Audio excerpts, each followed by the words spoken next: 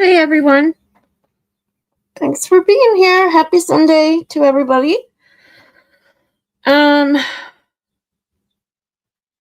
Terry, thanks for being here. James and Scott and Empire. Thanks for stopping by before you go to bed. I know it's always the middle of the night. Down under where you are. When I go live. So sorry about that.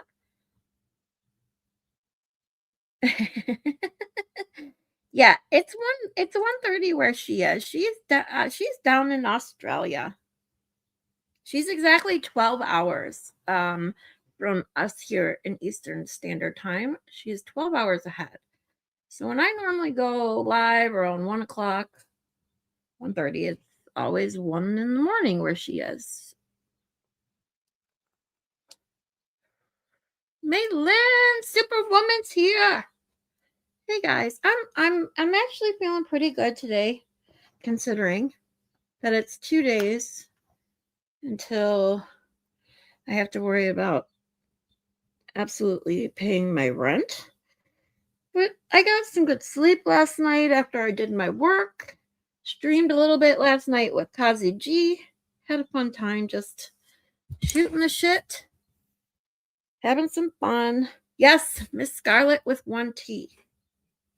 Not a dog named Scarlet with 2 T's, which I confused several times when I first joined Danny's Discord and kept seeing Scarlet. I'm like, what is it? And then when I realized that Scarlet with 2 T's was Terry's dog, I was like, okay, I got it now. So now I just make a joke of it. When I see Scarlet did something, I'm like, what did I do now? Just to be funny.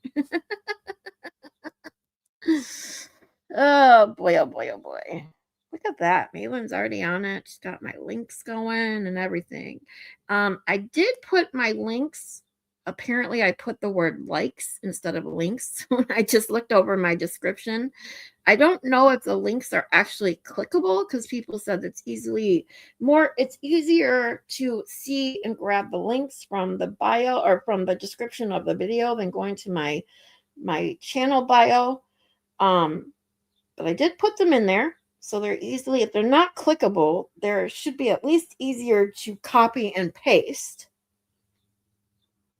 Hopefully I didn't screw any of those links up, like I did the word link and put like. I'll have to change that later. But anyways, so yeah, I mean, all things considered, the weather's not so bad here. It's not sunny, but it's 52 degrees. And I just love when the weather is warm enough for me to crack open the window, smell some fresh air. It's definitely a mood lifter. Let's put it that way.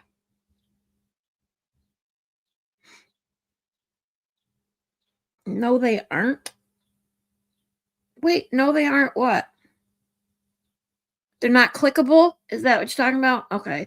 Well, hopefully they're at least easier to copy and paste then. But at least Maylin's always here and on it. She puts those links in my chat, on a regular basis. So if anyone is joining me today and doesn't know that I am truly struggling paying my rent, some people, I've had 2 donations now to the Give Some Go, so now I don't want to cancel it.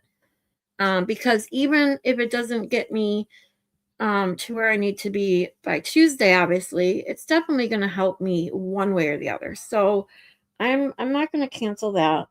If anyone can share it again, I mean, more than anything, most of you guys have already supported me some way or another in the last few weeks, helping me get groceries and all the things that you guys have helped me do. Because fuck you, Boost Mobile, my daily fuck you, Boost Mobile. If you don't know the story, I'm not going to tell it again today. I'm sorry. I just don't want to cry. I've literally cried in every stream, I think, this week. And so, and like I said, and yeah, Maylan just said, I'm doing good today. I feel good. No matter what happens in 2 days right now, I'm going to enjoy today. breathe in some wonderful fresh air, hang out with my peeps, and hopefully get to almost finish up our Karen Reed visit of the first trial as we put off Richard Green's testimony several days now and doing other things. We talked crusty panties, or no, see, I did it again. We talked twisted panties, as I call her now, last night because I get those two confused and mixed up all the time. But um, in defense of myself, those two are easily confused, considering they both use AI for their pictures and don't look anything like their pictures. They both spout a bunch of bullshit nonsense out of their mouth and both have TBDS. So, sorry for getting them confused.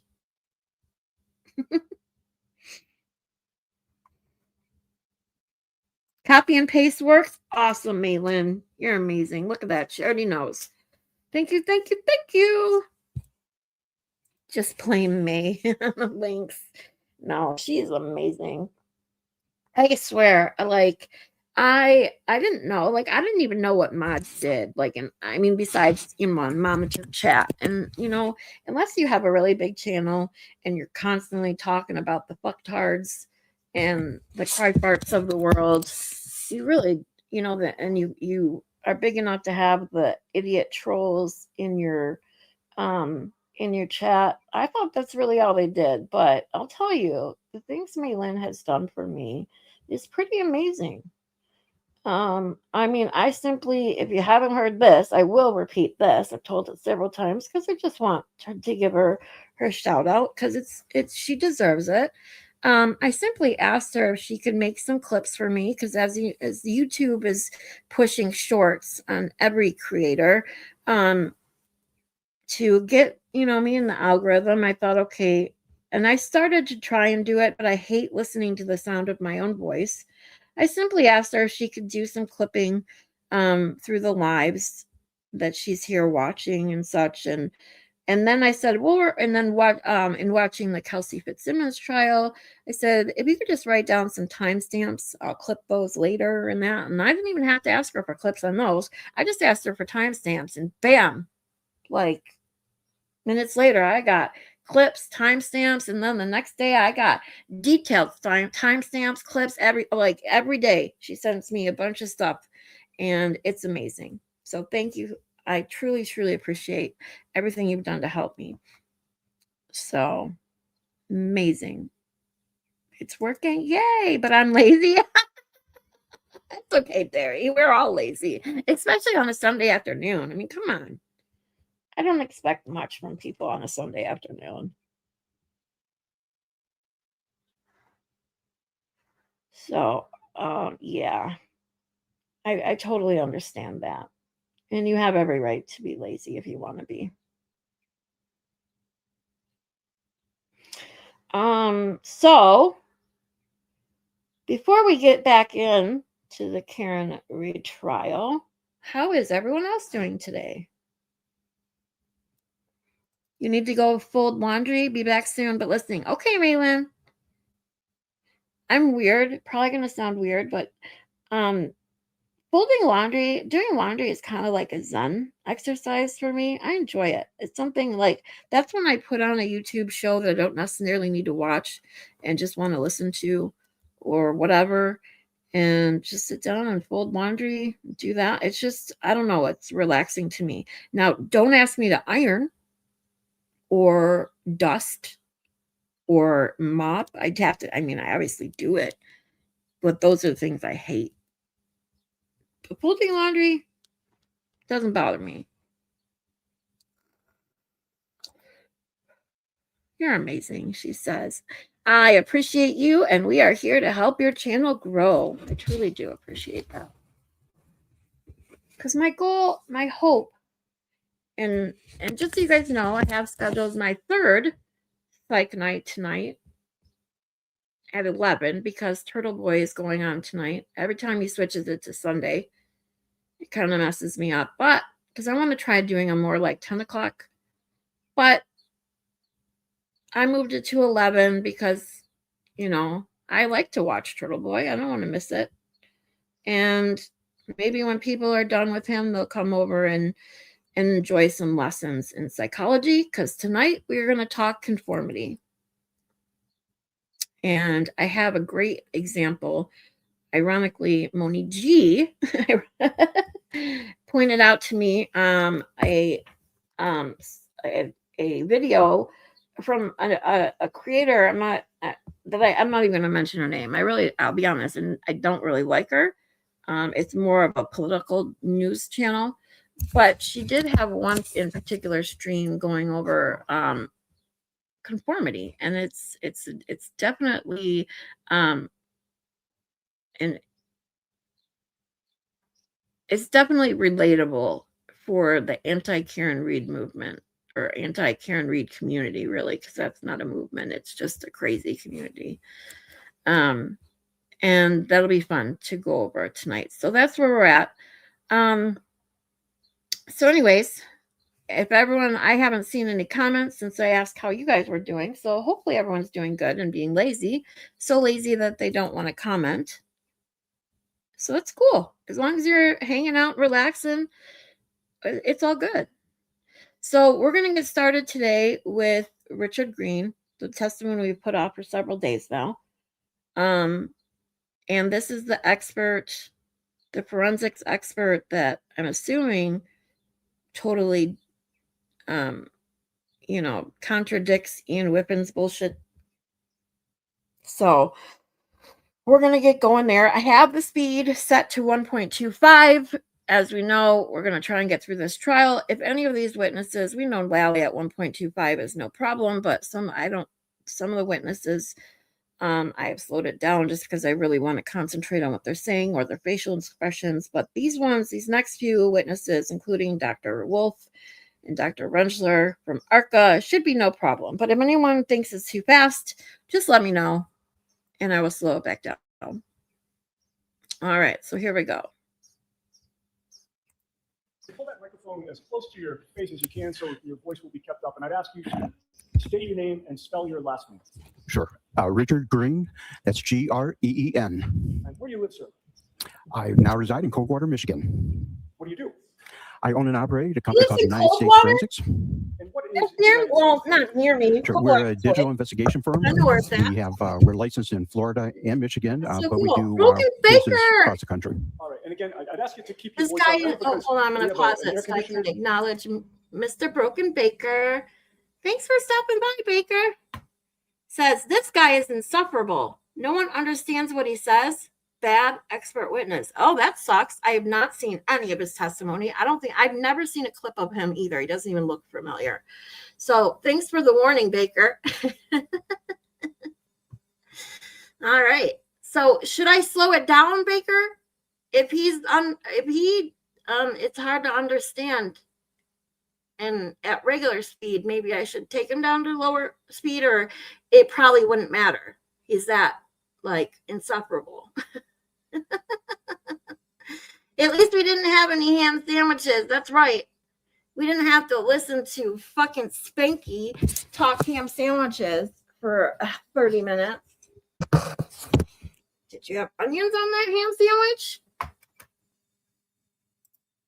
But problem for defense, they should have a better expert. Well, yeah, this is the defense expert that's supposed to contradict Ian Whippen.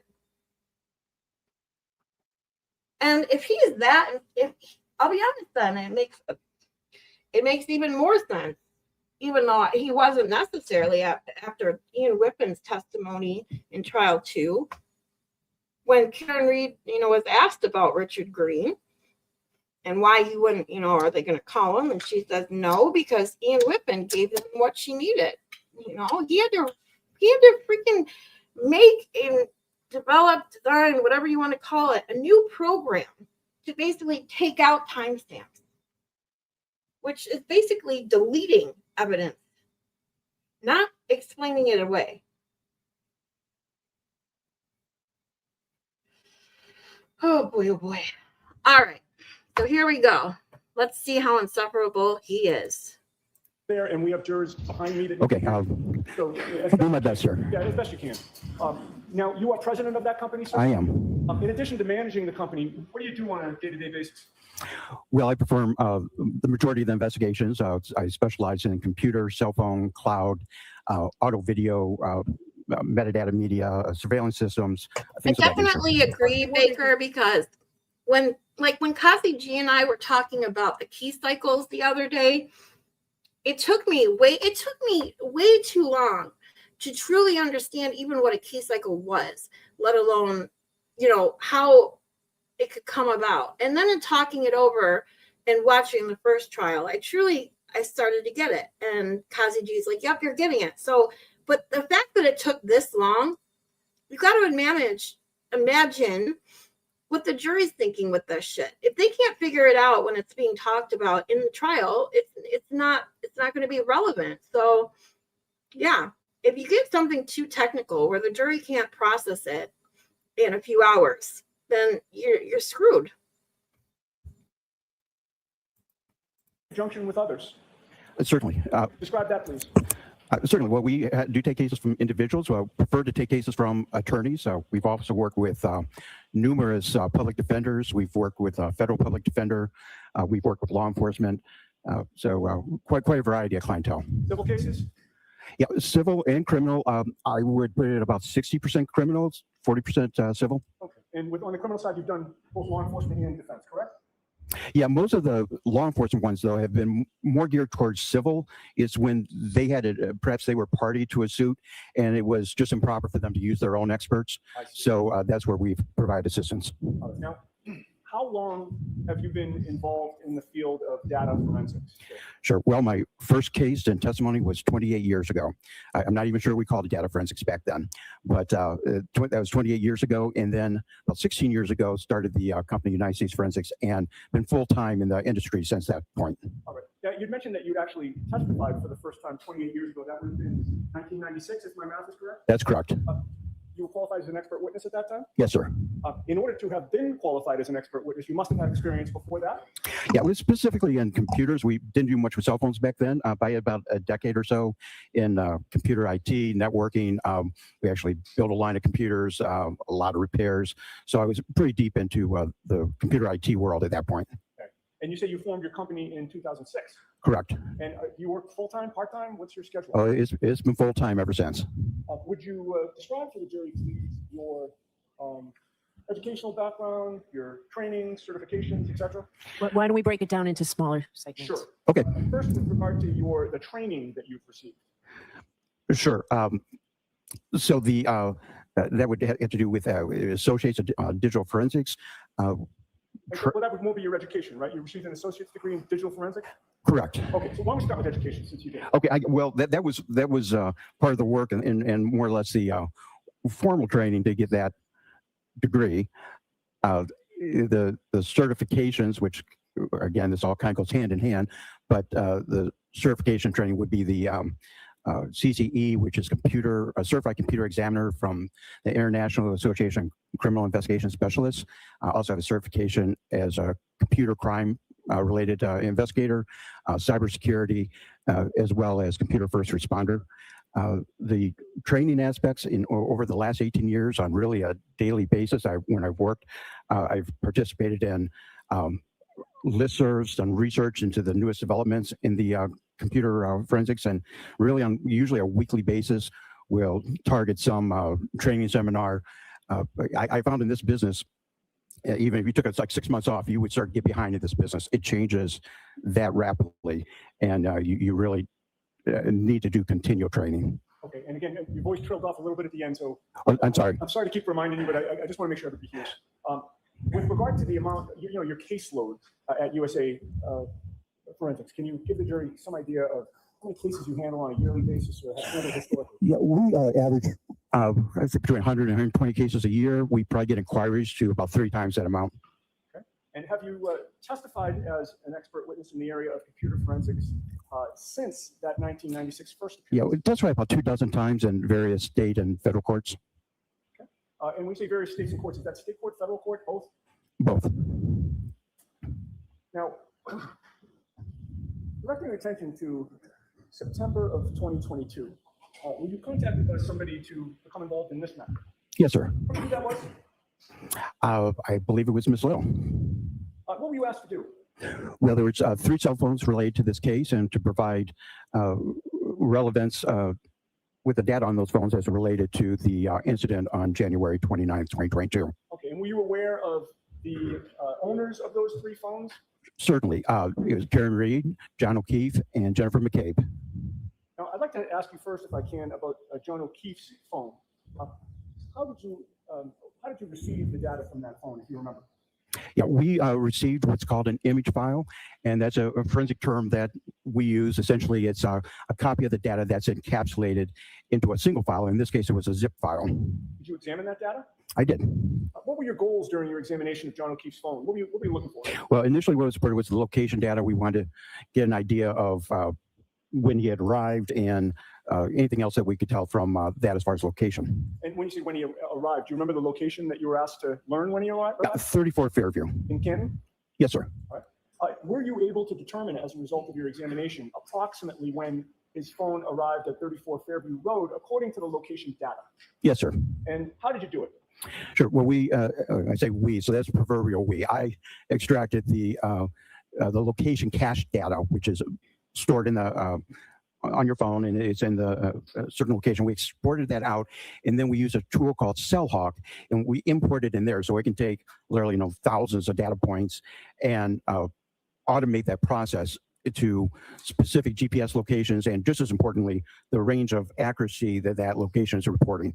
Okay. So according to the process that you underwent, what time did the location data indicate that John O'Keefe's phone arrived at 34 Fairview on January 29th, 2022? So the first one right to the driveway was at 12:24 and 28 seconds. 12:24 and 28 seconds. Correct. Now, if I asked you to filter John O'Keefe's location data within an accuracy of 3 feet using CellHawk, could you try to do that? Yes, sir. In fact, did you try to do it? I did. When? Last night. Who asked you to do that? You did, sir. Let me approach you, Honor. Yes. So I placed that document before you. Could you familiarize yourself with that and look up at me when you're done? All right. Recognize that? I do. What is it? So this is a screenshot from the CellHawk program. It has a kind of a central box here that says database settings, and this is where we apply a certain filter. And what filter did you apply?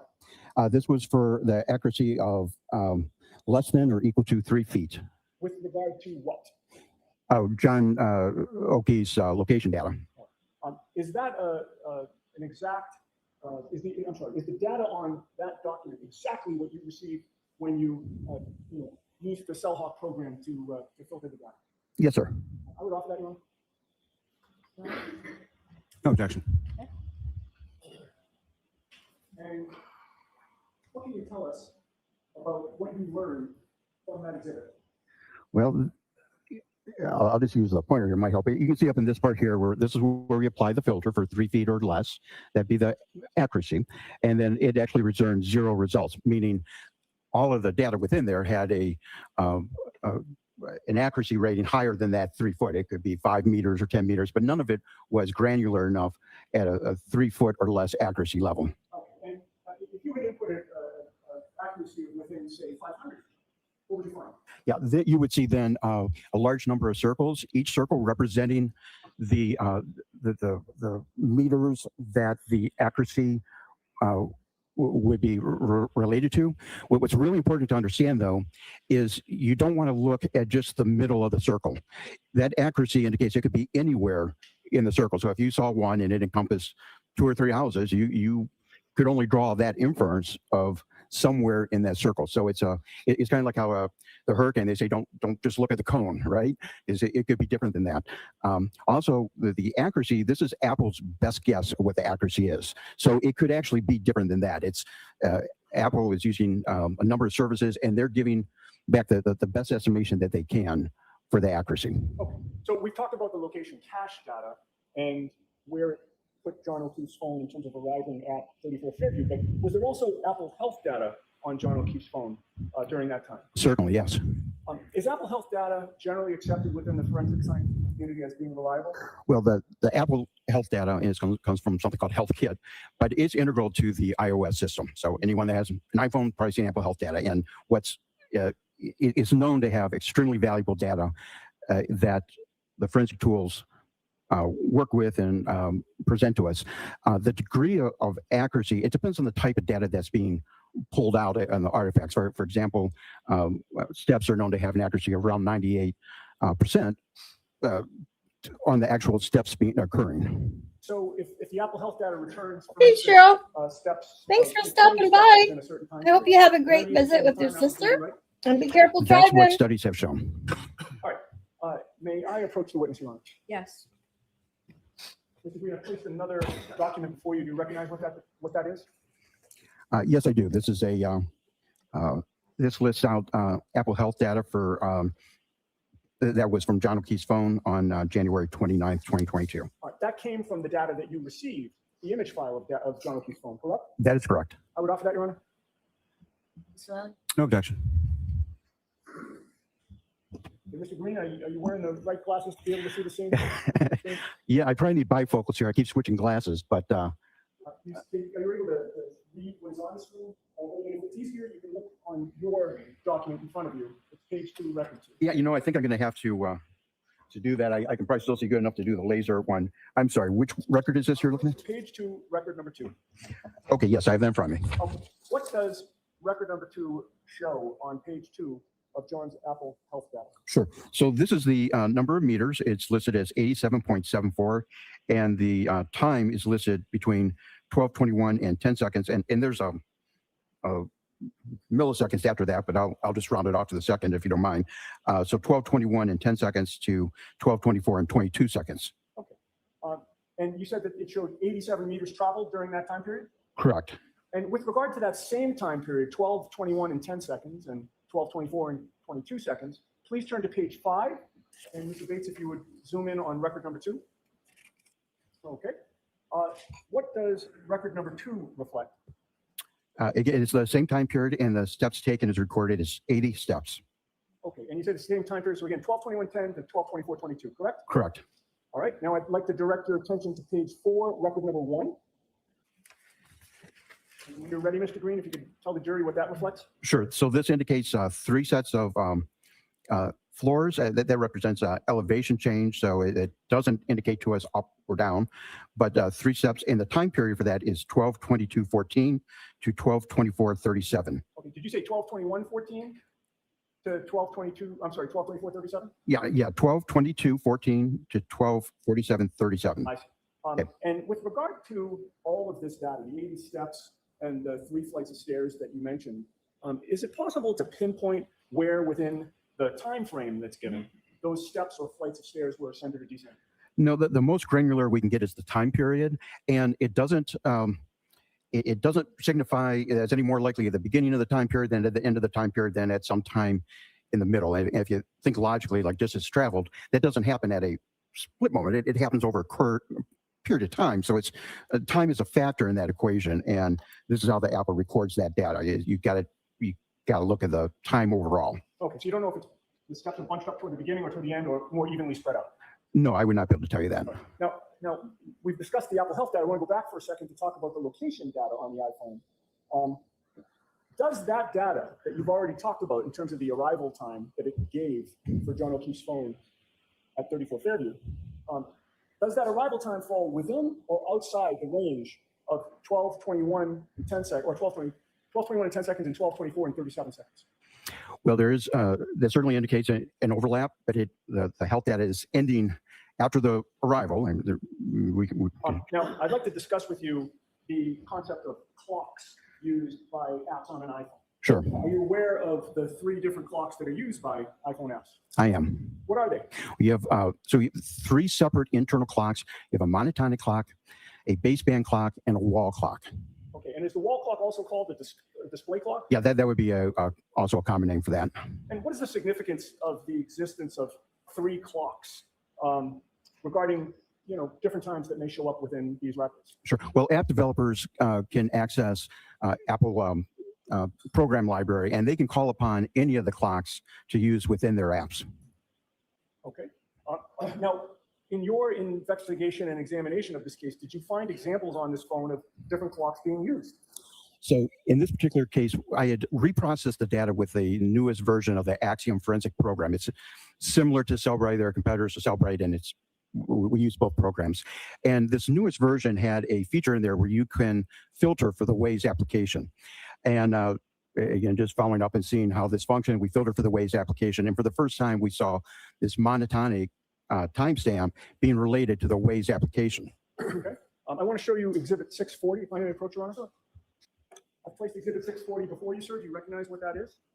Yes, sir. What is it? So this is a screenshot from the Magnet Action program I was referring to. It's the 8.1, actually it looks like 4287, but Keep your voice up, sir. I'm sorry. Yeah. So it's the newest version of the program, and we have it filtered for the Waze app, and it's giving us the timestamps associated with it. With the court's permission, may I publish that? There you go. First of all, are you? No, that writing's probably too small. I can't read it. Okay, thank you. I'll go off of this one. There we go. With regard to what we are looking at there on that part of the screen, what are we looking at? Okay, so this is listing details of this particular artifact, and you can see that this is bundled. The com.waze.iphone, that's a standard bundle type name where it always starts with com dot and then the application reference. And what does that mean? It says it's highlighted on the screen, com.waze.iphone. What does that mean that we're in right now? Yeah, well, this is an artifact specifically related to the Waze program. Waze app. Yes, sir. All right, go on. Okay, and we can see here our entry for the monotonic time, the baseband time, and the display time. And what did you notice about the relationship of the three of those? Certainly. Well, most noticeable about this, the monotonic is running a little over 3 minutes ahead of the display. So that, I think it's 3 minutes and 1 second, give or take a little. So, in a lot of cases, 3 minutes may not seem like much, but in this case, this struck me as important to. Objection. Move to strike. Sustained. I'm willing to strike that. Next Okay. question. I apologize. That's okay. You can hand that back to Madam Court Reporter. What did he say that had to be struck? Hold on. You can Objection. Move to strike. But in this, so in a lot of cases, 3 minutes may not seem like much, but in this case, this struck me as important to. Objection. Move to strike. Sustained. I'm willing to strike that. Next Okay. question. I apologize. That's okay. You can hand that back to Madam Court Reporter. Certainly. Thank And you. I'd like to go back to the Apple Health data, Mr. Binks. Can you put that back up? And this was to be page 2, record number 3. And you don't still have that in front of you, do you? Actually, I do. You do. I do. Page 2, record number 3, sir. Yes, sir. What does that show? All right. Okay, so this is another entry from John O'Keefe's data, cell phone data, and this records 25.46 meters occurring between 12:31:56 and 12:32:16. Okay. And directing your attention to page 5, record number 3, if you could tell the jury what that shows, and if we can have that displayed as well, Mr. Binks.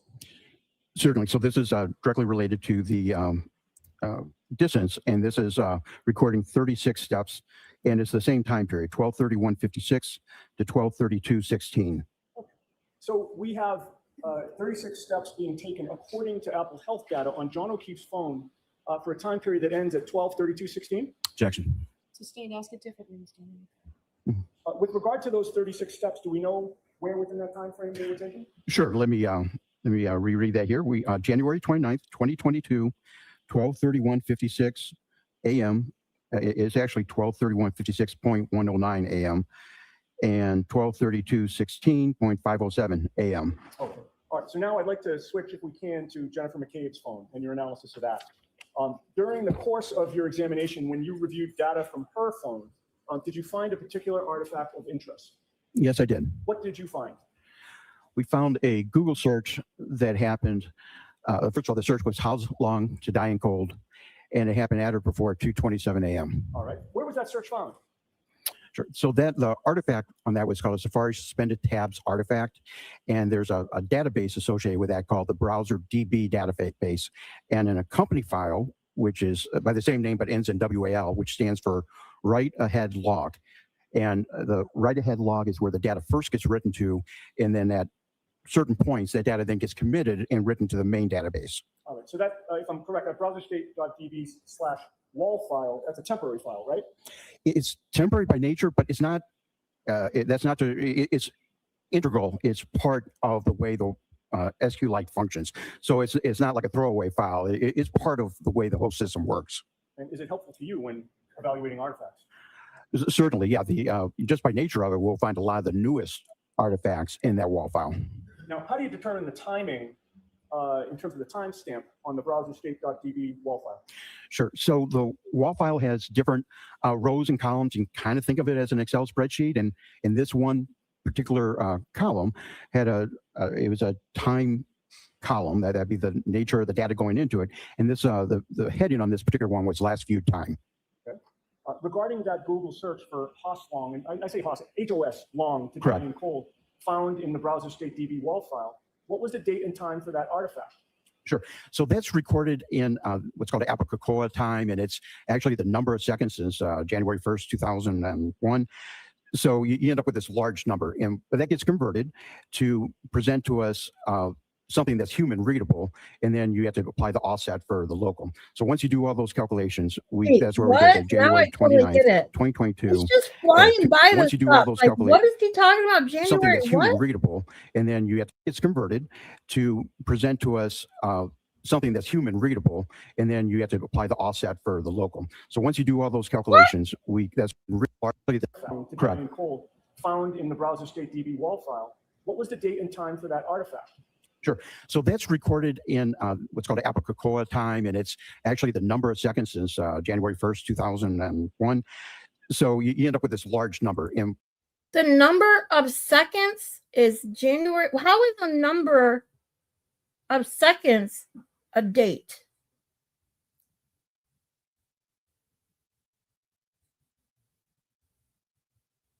I'm so confused.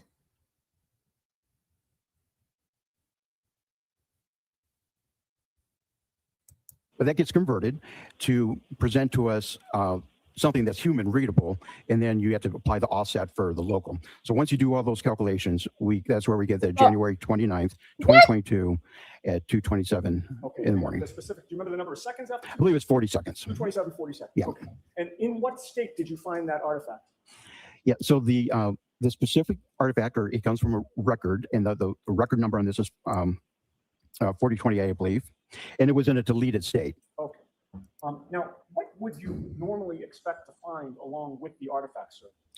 So you'd have the date and time, the URL, which the way the URL presents itself, we know that it's a Google search, but you also see a history of other places that tab has been. And with this particular artifact, did you learn the full internet history of websites related to that record?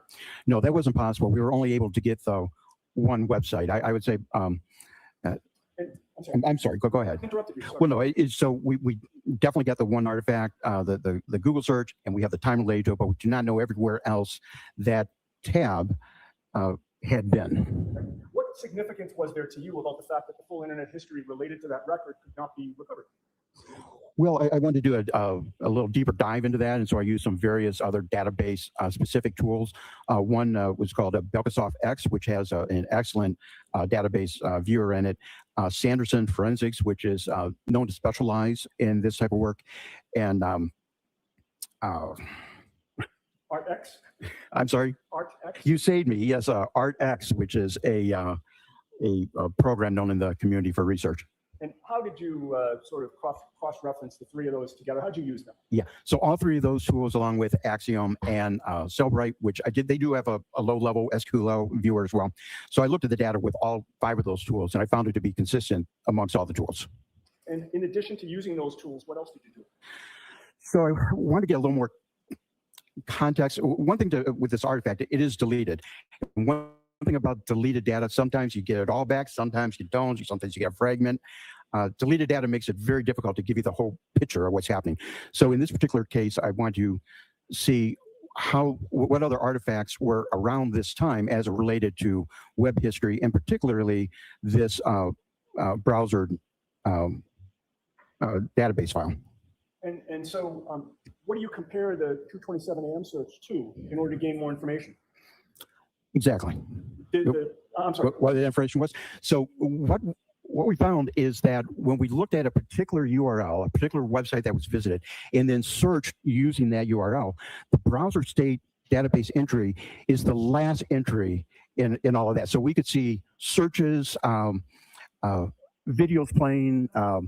There's an artifact called Knowledge C that records the user's activity, but the browser state is the very last entry on the items that we observed. And did you find other examples of that you can speak to before this jury? Yes, I believe we have Yeah, one Terry, printed out there. I'm just May I getting coach so her? confused because he's saying things that I don't know what he's talking about. He started out okay, and then it was just all downhill. When he started saying seconds are a date, and then he's using words offset, this, that, and like everybody knows what he means, I'm so confused. You could familiarize yourself with that and let me know when you're done. I have it. What is it?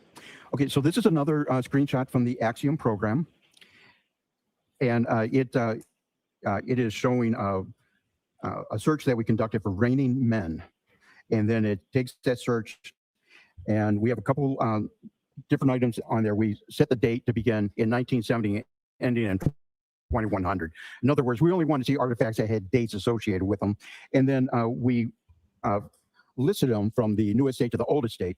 And this particular one, again, it ends up with the Safari suspended tabs artifact being the very last in the series of dates and times. All right, I'd like to go through that, but first I'd offer it into evidence, Your Honor. Any objection? No, no. Okay. So we have a number of columns here. Could you explain to the jury what's going on with that exhibit? Certainly. So I'm gonna switch glasses back here. Forgive me. Do you need the light on, sir? Or are you okay? No, I'm fine, Your Honor. Okay. Thank you much. I can certainly do this. So we are looking at here web-related history, and also I have the filter turned on for application usage because there's some log files, sort files that the iPhone keeps track of to record user interactions, and that can give us a idea of the history as well. And then, as I mentioned, we have it filtered so that's only showing dates that dates existed, and we took the earliest possible date to a date way in the future. And then it's listed, and next to the date and time, you'll see a little arrow, and it's skinny at the top and big at the bottom. That tells you it's going from smallest, earliest time to latest time. And this particular view is showing us the last of that series, because what's relevant and really important here is that the Safari suspended state tabs ends up being the last of the entries related to that, not one of the beginning of the entries related to that. And what is the significance of the Safari state tab being the last entry? What does that tell you? Well, so it tells us the internet history happened before that, and the purpose of this tab on at least this particular iPhone with this very specific iOS version is to record the state of that tab when the user left that. And the whole purpose of that is if you're on Safari, you're on a website and say you have to take a phone call or answer a text message and you navigate away from the Safari app, when you come back, it remembers where you were and allows you to pick off from there. It also allows you to hit the tab button and see what other tabs you might have open and navigate to one of those tabs. All right, so as I see the last tab, am I correct that the time is 1:29 or 22? So go at 2:27 and 38 seconds? Is that what it says on your? I'm sorry. I'm definitely getting a pair of bifocals. I apologize here. I feel a little silly. Yes, on this particular one. So that is just moments before the Google search artifact. The one that you previously talked about, the How Long to Die House. It's long to die in the code, yes. But all the other history of this particular artifact was before that time, correct? Correct. So with regard to what that tells you about when the It's Raining Men was either searched or accessed, was that back, after, or before 2:27 and 38 seconds? I'm sorry, can you? Sustained. Okay, well, if you say it one more time. All right, let me try and put it a different way. Given the timestamp of 2:27 and 38 seconds on January 29th for that Safari suspended state tab with the It's Raining Men, what did that tell you about the timing of when it's raining men was accessed by the user. Yeah, well, so the indications would be that that tab was brought up and then went away from to do another tab. So it can happen less than a second. It doesn't take long to open up a tab and start a new tab. Can be done very quickly. I'm not really phrasing this the right way. What I want is the timing of the interaction with it's raining men by the actual iPhone user. When did that happen? But certainly, all the activity that we have is all prior to the recording of this that timestamp in the browser state. All right. Now, with regard to this particular example where the browser state DB is the last entry, so the activity happened before, was that unique on this phone, or were there many examples of this? No, I found many examples of this exact behavior. All right. Now, given your findings in researching these issues and how this user used this iPhone with this iOS, do you have an opinion to a reasonable degree of scientific certainty as to the timing of that search for Haslong to Diane Colt? Objection. Sustained. Do you have an opinion to a reasonable degree of scientific certainty as to when Haslong to Diane Colt was searched? Objection. Sustained. I can see you at sidebar. Thank you. What the hell? Do you have an opinion as to the timing of that first search for Haslong to Okay, Diane Colt? Cheryl. Yes, I do. What is that Have a opinion? good one. That would have happened at or before January 29, 2022 at 2:27:40 a.m. in the morning. And what is the basis for your opinion? Again, by how this particular So phone how did you operates have with to that phrase it? exact Hold on, I operating want to system, hear that question again. I was saying bye, Cheryl. 22, Life happens. that would have happened at or First search for Haslong. Do you have an opinion as to the timing of that first search for Haslong to Diane Colt? yes, I do. What is that opinion? That would have happened at or before January 29, 2022 at 2:27:40 a.m. in the morning. And what is the basis for your opinion? Again, by how this particular phone operates with that exact operating system and comparing it to other data on that phone and the way it presented it out, it's all consistent with that search happening at or before that time. And what opinions or conclusions did you reach regarding how, if any, how the 2:27 a.m. search was deleted? Well, we know that that's in a deleted state. And importantly on that phone is I keep using the proverbial we. I found a lot of other that would have been used or deleted artifacts between midnight and the early mornings on January 29, 2022. Okay. Are you aware of any internal mechanisms that could have caused that deletion? No, not in this particular case. I know of no mechanism that would have done that. And you mentioned other deletions on the phone. I want to show you what has been marked, if I may approach. MMM for identification. Do you recognize what I've placed before you, sir? Yes, sir. What is it? Okay, this is from Cellbrite. It's a program, again, like the Axiom that processes data. And this is this lists out a 623. This lists out a deleted call record. Okay. Are you able to see from that record to whom the call was placed? Yeah, well, we have the number, and I won't necessarily read it out loud here, but through searching, and this is from the phone of Jennifer McCabe, Yep. But through searching for that the number, I was able to see that it went to, you want to say the name? Sure. Yep, Uncle Brian A. Oh. I would offer that into evidence, Your Honor. Same objection as before, Your Honor. As when this was, may we approach? Okay. So folks, we were trying never to watched the streamline first the one either? exhibit numbers. It looks like this may already be in evidence. It's one of 4 different numbers, so I sort of wanted to keep it with that. We are so far removed from where it was that this will just come in as the next exhibit. So you will technically have it in evidence twice. Um, Thank you. May I approach again, Your Honor? Yes. He is confusing me, Lynn. I mean, he did get out what he needed to say Before you, if you can identify that for the jury, please. about the timing. Yes, but this is another I report understand generated out of why, Cellbrite. by what It's based on way he's Ms. talking McCabe's about it. cell phone data, and this lists out the call log with a number of deleted items and number of live items. I would offer that, Your Honor. If I get to see, sure. It's fine, Your Honor. I think it's already in evidence as well, but So Actually, it's, I confirmed it's not. It's not yet in evidence. We looked at the exhibits that were specified, so. They're- Thank you. If you could hand that to the witnesses, if I could have first page of that exhibit displayed. Okay, with regard to that exhibit, Mr. Green, what did you find that was unusual, if anything? Objection. Sustained. Ask it differently, Mr. Yannetti. Yes. What did you find of note? Certainly. What was the time frame of the deleted records? Now, I'll just talk about this particular report here. It starts at 5:33:47 in the morning, and on the second page we see it ends at 8:50 and 15 seconds, again a.m. And then the normal calls, what we call live data, then begins at 8:59 and 34 seconds and goes on throughout the day with no additional deletions. And am I right that those are all, that's the call log, those are all phone calls? Correct. Yeah, this is the call log. And what was the difference between the calls that were at 8:59 and after on January 29, 2022, and the calls that were before 8:50 a.m. on January 29, 2022? Yeah, well, it's the state they were found in, deleted versus live data. I'm sorry? Deleted data at the earlier time and live data after the 8:59:34. What percentage of phone calls were found deleted on Jennifer McCabe's phone prior to 8:50 a.m. on January 29th? So all right, I have to see you. Take this down for a minute, please. I have to see counsel. So, Mr. Green, I'm not sure if that question is clear, if you understood it. If it's not, please let me know. But I had asked you from the first recorded call there that was listed as deleted until 8:50 a.m. or so. What percentage of calls were deleted on Jen McCabe's phone within that time period?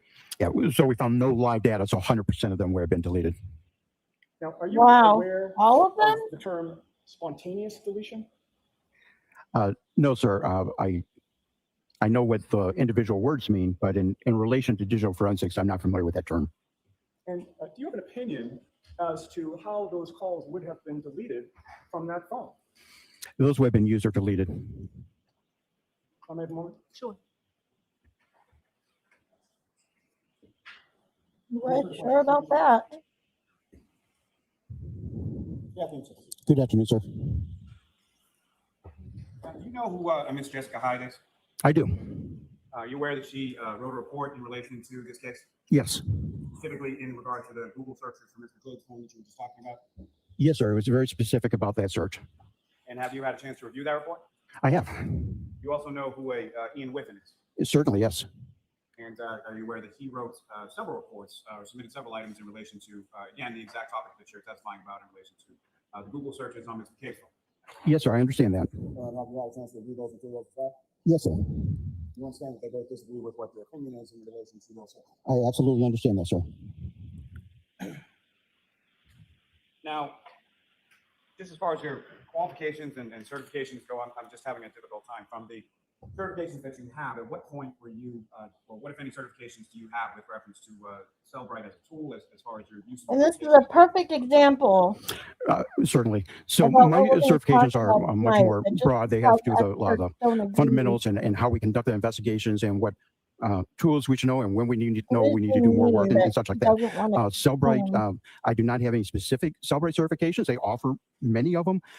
However, I have participated in, God, I can't even count, hundreds of their training events that they offer. Both Cellbrite, Axiom, Belkasoff, they all provide the community with fantastic support as far as that. And although certainly a class can be very good, but you really need to stay up to speed. You've got to participate in the most recent understanding being put out there. Even in the changes of their tools will change from one version to another.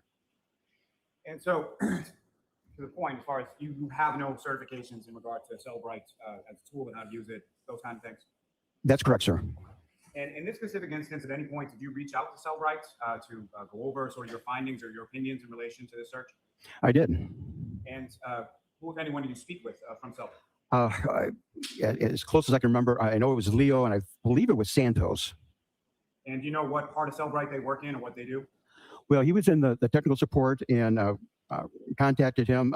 He had informed me that they had elevated this up to some higher level technical support when they came back. His comments to me, if you want to hear them, was that this. Okay. Capture his comments, but at Okay, some point, I you understand. talked to technical support, is that correct? Absolutely. And they indicated that they would refer you to actually Mr. Whiffin's team? No, sir, they did not. So you weren't told that you were referred to Mr. Whiffin's team and you weren't contacted by anyone from Mr. Whiffin's team? and I forget the exact date, a couple weeks ago, maybe a month ago, out of the blue, I got an email from Ms. Whiffen saying, and I can't, I don't want to misquote them, but No, certainly I got an email I'm not from asking you. you about any specific conversation Okay. that you had. When I'm asking, and I'm asking about a time period more back in 2022. I'm sorry, I couldn't quite hear you. Back in 2022, did you reach out to Cellbrite in relation to this search and your opinions related to it? Yes, sir. And at that point, was that the point that you spoke to someone from technical support? Yes, sir. And at that point, would someone from technical support actually refer you or tell you that they were referring you to Mr. Whiffen's team? No, sir, I had absolutely no idea about that. So no one from no one from Mr. Whiffen's team reached out to you, and then you just never called them back. That didn't happen. Not that I'm aware. Now, you were asked to look at a couple different phones, and I'm assuming by counsel for the defendant, correct? Can you say that once again? I'm sorry. You were asked to look at 3 different phones, is what the testimony was. I'm assuming that was by some counsel for the defendant, correct? No one else asked you to look at these phones, correct? Oh, correct. Yes, it was from the defense asked me to. Yes. And so the phones that you were asked to look at were Mr. O'Keefe's phone, the defendant's phone, and Ms. McKay's phone, correct? Correct. Now, as far as Kerry Roberts' phone, were you ever asked to look at that? No. And with respect to the defendant's phone, was there any GPS location information or data that you observed in her phone? So we had an indication that location had been using there with something called Apple Map tiles, and those probably when you use the Apple Map app, that it in order for it to work, it will create these little tiles or little pieces of pictures, and they get stitched together to give you the view that you see on your phone. Now, for that had been working, we know location data had to be working. This particular location data, the location data cache, is known to only be present on the phone for a couple weeks. Now, what I don't know, and Mr. Lally, if I'm going too far, just please stop me. What I don't know is what measures were taken to preserve that data, whether it was put in airplane mode, where the location services were turned off, whether it was put in a Faraday bag.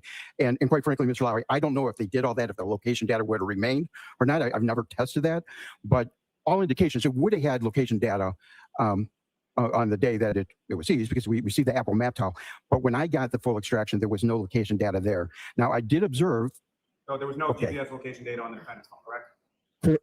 From what you observed. And again, if I'm, there was, I did find deleted location data from April of 2022. Now, with respect to the defendant's phone, did you also find deleted web history data from the afternoon of January 29, 2022? No, I'm sorry, I didn't observe that. Didn't observe it or didn't look for it? You know, I really don't have a recollection if I specifically looked for deleted data. I don't believe I did. I don't know if I would have had to have a cause to. Now, with reference to, you were asking a question about location accuracy within 3 feet. You did some sort of thing last night on Cellhawk using that tool. Is that correct? Certainly. And you were asked to do that after Trooper Guarino testified yesterday. Is that correct? I understand you testified yesterday. And so with relation to you creating sort of that document, and that's now been marked as an exhibit, was that something that Mr. Yannetti asked you to do in relation to Trooper Guarino's testimony? Yes. Well, in all fairness, you need to ask Mr. Yannetti. I could make an assumption here. I mean, if I'm not. I don't know quite. I'm not trying not to answer you, you know, but I was asked by Mr. Yannetti to perform that search. So, Mr. Lally, please be cautious of that. Yes. So, Ms. Green, with respect to that 3 feet of accuracy, are you aware that what Trooper Guarino was testifying to in regard to that had absolutely nothing to do with phone applications or anything to do with data from phone or Cellhawk or tool or anything like that? No, I don't know the full extent of what Mr. Guarino would have been testifying to. And so you're not aware that his testimony was actually in regard to reviewing cruiser camera video from the Canton Police Department, photographs of where Mr. O'Keefe's body was, and then mapping that using GPS latitude and longitude based on that within a 3 feet accuracy. The objection is sustained. Ask it differently. Are you aware of any of what Trooper Guarino testified to yesterday? What you're mentioning, I may vaguely be remembering. And again, I'm not trying to not answer your question exactly. My conversation with Mr. Yannetti is 3 foot when it comes to GPS data. Can you tell 3 feet from GPS data? And no, it's not known to be that reliable, and particularly Apple location services. How that applies to the trooper's testimony, you know, I can't say with specificity.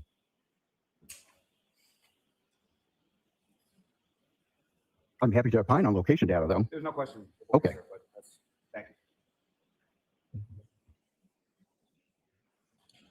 Now, sir, With reference to Safari and deleted tabs, isn't it true that there is no way for a user to delete a tab, only to close it? Do you agree with that? Yeah, well, when you close a tab, all right, you're taking it out of the active state and it's going to an inactive state that some people could call deleted. Now, the Safari history allows you to go in and delete history by certain date ranges, but you can also go into specific websites that you visited and delete those. Now, if you want me to continue, the WAL file itself, you can't open up a WAL file and say, I want to delete that record. But functioning the phone through the user interfaces will have an effect of deleting data within that WAL file. Isn't it also true that Celebrite uses that red X to annotate that the record is no longer active and has been recovered, which would then make it incumbent upon the examiner, being you in this instance, to determine if it was actually deleted, correct? Yes, sir. Thank you for asking. It's yes. That's all I'm asking. Okay. All right. Now, you stated in your affidavit, in your testimony, that you used the Sanderson, SQLite, or SQLite Forensic Explorer to examine the Safari tabs DB associated with the WAL file log. Is that correct? Yes, sir. Now, in your analysis using that Sanderson Forensic Explorer, was there an indication that House Long to Die in Cold was found in the WAL file? Yes, sir. Now, with regard to that, did you independently verify the cause of that timestamp that you observed there? Yes, sir. Now, is it your interpretation that the timestamp means the search appeared at that time solely based on the naming of the field in the database? No, sir. Now, can a WAL file contain items that are so new that they're not yet committed to the database? Yes, sir. That's the purpose of it. So the WAL file holds the newest information until it's merged to the database, including additions, deletions, changes, all of those items, correct? That is correct.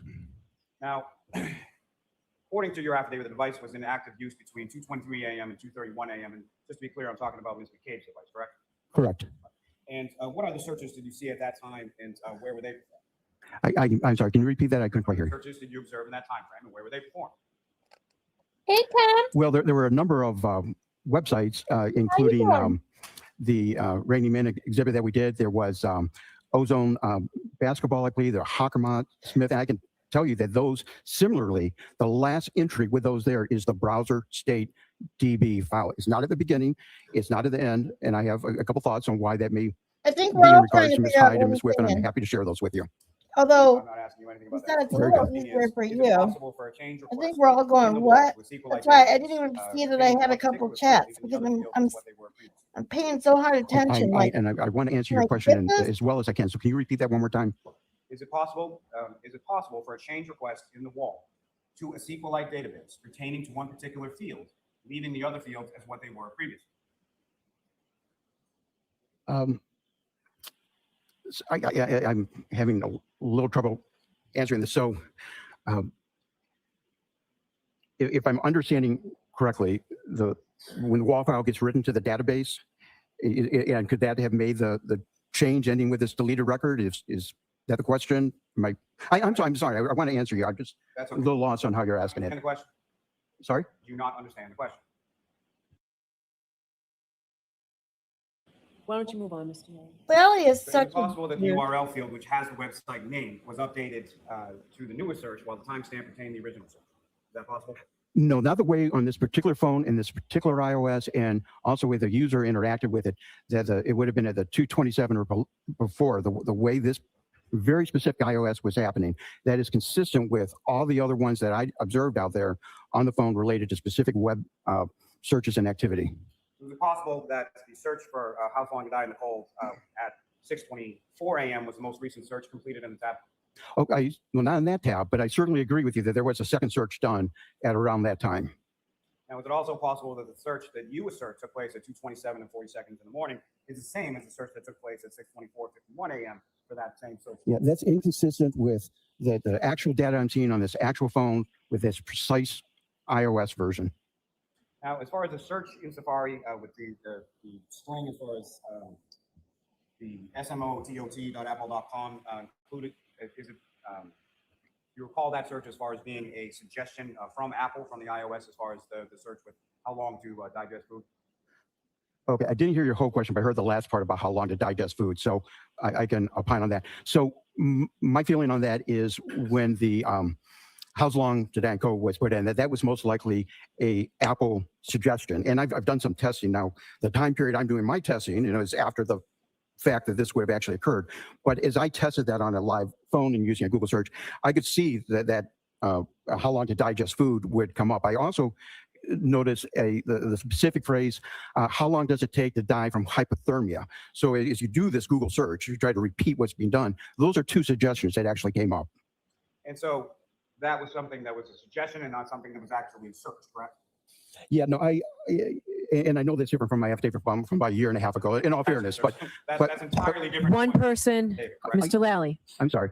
one person at a time. So yeah, in fairness, I want to give you my best knowledge as I understand it saying here today, including after my review of Mr. Whiffen and Ms. Hyde's report. So I want to do everything I can to shine as much light and clarity on this as possible. So as I repeated, since that time and did the search, I would notice that is one of the things that would come up, and it would have a little picture of like a dinner plate or something like that. And there was actually a similar, if not the same picture found in the artifacts of that phone. So just to conclude, that's not what you said in your affidavit that was actually filed under pains and penalties of perjury with this court, correct? Yes, and on that day, that is what my true and proper belief was. Okay, since further testing, I have found that I now believe that was probably an automatic one. And if I've caused you any distress, I apologize. At least Doesn't cause these me any things distress. are Okay. What I'm asking, authentic. sir, is that that's what you filed because that's what you thought at the time, correct? Yes, sir. And subsequently, you've done further testing, and that's shown that you were wrong, correct? That is correct. Now, according to your affidavit, there was a search for how long to digest food at 6:23:49 a.m. that precedes the search for how long to die, and the misspelling here would be the Now you've just joined the CLAD, rest of us. at 6:23:51. Harry, we're all Is that correct? lost. Yes, sir. Now, is it possible that the how long to digest food was a predictive suggestion from Apple rather than a search entered by the user? Is that also correct? Yeah, I don't know. I don't know the answer to that. I believe that it was, if it had picked up a earlier search from 227 of how's long to die in the cold, and then you went to retype it in, it may have then tried to give you something similar at the 623 and 624 timelines. So hopefully that answers your question. So steps, going to Mr. O'Keefe's health data, steps doesn't necessarily mean that someone is physically taking steps, correct? Again, the research that's done for this is steps tend to be a very accurate artifact. So steps cannot also be coincided with, say, movement in a car or other sort of movement of the phone as far as the health data is concerned? Sure. Well, I did, quite some time ago, do some testing with an actual iPhone 11, the same make and model, and took a drive and tried to see if it would register steps. It did not. I sat in a chair and tried to duplicate how I thought I would walk to see if it recorded steps. It did not. I took the phone from the floor to the ceiling to see if it would record I understand. flight of stairs. Because It did I not. had the same the issue. only, Everyone's with played that, Pokemon Go. iPhone 11, same make and model that I got, I it was tried very to go consistent with really me slow in actually my car. doing walking steps, and that was whether I had it in Get my shirt steps. pocket, my pants pocket, or clipped onto my belt. That's your testimony? And it will pop That is my up. testimony. Yes, sir. Now, are you familiar with You're in the GPS car. native locations? Yes, sir. You can't drive and play And GPS native Pokemon locations Go. takes its data as far as defining latitude. Please longitude be a from a number of different passenger sources, or correct? something like that. You have to affirm that you're a passenger, not True driving a GPS, vehicle. okay, is going to take it from the GPS network. What you may be thinking of is assisted GPS, which the iPhone uses, and that assisted GPS will try to, it kind of does a crowdsourcing. So it'll look at cell towers, what's in range as far as like Wi-Fi's and a number of other devices to try to get you an enhanced GPS location and give you the best data possible. So it takes the GPS native locations within an Apple iOS device takes from 4 different sources. Isn't that correct? It tries to get from a variety of sources, like I just mentioned. Not all would be available. Now, with regard, did you look at any GPS native location data with regard to Mr. O'Keefe's phone? Yes, sir. And would you agree then that the GPS native locations didn't record any movement of that phone after 12:25 a.m.?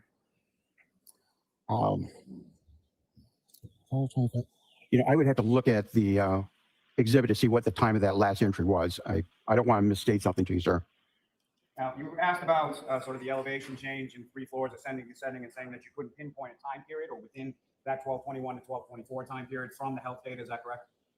Correct. It happened somewhere within that time. Could you pinpoint more specifically if you looked at the GPS native location data? No, well, we're talking Apple Health and GPS location. So But you said you couldn't do it. I'm sorry, which one are you asking about? Please. What I'm asking is, you said you couldn't pinpoint it within the GPS health data. What I'm asking is, if you had looked at the GPS native location data, could you give a more specific pinpoint as to where Mr. O'Keefe's phone was? I'm going to allow that. Maybe you should repeat that. Of course you are. Now, to be clear, sir, you had indicated earlier in your testimony that the elevation change from 1221 to 1224, you could not pinpoint where in that time period, or specifically where in that time period the elevation change occurred, correct? That's correct. It's a time range. Yes, sir. So what I'm asking is, had you looked at that in the GPS native location data, would you have been able to more accurately or specifically pinpoint when that occurred? Okay. So the location, are you looking for a yes or no? I'm sorry. Yes or no? There was, yes, there was location data within that time period. And are you aware that Mr. O'Keefe's phone from the GPS native location data was actually a half mile away from 34 Fairview Road at the time that it made those recordings from the GPS Apple Health data? Right. Yes, I understand he was using Waze, and it had made that recording. I understand that. That's why the finding that 3 minute and 1 second offset brings into serious doubt if that time was accurate. And when you apply that to the location offset, then the Apple Health data and the GPS all aligns. Now, I have not decoded Waze and found out what functions they were calling and all that. And I don't mean to indicate that I have. But I mean that the latest version of Axiom is bringing that up as an artifact and a timestamp related to Waze. And in the case of here, where minutes are important, I thought it proper that I bring this to the attention of the case as a possible explanation. As a possible explanation? As a possible explanation, sir, yes. The 3 different clocks that you were talking about, are you aware that those are actually associated to power usage and not applications? Right, that power usage was directly related to the Waze application. So it's your testimony that those 3 clocks apply to the times in Waze? Is that your testimony? I'm saying that the timestamps were directly related to Waze. It was reported by Axiom when you applied the filter and say, show me all the artifacts related to Waze. These were artifacts that came up related to the Waze bundle. So I guess you need to give it the weight it deserves. Like I said, I've not decoded Waze. That's not something that has been done, but I think we need to consider the 3 minute offset as it applies to giving significance to the Apple Health data and the Waze GPS. Now, turning to Ms. McCabe's phone again, as far as the search, what you indicated as last view time, are you aware that that is actually related to a time that it was actually focused on the screen as opposed to your interpretation of it? I'm aware that that it appears to be the last time and date it was focused, and when it was no longer was focused, that's when the timestamp was written. That's what's consistent with the other data on this particular phone on this very specific iOS. Now, with regard to looking at this search, you mentioned that you used something called an ARCCA tool. Is that correct? Yes, sir. And are you aware that's a tool that was actually created by Mr. Ian Whiffen? Absolutely. And with regards to this specific issue, as far as how this data is being interpreted from the browser, StateDB versus the knowledge C database and the wall file and all of those, the P list and all of those other kinds of things, as far as the misinterpretation of the data has then caused Mr. Whiffen in further versions of Cellbrite to revise that so that this kind of error can occur. Sure, happy to answer that. So Mr. Whiffen's testing was not done with this specific version of the iOS. The iOS has been known to be changing the way this artifact works. To do proper analysis, the researcher that he is, he would need to work with that same iOS. Now, in regards to the Cellbrite question, they have 2 versions of the Cellbrite Physical Analyzer. One is the standard physical analyzer that's been out for several years now, probably is majority use in the community. It's a tool that takes that raw data and it puts it into human terms that we can look at and understand and write reports like you've been seeing here. So they have the Cellbrite Physical Analyzer that's out there. I believe it's 7.68, but don't quote me on that. And then they have a new version that's come out called Insights, and this operates more on where you can put multiple cases in and that. It's only the Insight versions that they have bothered updating and no longer reporting on that time. Their current Physical Analyzer program, and I tested this a few days ago, still reports on that search occurring, and that timestamp. So currently Cellbrite is providing examiners, law enforcement, and people worldwide with two different versions giving two different results. That I can't speak to more than that, other than I've tested that, and I see how those programs are working now. Wow. Question, sir, yes or no, is are you aware that Cellbrite I understood that modified part. their software based on misinterpretation of data, as you've done in this case? Yes, with ARCCA, they updated one of two programs. Nothing further. Okay. All right, Mr. Green, you are all set. Thank you, Judge. Here, all set.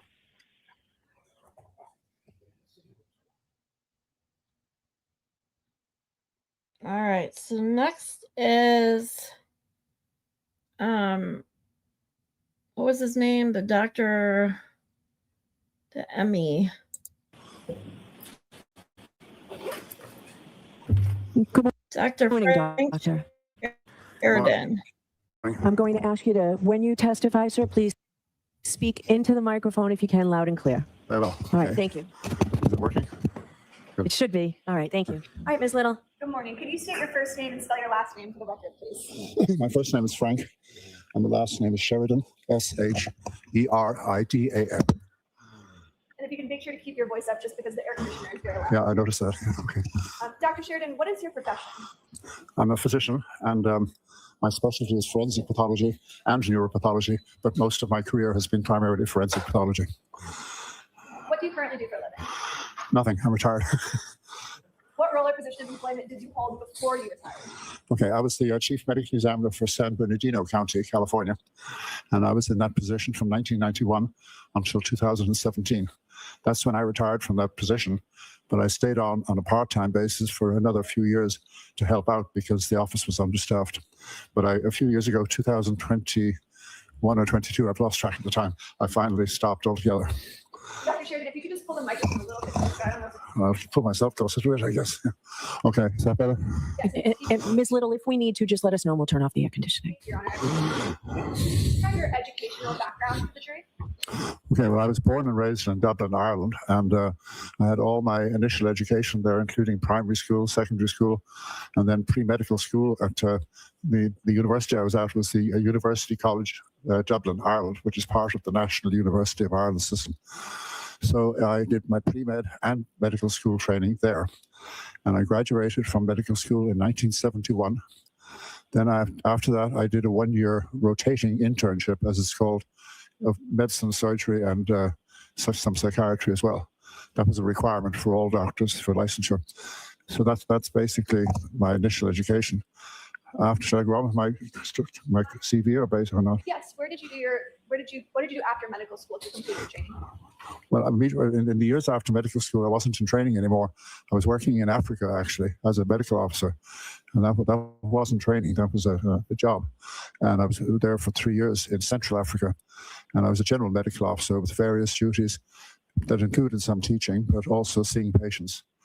So I did that for basically 3 years. I then returned to Ireland, and I spent the next 2 years, we're now talking about, by the way, the years I'm about to mention are 1976 to 78. So I was back in my home country, Ireland, and I spent those 2 years doing research and lecturing in pharmacology. Pharmacology is the study of drugs and how they act in the body. And I did that back at the same university where I had originally trained for medical school. So then in 1978, I came to the United States, initially to the University of Oregon, and I spent the next almost 3 years doing research there and lecturing in the field of genetics. It was during the time I was there that I decided to do forensic pathology. So starting in 1980, let me think for a second, 1982, I then had to start what's called a residency program in pathology. And the first part of that, the first year of that, was in Loma Linda University Medical Center in Southern California. I then had to interrupt my residency training, and I had to go and work in family practice for a year. This was because I was going through the immigration system of the United States, and they required that people in my position work for a year in family practice in a manpower shortage area, as they designated it, an area where there weren't enough doctors. So I did that in a place called Yucca Valley, You don't remember Valley, this guy? California. But then after that year, I returned to the residency program and Very. continued on at Loma Linda University Medical Center. Glad you didn't And watch this it. training was in what's I mean, called I'll be anatomic honest, this pathology, trial was which in a way you very can think of it as general pathology. drawn out. for It no involved reason, autopsies, it involved surgical particularly pathology, by it was slides from Lally. surgery, it involved a few other things as I well. don't think we And determined so if I it was doing that going there at or Loma not. Linda. Then from 86 to 88, I went to Los Angeles County, These USC, CDs are which stands so for University boring. of Southern California. So LA County USC, as it's generally known, for 2 years of training in neuropathology. Neuropathology being disease and injury of the brain, spinal cord, so forth. So that was from 86 to 88. And then in 1988, I went to the Oh my coroner's God. office, as it We're was gonna then skip called, through this a little bit because in anatomic pathology, this is brutal. which I meant. Can you describe any relevant teaching positions that you've held? Yes. You can keep your voice up. I'm sorry, it's hard to hear back here. Okay, I'm sorry. Yes, I still do some teaching actually. First of all, I'm on the staff of of Loma Linda University Medical Center, the place where I did my initial training, and I give lectures on a regular basis there to the pathology residents, like I used to be myself. And in addition to that, for a long time, for about 20 years actually, up until COVID. So I haven't been doing that since I was associated, or in other words, Oh my God. even to this day, but Hangio, He's still talking about his. Oh my God. Advancement of Science, and had organ donation, and organ and tissue. And I was supervising other pathologists. Have you qualified as an expert in the areas of forensic pathology, neuropathology, and anatomic? In courts, yes. Yes, well over 400 times. How many was that? Over 400. And did you review materials related to this case in furtherance of coming to an opinion and conclusion about Mr. O'Keefe's injuries? Yes, I did. I reviewed quite a lot of materials. What did you review? Okay, I reviewed the autopsy report on this case. Along with that, there was the neuropathology report, which was separate. There was a toxicology report. There were autopsy photographs. These were all of primary importance to me, all these things. Then I also reviewed the complaint in this Probably case, fell asleep outlining, during in his other words, the basic testimony. Yeah. details of the Probably gonna fall asleep this again. case. I mean, when you spend reviewed almost half your photographs taken at testimony the scene, going over scene your of death of Mr. CDs, O'Keefe. like seriously, Photographs of the vehicle that was allegedly involved in his death. they should tell them to Photographs just make it. of the decedent to himself the before point. the autopsy, while he was at the hospital. I fast Good forward Samaritan several Hospital. minutes and he's like, "Well, Then there was also 1988." He's still talking some about videos 1988. of Like, the, come on. scene of death. I also saw the death certificate, a document by CERT, S-E-R-T, police reports from Canton Police Department. Am I missing anything out? I don't The think greatest so. witnesses either of the Yeah. defense. With that, Richard Green, this one, I mean, come on. This is towards the end of the Dr. Sheridan, is this one trial. of the photographs that you These reviewed jurors that you just looked want to into go this home, case? I'm sure. Yes, it is. Can you describe the injuries that you see in this photograph? These injuries that you're looking at here on the arm are abrasions, which are friction injuries, basically. We classify them under the general category of blunt And force then in injury. 1981, But these particular ones are abrasions. pistachio ice cream. Abrasions for being the where the first outer layer of time. the skin, the epidermis as it's called, has been scraped off. These are friction injuries, essentially. And based on your review of the information discussed earlier, can you tell, as well as your review of these photographs, can you tell whether these injuries were sustained before or after death? These injuries were sustained before death. We call them ante-mortem, A-N-T-E, mortem meaning before death. And that's based primarily on their color. And you have to take other things into consideration, but that's the basics of it. If these had been post-mortem, they would have a more yellowish orange color, usually yellow. In your professional opinion, based on a reasonable degree of scientific certainty, are those injuries consistent with being struck by a vehicle while holding a drinking glass? Objection. Sustained. May we approach, Your Honor? What the hell's wrong with that question? Dr. Sheridan, are these Mhm. injuries consistent with a motor vehicle accident, in your opinion? I hate these non. Sustained. I would say in general, no. I mean, So that objection was sustained. I think Ms. Little's going to put it to you in a different way. that's right. Okay. If you could assume for purposes of this question that this individual was involved in a motor vehicle No collision. speaking objections drive me nuts. Based on your review of his photographs, are those injuries consistent with having been struck by a vehicle? Objection. Sustain, why don't you come back for a minute? Dr. Sheridan, how many autopsies have you conducted on individuals who are involved in pedestrian vehicle motor collisions? Involved in what pedestrian vehicle? Yeah, well over 100. What other experience do you have in terms of conducting autopsies with individuals who have been involved in motor vehicle collisions? Well, I mean, if you take motor vehicle accidents in general, they'd be probably nearly a quarter of my total number of autopsies. So in other words, that'd be close to 3,000. Yeah, that's about right. Based on your professional experience, what is your opinion regarding whether those injuries are consistent with a pedestrian being struck by a motor vehicle? Objection. I'm going to allow it. Oh my God, Lally, shut up. Can you answer that? I can answer it, yes. So go right ahead. Okay. Okay. But the question was, to be precise, can you just rephrase it? I mean, I said yes, I can answer it, but I can't remember exactly how you phrased it. Yes, based on your extensive training and experience, what is your opinion regarding whether those injuries are consistent with an individual being struck by a vehicle? If you mean struck in that part of the body, on the arm, like Yes. directly, I would say no, it doesn't look like that at all. Mhm. And can you explain that? Well, if you're hit by a vehicle, or whichever part of your body is hit, if it's a significant impact at all, you're going to get bruising. And we don't have any bruising here. We just have what I would call linear abrasions without any bruising. So that does not look to me at all remotely like an impact from a motor vehicle. What would you expect to see if an individual's arm were struck by the rear of a motor vehicle? Well, as I just said a second ago, primarily a lot of bruising, and that's what we don't see here. You might see, well, depending on the circumstances, you might see other things like a fracture or fractures, but you would at least expect bruising. In your professional opinion, based on your many years of experience, have you conducted any autopsies involving individuals who were involved in any sort of animal attack? Animal attacks in general, yes, quite a few actually. Well, when I say quite a few, it's not an enormously common event, but I've done probably at least a dozen or so involving deaths where an animal was involved one way or another. Have you conducted any autopsies in which any individual was attacked by a dog? Yes, I have a few. Can you describe that? Well, I'd have to just refresh my memory out of the blue here. But first of all, I had a number of cases, 3 or 4, I think, over the years involving children, was primarily children who were killed by feral dogs. And the dogs attacked the kid and killed them. So I've had that a few times. But then I've also had cases where an animal or a dog particularly was involved, but wasn't the actual cause of death, so to speak, but they were involved in something that was happening and left some traces of their activity in the form of bite marks or scratch marks. In your professional opinion, are those injuries consistent with an animal attack? Are they consistent with what? An animal attack. I would say they are, yes. I'm not 100% sure about this, but my initial reaction when I saw this photograph was that it was probably an animal mark, and most likely I would say a dog. Scrape marks with the paws, and possibly also a bite mark from the teeth as well. Possibly. I'm not 100% sure. I didn't get a chance to analyze it right there on the spot, so to speak.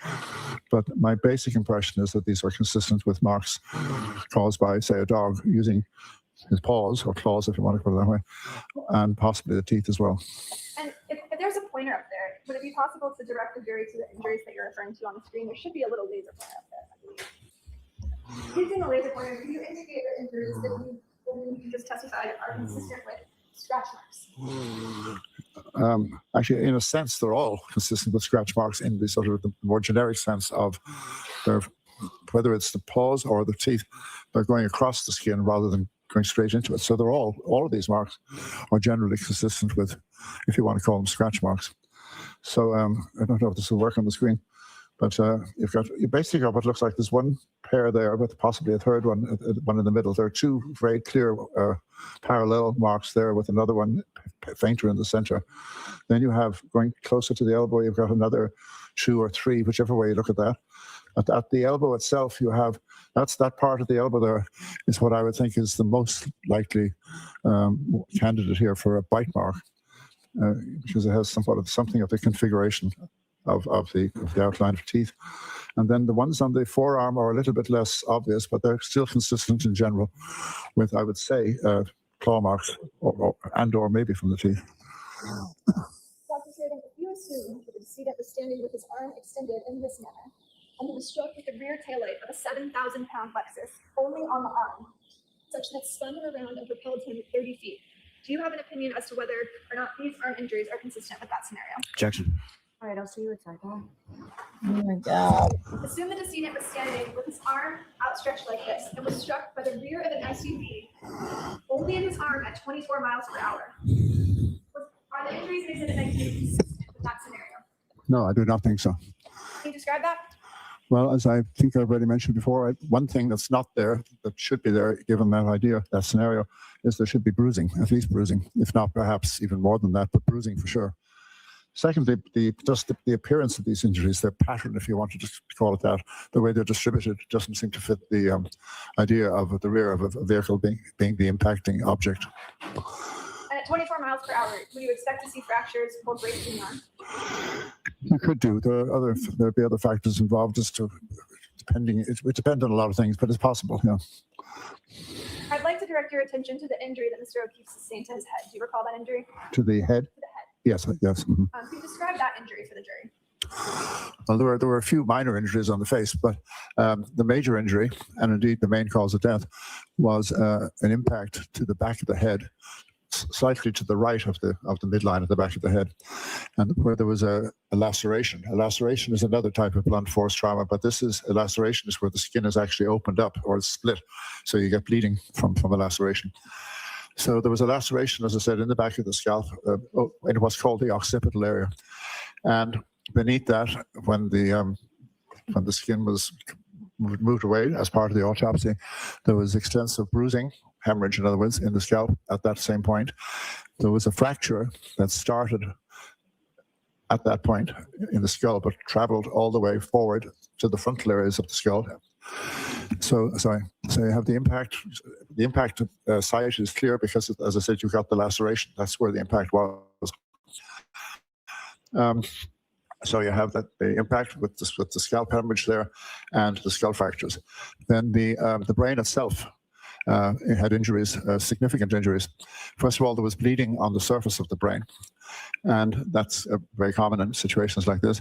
But in addition to that, there were extensive bruises. Contusions is the real word, actually, but they are essentially bruises of the brain substance itself, and that they were in several different parts of the brain, including the frontal areas, which are near the forehead, and also the temporal, which are towards the side, more or less.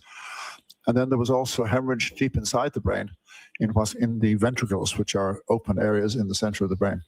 All of these things were described in the neuropathology report, and you can see them in the photographs that were part of the neuropathology report as well as the autopsy. As a result of, I should say, the injury to the brain began to swell, and that's what it usually does after major trauma. And as a result of the swelling, you had what's called herniation, where the brain, if you want to think of it this way, the brain is trying to expand, but it can't because the skull is around it. So it begins to put pressure, pushing, especially downwards towards the top of the spinal cord. And eventually, as happened in this case, it's quite clear from the photographs, the brain herniated downwards, the brainstem particularly herniated downwards, and this would have been the final straw, so to speak. That's what would lead to respiratory failure and death. So this was a fatal injury for certain. And what impact would that type of injury have had on the individual after sustaining it? Yeah, once this injury occurred, once this impact occurred, Mr. O'Keefe would have been unconscious. He would still be capable of breathing for a while until that brain swelling took over and pushed the brainstem down. But he would immediately from the point of impact, he would have been unconscious for sure. Would he have been able to stand up, move, or walk? No, he would have been unconscious completely.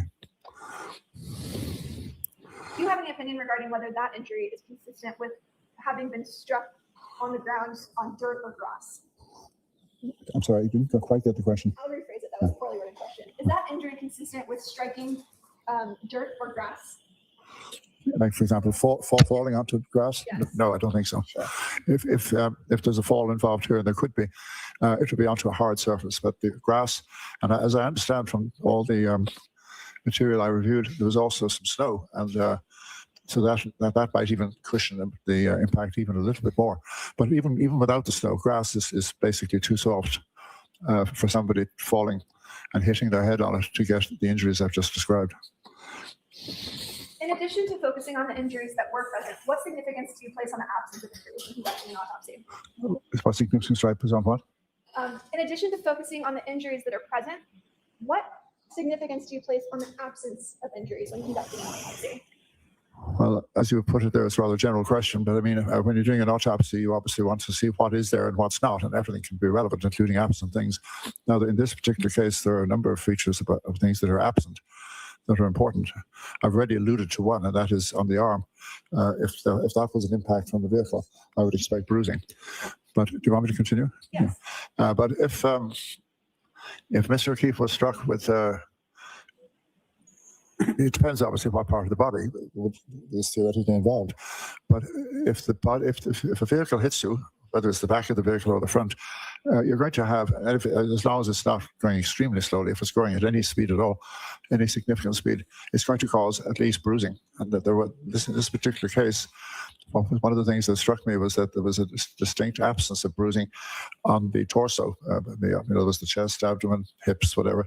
And also, in most cases that I've ever been involved in where a pedestrian was hit by a vehicle, there are injuries on the legs, including fractures, which are very common on the legs. So the absence of all of these things in this case, I think, is important. Have you conducted autopsies involving individuals who were involved in fights or altercations? Yes, many times. Approximately how many? Gosh, I have no idea. And it's about a lot. I mean, I've done, I said earlier that between well over 12, maybe 13,000 total autopsies. Of those, I'm only giving you estimates here, but over 1,000 would have been homicides. Of those, probably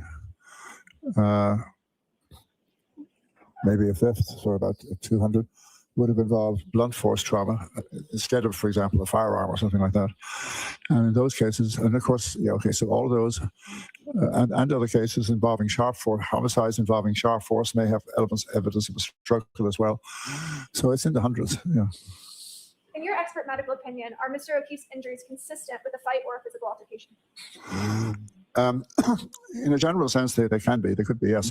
He had, I alluded to it just briefly before, but the head injury, the major head injury I've described, but he also had a laceration over his right eyelid.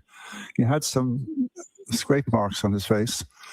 He also had some bruises on the back of his right hand, which that kind of injury on the hands can be what we call a defensive injury. In other words, an injury that occurs when you're protecting yourself and you're hit hit either with another fist or with a hard object, and you're protecting yourself. So I would say that some of these findings I've just mentioned are consistent with the possibility of a physical altercation, yes. Thank you. If I could have one moment. Sure. No further questions. Okay, Mr. Lau?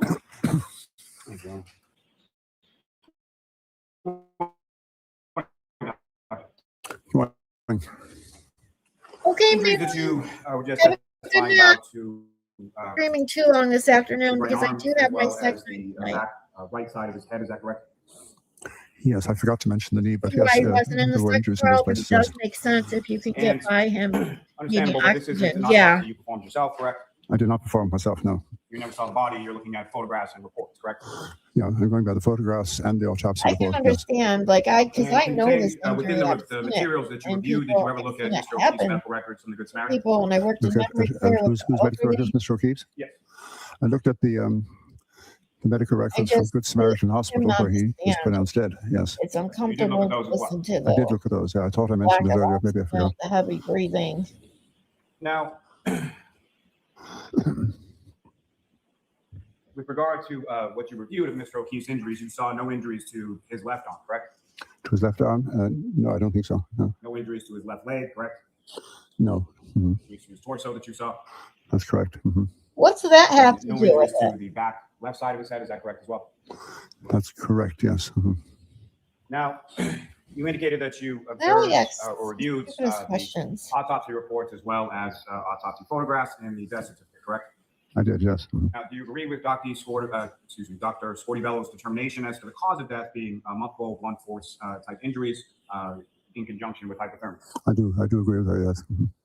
And you reviewed also the neuropathology report by Dr. Stonebridge.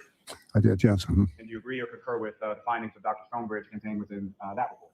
Yes, there were photographs taken during the neuropathology examination, which were independent confirmation to me of the things described in the report. Yes.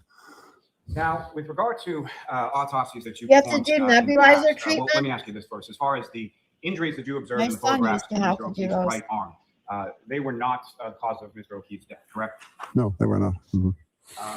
With regard to autopsies that you performed in the past, in regard to there being some sort of animal involved, as you were testifying before, is it normal to see just injuries related to an animal attack on just one portion of one piece of the body?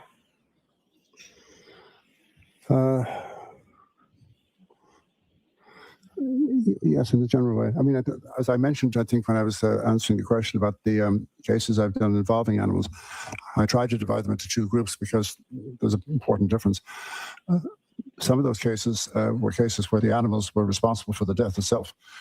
As I said, a bunch of feral dogs in one case, particularly that I remember. Another was a case where it wasn't a whole bunch of them, but there were two dogs, large dogs, and they killed the victims, children.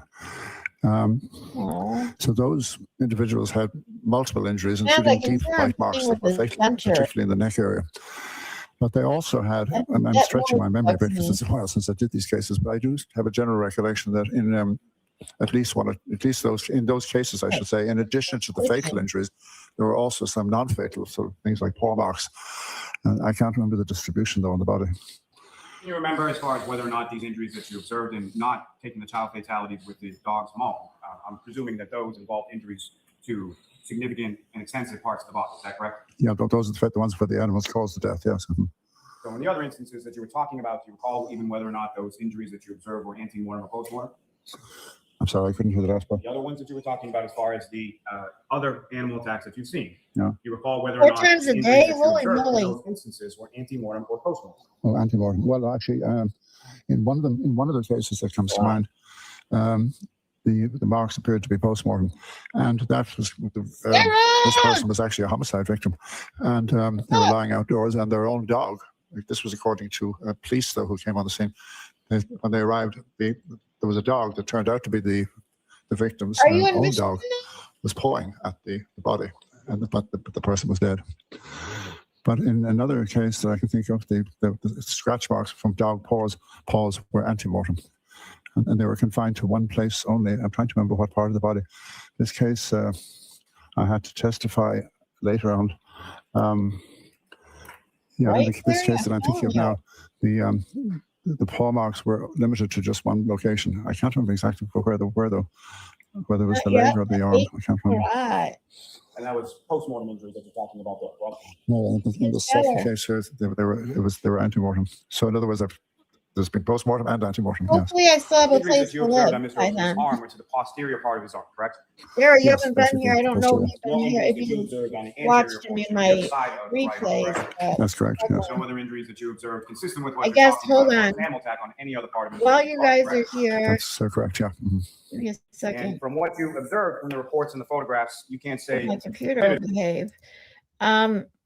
Malin's taking a damn it. What's up, Terry? Oh, I got you. I see. You have the same. I always hit the wrong letters, numbers. So good. But if any of you guys can share my Gibson Go link, that's all I ask at this point. I really need to get that out there. I'm hoping it will do some help. Get me past this coming Tuesday. Anyone who has an X account or however you can share it out, I would truly, truly appreciate it.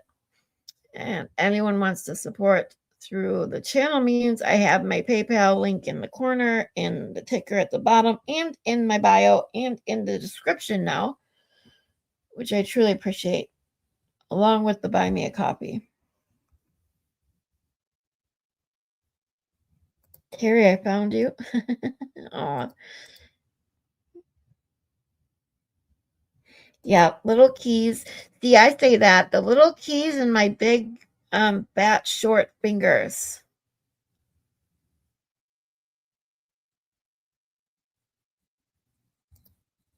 You did through me. Oh, thank you, sweetheart. All right. I appreciate you all just getting the word out more than anything. All right. Let's get back into the Mr. Breather guy. Like, oh my God. I mean, with the breathing and the clicking of the dentures, I mean, it's really uncomfortable. Can you add me on your Gibson Go? I tried selling items on Opera first time and I got scammed $2,000. They bought Lady. Oh, that's right.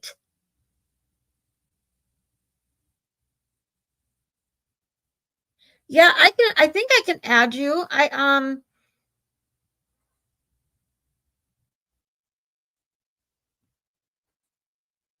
Oh wait, weren't you the one that was yesterday? Someone just gave me a story. I thought that was maybe that wasn't you, Sarah. Told me that they sold tickets and got or bought tickets. Maybe it was. Maybe that's why I'm getting messed up. That they were buying tickets and got scammed on tickets through something too.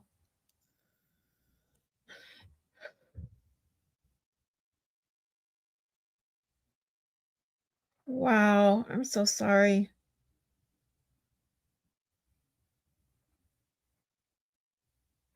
How do I add you? Do you know? Like as a like an operator of it?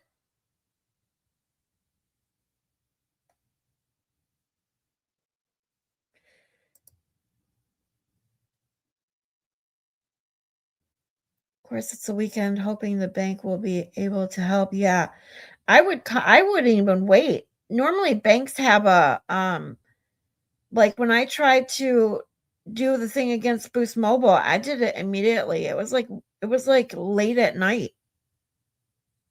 I could do it right through my banking app.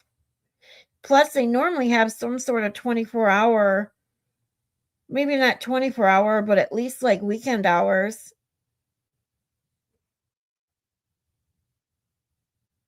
Oh, adding me. I'm kidding about adding. Oh, adding. I'm sorry. See, I'm losing it. Like, see, okay. If you guys haven't realized, my brain hasn't been all there this week. Okay.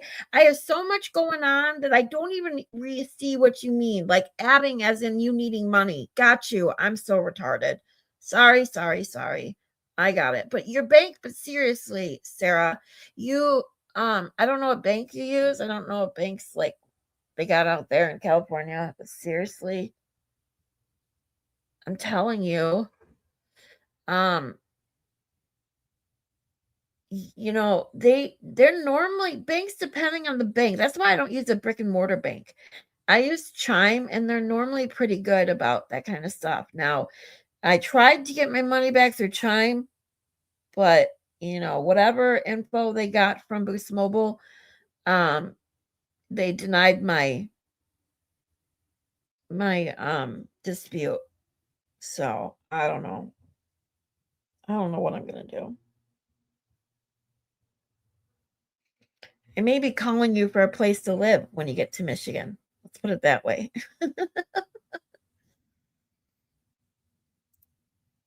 I did all the steps to dispute it. I thought they were buying a water dispenser. They thought they were buying a water dispenser from me. And I clicked a link, added all my info like a booma. Oh, geez, Sarah, I'm so sorry.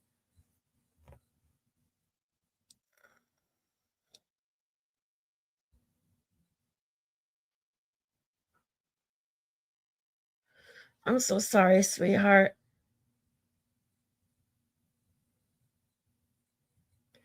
Yeah, I get you, Terry. Hey, that's why I said if you can't, I get it. I'm not the only one struggling. There are a lot of people struggling right now. I get it.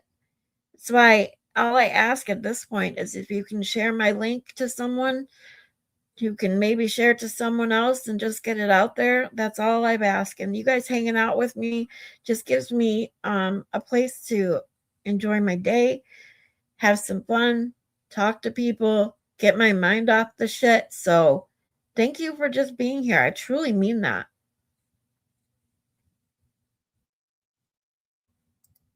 You can give me a $5 boost. Oh, on Chime? You got Chime?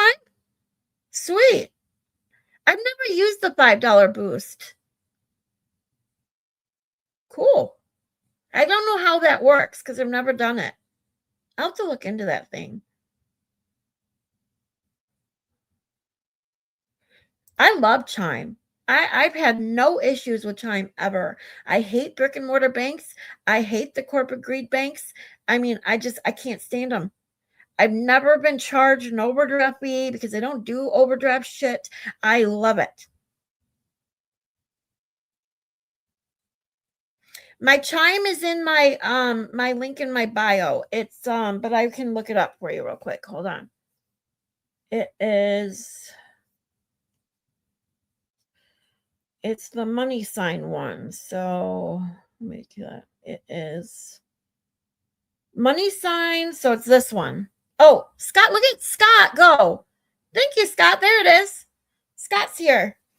Thanks, Scott, so much. You guys, you and Mayland just awesome. And Jeannie. Jeannie Lynn's not here today, but you guys, you three, especially you, Scott and Mayland have been on the ball like this. Jeannie just started doing the links too, but you guys are amazing. Thank you so much. Katie D, my Michigan peep. Oh, Sarah, I just saw this. Sarah, I'm so sorry.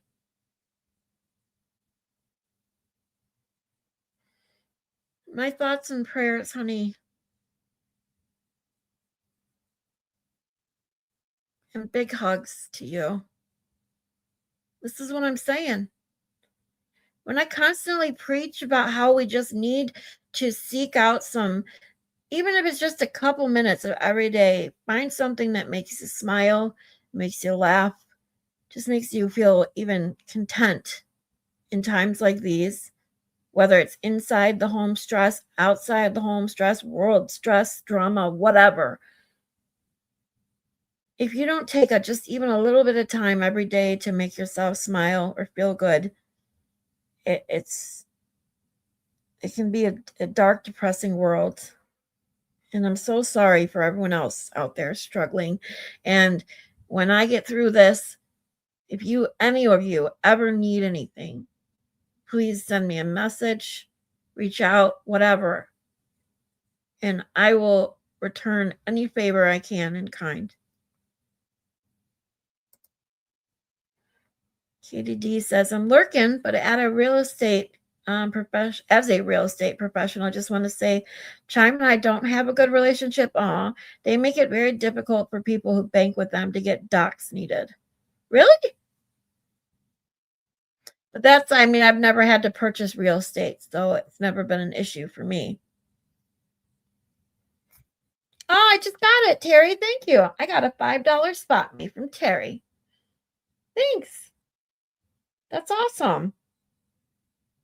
Claim it.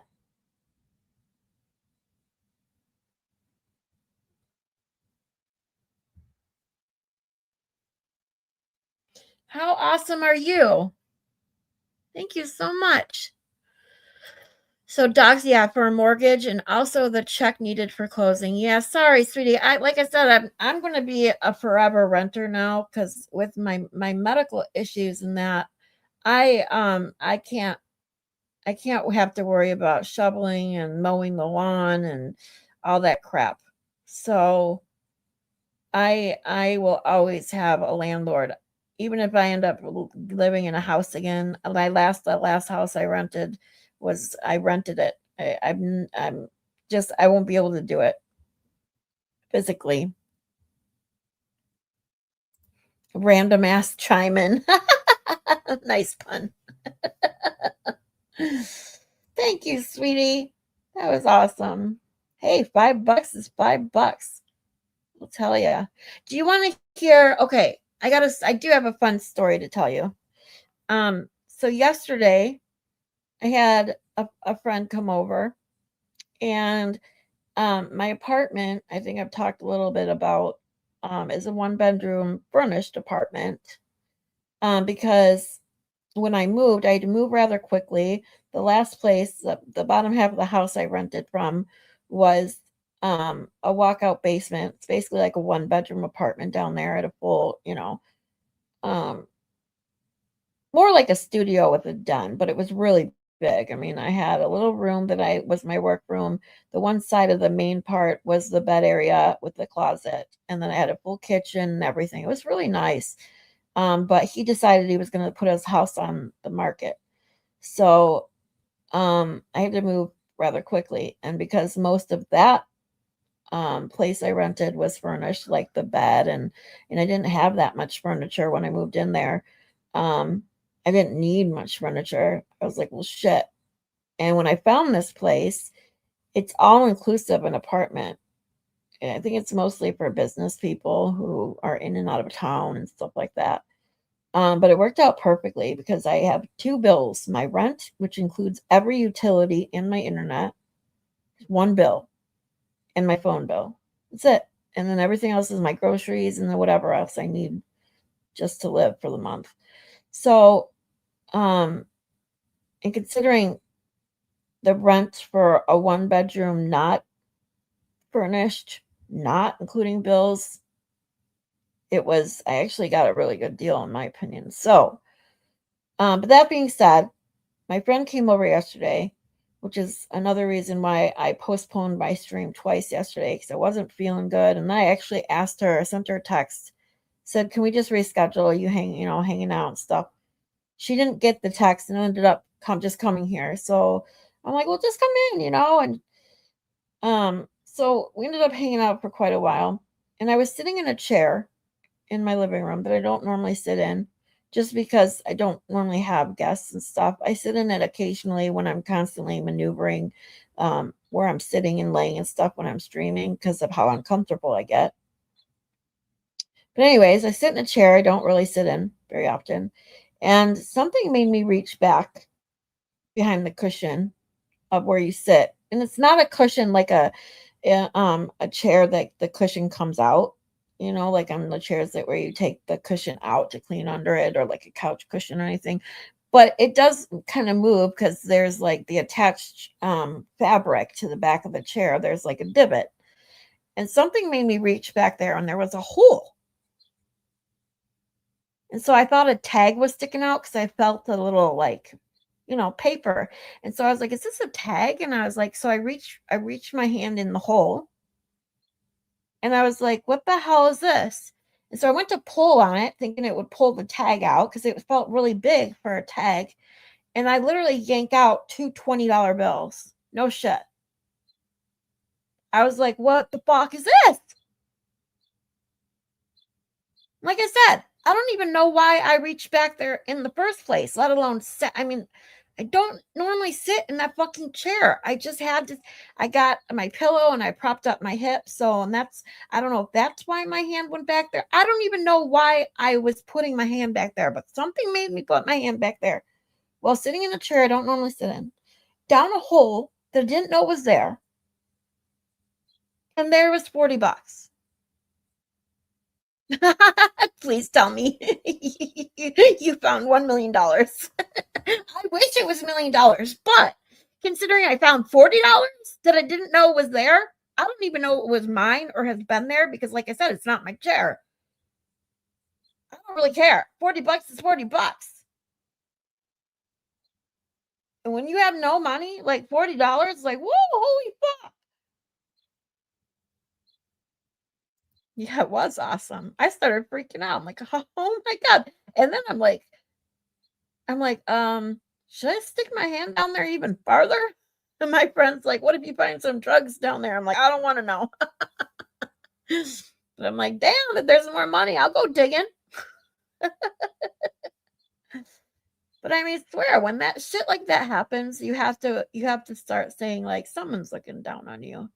And I literally looked up and said, thank you, Mom. Like my mom was telling me to stick my hand back there because I don't know. I literally, just thinking about it now, I have no idea why I even stuck my hand back there to then feel what I thought was a tag, and then to have the wherewithal to try and pull it out, because I'm like, why does this tag feel so big? To find 40, it was $40.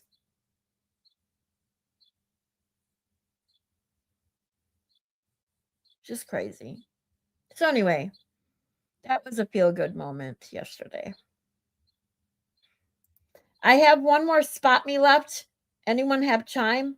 If anyone has chime, Terry's giving a spot, a $5 spot.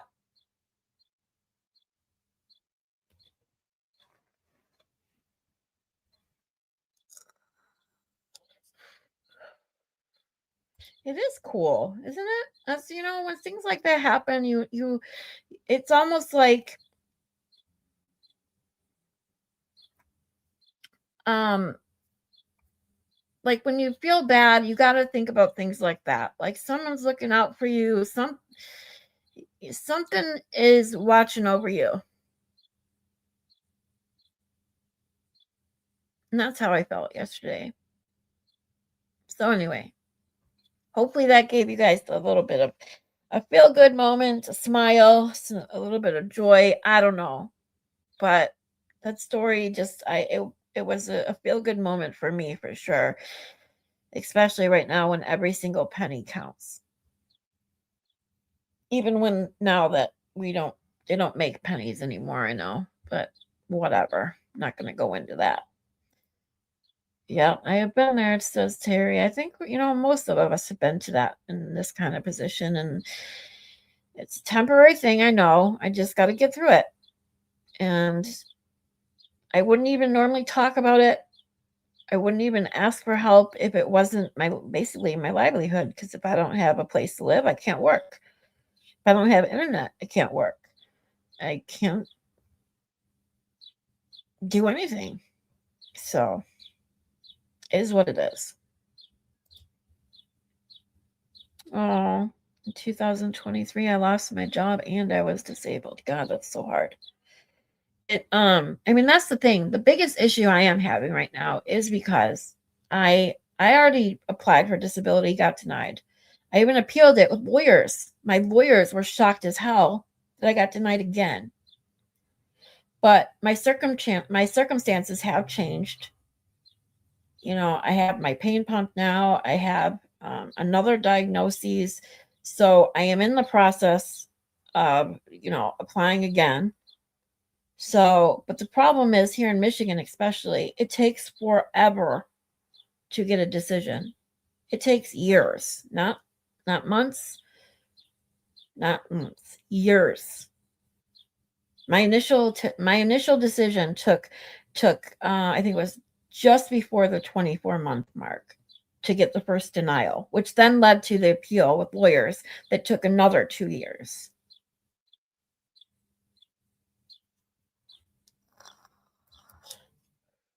It is definitely hard. You can send me, well, bring them on. Email me any lawyer info for suing Boost Mobile, for disability, whatever. Bring them on. Send me all the info. Send it to my email. I'll take it. Yeah, if he does it here in Michigan, let me know. You got mine yours 6 months ago? Oh, that's great. That's wonderful. And see, with the issues I have, I can't go do another job. Like I'm lucky to have the one I have now from home. And that's why another reason I started my YouTube channel was I was hoping doing this, I could get it monetized and make some sort of steady income, whether it doesn't matter how much it is. I don't plan on making a ton of money from this or anything. I'm okay with, where I'm at, but this will be something I can do for as long as I want to do it. As long as people are interested in psych stuff and trial stuff and crime, which is, I don't think that interest will ever really go away. But, hey, I'll do what I can. Because I can sit here all day. That's why, I literally stream for 6 to 8 hours a day because I'm sitting here anyway most of the time. So, yeah.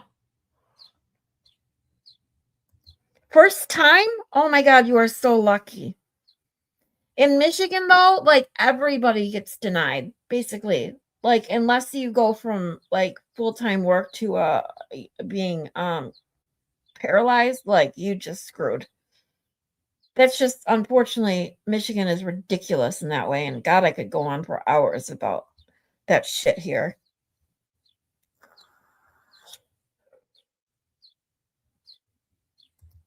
They do there too. Yeah, let me know about the lawyer. Wait, Terry, are you in Massachusetts?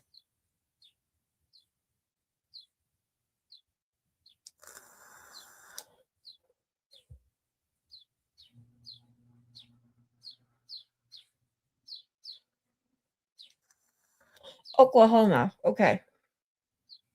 Gotcha. I've heard too. I was just told by someone in Ohio that Ohio is pretty easy too. That actually people who have disability and have had residence in Ohio, even if they move out, they keep their Ohio residence or use a family member's Ohio residence because they just don't want to lose their benefits because it's so hard everywhere else. It's crazy.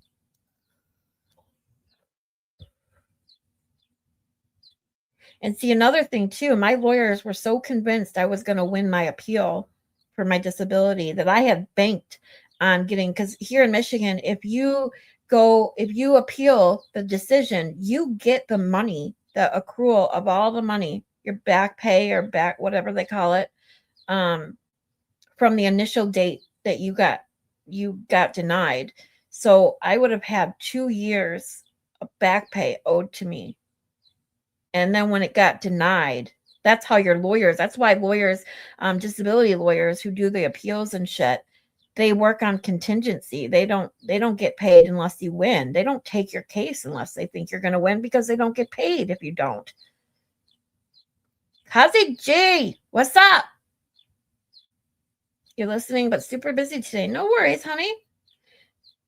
Thanks for listening. Let me do a search.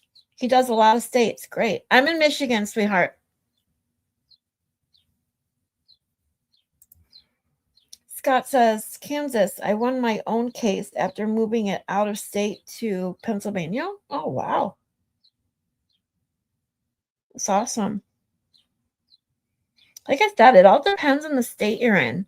I've heard horror stories. I've heard a lot of states, though, are just as bad as Michigan, but I have heard that a couple of them, like Ohio, are people literally won't move out of the state or they keep a residence there if they have to move and come back, occasionally just because they don't want to lose their benefits. He does 20% of back pay. Yeah, that's what most of them do, I think. I think the lawyer I had was 20% too. But still, I'll gladly give you 20% of 2 years back pay. Come on now. I think most people would. All right. So, all right. Thank you guys again so much for just chilling with me, having conversations. And Terry, I will look for that info. If he does Michigan, please send it on. And let's get back into venture clicking guy so we can get through it, hopefully, before I go nuts. What type of animal, correct? That's correct, I can't. And you can't say, even if it was an animal or was a dog, what breed of dog that was. Is that correct? No, but if I had to try, and if I said, Not asking you to try, sir. I'm just asking whether or not you can say whether or not what breed of dog it was. no, Wow. I can't tell you what breed, no. Like I said, could be You in a can't say whether or dish. not those injuries were inflicted Only he knows inside how. a house or outside of a house. Is that correct? Yeah, I have no idea. You can't say when they occurred, correct? Only that they were when he was still alive. Yeah, but other than that, no. And they are fresh looking. I mean, in this generally, so they look like they happened very shortly before death. And when you say short time, you're talking about hours? Minutes to hours, I would say. Minutes to hours, but you can't. I mean, I'm talking just based on the injuries themselves alone, leaving anything else out. You can't time injuries as exactly as you might think from CSI or one of these television programs, but they are generally fresh for sure. And but just looking at those on their own, I would have to say minutes to hours, yes. Now, at some point, were you given or did you review any files from a lab at the University of California, Davis? I'm not sure. In relation to what? So are you aware that the State Police Lab in Massachusetts swabbed areas You of need the to bucket sleeve or there, right you arm thought. of Mr. Hey. O'Keefe and sent samples from that Get in the area excited. where the injuries Something occurred may on his right help. arm, and then sent that to a lab at UC Davis? Are you aware of that? I'm not sure that I remember that. No. And so you're equally unaware then that when that was tested, there was no canine DNA found from any of those swabbings in the area where the injuries that you're describing as scratch marks or bite marks occurred. I wasn't aware of that. I must have missed Thank it. you so much. Aware of any sort of bite history or a specific animal at 34 Fairview being involved in attacks on other dogs? I'm sorry. I don't think I understood that question. Were you aware that there was a dog that resided at 34 Fairview Road? Am I aware that there was a dog there? Yes. I was informed there was, yes. Were you also informed that that dog, months later, after January 2022, was involved in an incident in which it attacked another dog, humans intervened, and one of the humans was bitten? No, I didn't know that. Were you aware that there were photographs of an actual bite mark from that actual dog months after January 29th? Were you shown any of that? No, I don't believe I was.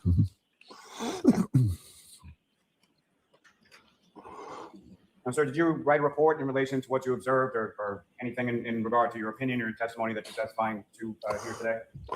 I didn't write a report as such, but I signed a declaration early on in my involvement in this case. And that was a declaration or an affidavit that you signed under the pains and penalties of perjury back on January 31st, 2023. Is that correct? Sorry, what's about that? When you're talking about a declaration, you're referring to an affidavit that you filed with the court under the pains and penalties of perjury in January of 2023. I didn't think it was January, but however, there was only one, so whatever you have. Now, at any point in time were you made aware that there were microscopic pieces of the defendant's tail light as small as 1/16 of an inch by 1/16 of an inch that were found in Mr. O'Keefe's clothing? Objection. Well, that, Hello. what? That has no bearing on Never this found guy. Mr. O'Keefe's what? Who Mr. cares? O'Keefe's shirts. How is that? I don't remember that Oh. specifically. And that those pieces were then found to be consistent with the defendant's tail light. Like I said, I don't remember that particular part. Were you ever shown any material indicating that there was DNA from the defendant's tail light housing that was consistent with Mr. O'Keefe? I asked about that myself, but I think the answer I got was no. Now, were you ever told about a piece of human hair that was found on the right rear quarter panel near the area where there was a dent Are you on the serious, back right of the Sally? defendant's vehicle? No, I don't remember that. And we weren't also told that that was then sent out for mitochondrial DNA testing and it was consistent with That of hair Mr. survived O'Keefe to a a trip degree in of a blizzard. 99.895%. Yeah, okay. You're talking about Not a hair to sample mention now. that. Who Yeah. cares? No, I didn't. That I was didn't in have the that. car. And around that car all the freaking time. So dumb. Now, doctor, would you agree that in blunt impact injuries, the characteristics of a blunt object can then be transferred to the victim in the form of pattern abrasions that match the characteristics of that blunt object? Yes. Now, of the photographs, you reviewed photographs of the scene, photographs of the vehicle, is that correct? Yes, I did. You're aware that there were a number of different pieces of the defendant's taillight that were photographed Thanks, as well. British. Did you see those? I did, yes. Do you recall seeing any piece of a clear plastic taillight piece that was recovered on January 29th, along with Mr. O'Keefe's sneaker that had dimpling on the outside of that clear piece of plastic? I can't. I remember seeing the pictures of the glass fragments, but I don't remember any more specifics than that. Do you know what a compression abrasion is? What? Compression abrasion. Yeah, although it's not a term we use all the time, but however, yes. And a compression abrasion can occur when there's direct pressure from a blunt object together with slight rubbing movements that produce skin and epidermal crushing. Is that correct? Yeah, you have to have some lateral movement as well, though, to get an abrasion.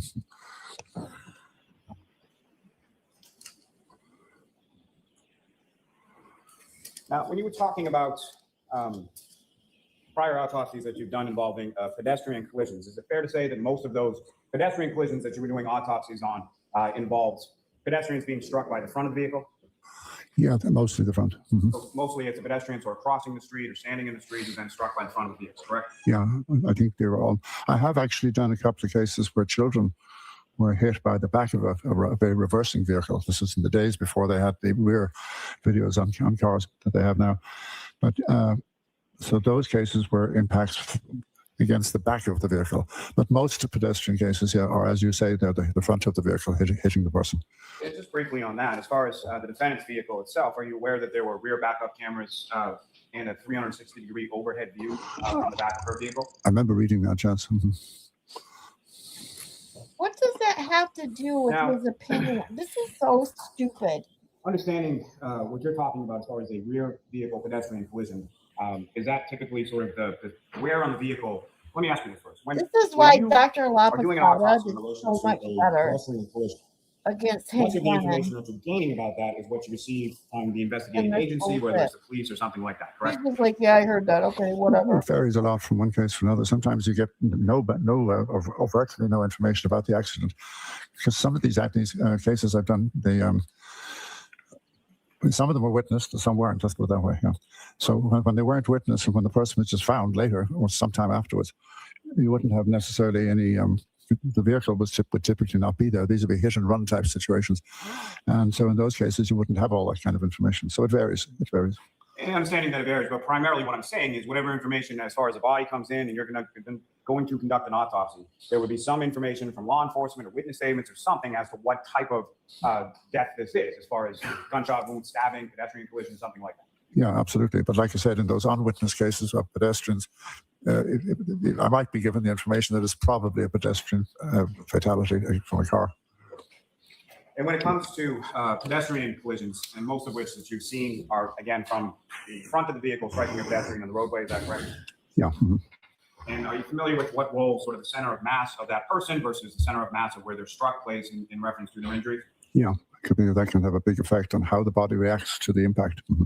So most of the time when you're talking about sort of lower extremity injuries or pelvic fractures or things like that, that's in a frontal collision with the pedestrian, correct? Most of them were, yeah. I mean, the ones that involved being backed over, and they were children. I can't remember the exact distribution of their injuries, except the vehicle went right over them. I do remember that. But anyway, the answer to your question, maybe I'm wandering in my mind, so can you ask me again? I think you've answered it. So my next question, sir, is when it comes to the rear end collisions, primarily being children, you would agree with me that they have a lower center of mass than a 6'1", 200 something. Oh, yeah. Mm-hmm. Yes. And so as far as them being run over, they're going to get struck. They're probably going to fall to the ground, and then the vehicle is going to go over, correct? That's right, yeah. And so how many autopsies have you conducted in regard to pedestrian collisions where they've been sideswiped by backward? I can't remember. Can you remember any? Not off the top of my head now. Mm-hmm. And so if someone is struck by the right rear portion of a vehicle and then projected away from the vehicle based on speed, based on force, based on whatever, would you then expect to see those same type of pelvic fractures or lower extremity injuries that you talked about with a frontal collision? Well, it depends on the exact position of the victim at the moment of impact. And of course, it could be a lot of different things. They could be, the victim could be facing the vehicle, they could be sideways on, they could have their back. But you're going to see bruising somewhere in that area, in one of those areas, either on the back, the side, whatever, or the front. I would expect to see bruising, significant bruising. But as you testified earlier on direct, it's sort of dependent or variable depending on how the victim pedestrian interacted with the vehicle. No, Isn't that it's correct? not. Yes, but I'd expect bruising for sure. I mean, whether you get fractures and so forth will depend on, or for that matter, internal injuries, depends on a variety of factors, but you're going to get bruising for sure. Now, you did see bruising on Mr. O'Keefe's right hand, correct? Yes, a small bruising. It looked like two, possibly three, almost confluent or close together bruises. Were you aware from the materials that you reviewed that Mr. O'Keefe was last seen sort of on video exiting from a bar at about 12:11 a.m. holding a cocktail glass in his right hand? I vaguely remember that, yes. Were you also aware that there were pieces of a cocktail glass with Mr. O'Keefe's DNA on it that were found right in the general vicinity of where his body was found? No, I don't remember. Mm-hmm. You talked about a couple of different patterns to the injuries that you observed on Mr. O'Keefe's right arm. So my question for you, doctor, is it your testimony that those, what you're terming as animal bites or scratches, were they caused at one time or multiple times, or how many times are we talking about? You mean on different occasions? Yeah, as far as in, there are multiple abrasions as you've termed them, and you're attributing them to an animal attack, correct? I think that's the most likely explanation for these, yes. Mm-hmm. And so my question is, sir, is that from the dog or the animal or whatever it is scratching Mr. O'Keefe once, more than once, based on what you observed in It's more than once. When I had the laser pointer here, I think I pointed to roughly about 1, 2, 3, 4 different areas. So it looks like, and you have maybe there's an additional, the ones on the lower forearm, on the forearm, I should say, are harder to figure out. But it looks like 4, maybe 5 separate. 4 or 5 separate sort of swipes, whether they be with mouth or claws or whatever. Yeah, that's correct. And so is it your testimony that it's not possible that Mr. O'Keefe received that from some part of the motor vehicle, or glass shattering, or shattering from a taillight, or any sort of metal pieces underneath contained within that taillight housing as far as his interaction with the vehicle? They don't look remotely like that to me. So it's not possible, is that correct? In my opinion, no. You were asked about some questions with regard to the surface of the ground as far as dirt or grass. Mhm. Are you familiar with what the weather was like at the time that Mr. O'Keefe? Oh my God, here we go. He was found in the snow, correct? Yes. No. Do you know what the temperature was like as far as, my question is this, sir. Understanding cushioning of grass and dirt under normal conditions, but if the ground is physically frozen based on the temperature of outside, would that impact as far as your understanding of the injuries to the back of Mr. O'Keefe's head? No, I mean, even if there was a small coating of ice, I wouldn't change my opinion based on that, no. I'm not talking about ice, sir. What I'm talking about is the ground itself being physically frozen based on the temperatures outside. Objection. Now, as far as the hard surface that you're talking about, would that include asphalt pavement? Yes, it could. And as far as those injuries, the speed, if Mr. O'Keefe was struck by a vehicle and was projected away from that vehicle and then struck his head on the ground, would that be sufficient force, in your opinion, to cause a skull fracture on the back of his head? If all that happened, yes, and onto asphalt or something like asphalt, yes, if that's indeed what happened. But like for other reasons, I don't think that is what happened. Now, you testified, or you asked some questions about your opinion and as to or consistency with the physical altercation. Is that right? Yes. And the sort of swelling in Mr. O'Keefe's eyes, as far as ecchymosis is concerned, that was related to the brain injury. Is that your understanding? Well, the skull injury rather than the brain. Skull Yeah. injury, which leads to the bleeding of the brain, which then leads to the swelling of the eyes. Correct? Well, yeah, but no, I mean, let's be clear about this. I mentioned the fractures earlier on that came from the back and went all the way towards the front of the skull, including what are called the orbital plates, which are the bones, the parts of the frontal bone that are right over the eye sockets. And the bone there is very delicate. It's the thinnest part of the skull. Anyway, the photographs and the autopsy report clearly show that the fracture involved that on each side, both orbital plates, in other words. And it's that fracture, it's not the brain itself, but it's that fracture which leads to the bleeding that causes the black eyes, if you want to call them that way. And as far as what your review of the medical records, your review of the autopsy report, photographs, things like that, you observed nothing as far as fractures to Mr. O'Keefe's eye sockets, correct? Well, the orbital plates, in a sense, are part of the eye sockets, but they're the roof. Were there any fractures to the orbital bones? Hey, Amy. There were no fractures that appeared to be coming from the front, no. As far as the sclera, was there any broken blood vessels or anything that you observed in either the notes or the reports or the photographs or anything How else? are you doing, honey? Broken blood vessels were? The sclera. Huh? Sclera of the eyes? You know what that is? Oh, yeah, I'm sorry, I couldn't hear. I just couldn't hear what you said, yeah. No, there was just, as far as I know, the eyes were clear, yeah.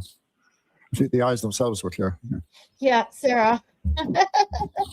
Now, as far as the minor injuries that you were talking about, as far as the What is eyelids saying? or the nose, as far as those minor lacerations you were talking about, there was no bruising around any of those lacerations, correct? The eyelid laceration, don't forget, is in the same area where we have the other injury, and it's a little bit hard to figure out whether how much hemorrhage, how much of First that day black off eye in could 11 even be from days? related to Holy the moly. laceration, because you've got two possible Well, I explanations hope you get to for the black enjoy eyes. a One nice is the skull day fracture off. I've already mentioned, but that doesn't rule out his getting an impact as well on the front. But I can't. There's no way you can separate them. As far as around those minor lacerations that you're talking about, you didn't observe or see any record of any bruising or any broken bones in those areas whatsoever? No, the main one that I was relating to when I spoke about the altercation question was the laceration on the eyelid. That's not related to the head injury that we've been discussing. So it's a separate injury, and it's from some kind of blow to the front.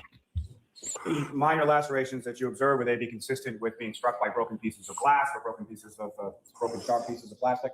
If it was indeed a laceration, as it was described, then no, because lacerations by definition, although this is a term that's often misused, by the way, even by some doctors, but a laceration by definition is an open wound caused by blunt force, not sharp. So blunt force, as far as what I'm asking is it possible that the lacerations to his face were caused by a blunt object that then shattered and caused the lacerations to his face? I find that hard to imagine. I find that very hard to even conceive of. So it's not conceivable? Is that what you're saying? To me, no. And from your review of whatever reports and medical records and everything else, What, if anything, did you see, or did you see anything that had to do with an animal being present on scene, or an animal being near Mr. O'Keefe's body, or Mr. O'Keefe being inside the house? I don't know. I mean, but I heard there was an animal somewhere around the place, a dog. I think you mentioned the dog earlier. So somewhere around the place, but no evidence that you've seen that an animal interacted with Mr. O'Keefe in any way. No, I wasn't there, obviously, and all I can say is what I've already said, but I don't know any more than that. I know you weren't there. What I'm saying is, from the material that you reviewed, was there any indication or any evidence of that animal ever being near, close to, or interacting in any way with Mr. O'Keefe? Not that I'm aware of. Doesn't No. matter. They're, oh my God. Little? Thank you. Your Honor, if I may approach. Sure. Dr. Sheridan, if you could just take a look at that photograph. Do you recognize that? Yes, I saw this photograph before. Yeah. Can you describe that photograph to the jury? It shows the decedent's knees taken from the right side, but you can see both knees. Your Honor, permission to mark this and then publish it. Okay, put it into evidence. Okay, is there any objections to Ellie? No, yeah. Dr. Sheridan, you were asked on cross-examination about injury to Mr. O'Keefe's knee. Do you recall that testimony? Yes. Is this the injury that you were testifying about earlier? Yes, this has been mentioned before. It's an abrasion. And that's the extent of the injury to Mr. O'Keefe's knee, Yeah, correct? that's it. Yeah, in that area. Yeah. Thank you. No further questions. All right. All right, Dr. Sheridan, you are all set, sir. Yeah, Very well, thank you, all very set. much. Thank you, Your Honor. Yeah, I'm set. Can't stand the way she says that. Drives me nuts. All right. So next is Dr. Wolf from ARCCA. The cutie patootie. Step right up and step on me.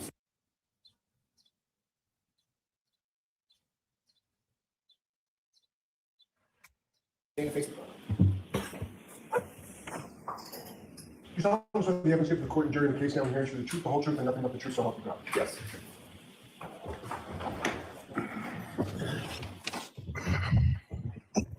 All right, Mr. Jackson, whenever you're ready. Thank you, Your Honor. Doctor, could you state your full name and spell your last name for us, please? Daniel Michael Wolf, last name spelled W-O-L-F-E. Dr. Wolf, what do you do for a living? I am the director of accident reconstruction at a company known as ARCCA, A-R-C-C-A. And what is ARCCA exactly? So ARCCA is a forensic engineering consulting firm. We have a variety of disciplines that include human factors, biomechanics, crashworthiness, accident reconstruction, just to name a few. Based on your title, it sounds like you're the director of the entire accident reconstruction format for ARCCA, correct? That is correct. What sort of contracts does ARCCA routinely engage in? So we do a lot of work in civil litigation. So we work with insurance carriers, law firms, but we also consult with and do projects with the federal government, as well as the National Hockey League on player safety. So we're involved in a number of research projects as well. Is there other clientele that seeks out Awesome, ARCCA Annie. for I'm accident so glad you're reconstruction hanging out or with us today. biomechanics or human factors issues? We'll hopefully get you through In your terms of chores beyond the today. parties that I just listed? You mentioned Hope the US kiddo's Department of, doing good too. Defense. Yes, the military, yes, the Army. Tell me a little bit about the work that you've done for the Department of Defense.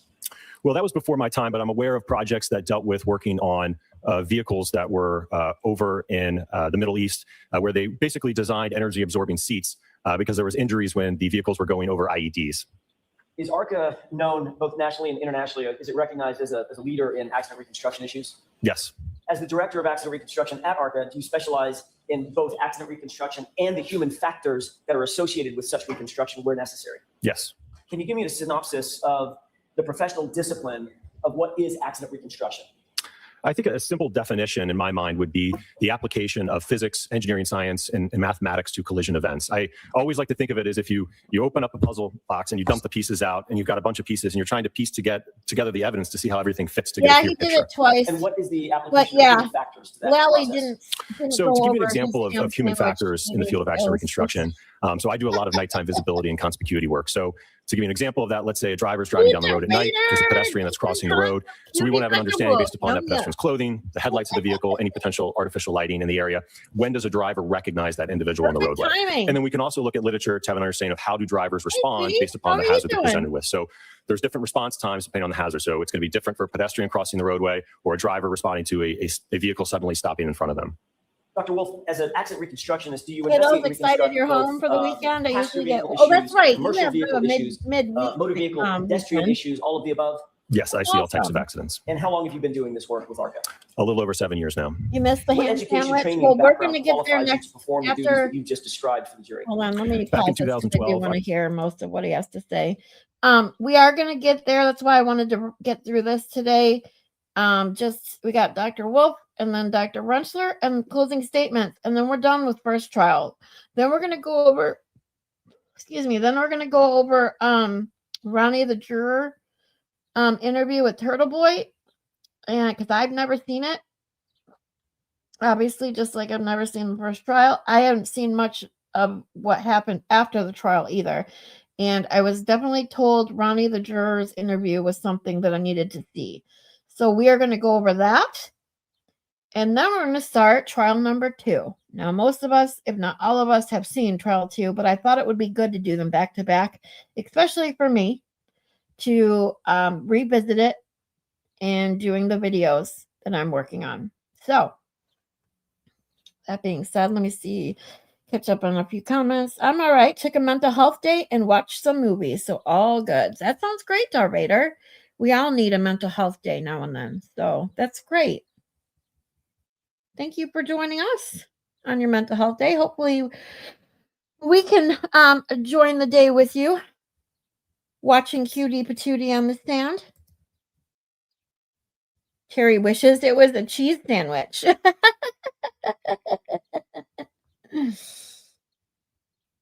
Ooh, what movies, Darveda? What movies? Yeah, which movies did you watch? Terry says, yes, I do. He wants a cheese sandwich. Grilled cheese? Mm-mm. I received a Bachelor of Science in Engineering from James Madison University, along with a minor in mathematics. Some of my courses while at JMU included courses in physics, statics, dynamics, kinematics, material science, along with your other engineering sciences. Subsequent to my undergraduate degree, I then went on to the University of Delaware to pursue my PhD in electrical and computer engineering with a concentration in electromagnetics and photonics. What additional training or experience do you have as it relates to accident reconstruction in addition to the formal education and the PhD? Certainly. So in addition to my undergraduate degree and my PhD, I've continued to take courses through Northwestern University in crash reconstruction. Some of those courses have included human factors, lighting. I've taken courses on electronic vehicle data, photogrammetry, three-dimensional laser scanning. So I've continued to take courses subsequent to graduating. Do you also hold any accreditations in terms of accident reconstruction? Yes, I'm accredited by an organization known as ACTAR, which is the Accreditation Commission for Traffic Accident Reconstruction. Are you trained in photogrammetry? Yes, sir. Is that to determine vehicle crash incidents or the circumstances surrounding them based on map scenes, evidence from photographs, things of that nature? Absolutely. So photogrammetry is the science of extracting information, if you will, out of photographs. So things dimensionally about an object spatially without ever actually physically seeing the object or inspecting it. So you don't have to I love grilled cheese to effectively with and tomato and reconstruct pickles. to your satisfaction. No, not at all. And pickles, quite frankly, not to be honest with yeah. you, in my world in civil litigation, oftentimes by the time a case comes across my desk, it's, the accident happened 5 years ago. Some I've even had 10 or 15 years ago. So getting access to the vehicle at that point, it's going to be a long shot. Green, Doctor, you remember the, fiction, zero dark 30, Yes. and then So I'm a member of the Society of Automotive Engineers, SAE. Well, hey, I'm also a whatever member of the you National enjoy. Association for Professional Accident Reconstructionists, the Optical Society of America, and also the Illuminating Engineering Society. How Yeah, many cases TDD. would you say in Perfect your experience in your timing. career have you You guys reconstructed have since great you timing, reconstruct? don't you? You or your team members? I don't actively track that. If I had to estimate at this point in my career, it'd probably be well over 1,000. And how many of those 1,000, I know you'd have a number specific, but how many of those 1,000 would you say involved pedestrians as well? Several hundred. As I mentioned earlier, a great, excuse me, a great deal of my work is in the field of lighting and visibility. So there's a direct correlation between time of day and pedestrian incidents. We see a rise in the evening and night hours just due to drivers having difficult ability to try to perceive and recognize individuals. So I certainly see a lot of pedestrian collisions in my casework. You've done testing or research as it relates to the kinematics and the interaction between pedestrians and Now I vehicles. have seen Absolutely. the So clips of that. we do a number of tests at ARCCA to look Like, at yeah, the it's interaction pretty between awesome. pedestrians and vehicles. One of the ones I know I did most recently where we were evaluating a vehicle essentially rolling over a pedestrian. So we wanted to understand the vehicle dynamics as well as the interaction between the pedestrian and the road surface. So we conducted testing at ARCCA to evaluate that. Does ARCCA have any other disciplines other than just accident reconstruction? Absolutely. So as I mentioned earlier, we have crash worthiness. So again, that's where you're going to be looking at the safety of a vehicle. How does it perform in a crash?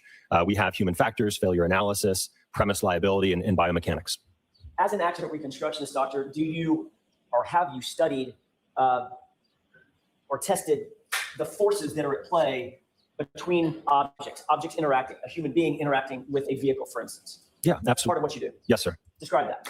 So we Yeah, use hybrid voice instrumented pulls dummies me at in ARCCA from for our testing. So anywhere. if we want to have an understanding that an occupant in a vehicle, the forces that they might experience, or for any matter, again, if it's an instance where you have something that ends up falling on someone's head and you want to have an understanding of the forces involved in that, we perform testing with hybrid dummies. And Director says, Have you ever Hey, authored lady any would. peer-reviewed papers in the field of and he physics? really Yes, hasn't sir. even smiled yet. So I have a number of papers in the field of lighting and optics. I have a recent publication that deals with Dr. Toyota and Will's Lexus vehicle control dimples. history records as I'm well. running. Is that called Toyota vehicle control history, sudden braking history recording characteristics? Yes, sir. Is that specific to dealing Wait, with vehicles I'm and their with you there, interaction Terry. with other I don't vehicles like and or ham. pedestrians? I don't eat it. It involved Just looking don't at like the various triggers that system is capable of recording. And specifically, it was looking at I what completely triggers agree. a sudden braking event. So we were able to determine that those triggers, the sudden braking event is triggered when a driver, or I should say the vehicle, Jackson. reaches. May we approach? Oh, Yeah, here we yeah. go Yes, already. thank you. You've been qualified in other courts to testify as an expert in the area of accident reconstruction, is that right? Yes, sir. You were not hired by the defense in this case, correct? That is correct. At the time you did your expert review, Dr. Wolf, and your consultation, you and I had never met. That's correct. You did not know who I was. I did not. You've never met Ms. Little. No. Mr. Unetti. No. In fact, you never heard of this case. That's correct. You were hired by another agency not connected in any way to the defense, is that right? Correct. And not connected in any way to the Commonwealth, is that right? Correct. So your analysis and your conclusions and your opinions are completely independent of the defense and the Commonwealth in this case, is that right? Objection. Sustained. Mr. Jackson, you can ask it differently. When you did your analysis and conclusions, but let me ask it this way. You finalized your report, you and your team, correct? Correct. That report is contained in a multi-page document that was submitted following your analysis and your opinions and conclusions, right? Correct. The defense didn't have anything to do with that, correct? Correct. You never met us, didn't know who we were when you did this. Correct. You never met Mr. Lally, didn't know who he was when you did this. Correct. So your analysis, opinions, testing, and conclusions were requested by a completely separate agency. That is correct. Goes without saying, but I'm gonna ask it anyway. You haven't been paid by the defense, You have not paid us anything, no. and you don't work for us. That's correct. As a matter of fact, I've never asked you specific questions about your testing before today. That is correct. Your work product, the report that you provided, was provided both to the defense as well as the Commonwealth. Is that right? That's my understanding, yes. And you were equally available to both sides. In terms of them reaching out? Correct. Yes, And I called you ultimately after receiving your Wow, report. asked if Darby, you I could join just us read your and testify, comment. correct? that is correct. I put it up and then had to look away for a Were second. you and your team asked to undertake a review for purposes of Rude. accident reconstruction of the case that's now pending before the court? Yes, sir. Was your team asked to do this by the agency that ultimately retained you, not us? That's correct. Dimples are cute. Who at ARCCA was assigned to the team who would ultimately undertake this Just job of say, oh, accident your reconstruction? dimples are deformed. It was myself, Dr. Andrew Rentschler, and Scott Klein. What was Dr. Rentschler's role in this case as it's Handsome man distinguished with from your role dimples. in Yep, this? that Certainly. was So you. Dr. Rentschler is a biomechanical engineer, and ultimately he assessed whether or not there was a mechanism for the injuries of Mr. John O'Keefe. And what was your focus? If he's talking about the injuries to Mr. O'Keefe, what was your focus in your reconstruction and your analysis? I would simply say it was looking more at the damage to the vehicle. Okay, so in terms of your team and the responsibilities of each of the team members, you were more focused on the damage to the SUV. Dr. Rentschler was more focused on the injuries suffered by Mr. O'Keefe, correct? I think that's a fair characterization, although with the caveat that we worked together as a team. So we weren't isolated kind of in those areas, not speaking to each other. We certainly worked together on the analysis. Understood. Were you provided or did you review certain materials in furtherance of your consultation in this matter? Yes. What were you provided? We were provided photographs of the incident location. We were provided photographs of the Lexus. There were a couple of incident reports that we received. I could look at my report for the full list, but those are the ones. You can go ahead and do that, Doctor. Do you have the report with you? Yes, sir. I have a copy She of likes it. him. Sure. If you- May I? He's all like, you can instantly tell the difference in the way she talks to this witness. How Holy many categories moly. of materials were you People provided? made fun of her having a crush on him. Provided it would be I already approximately see 10. it instantly. Could you list those off for the jurors, please?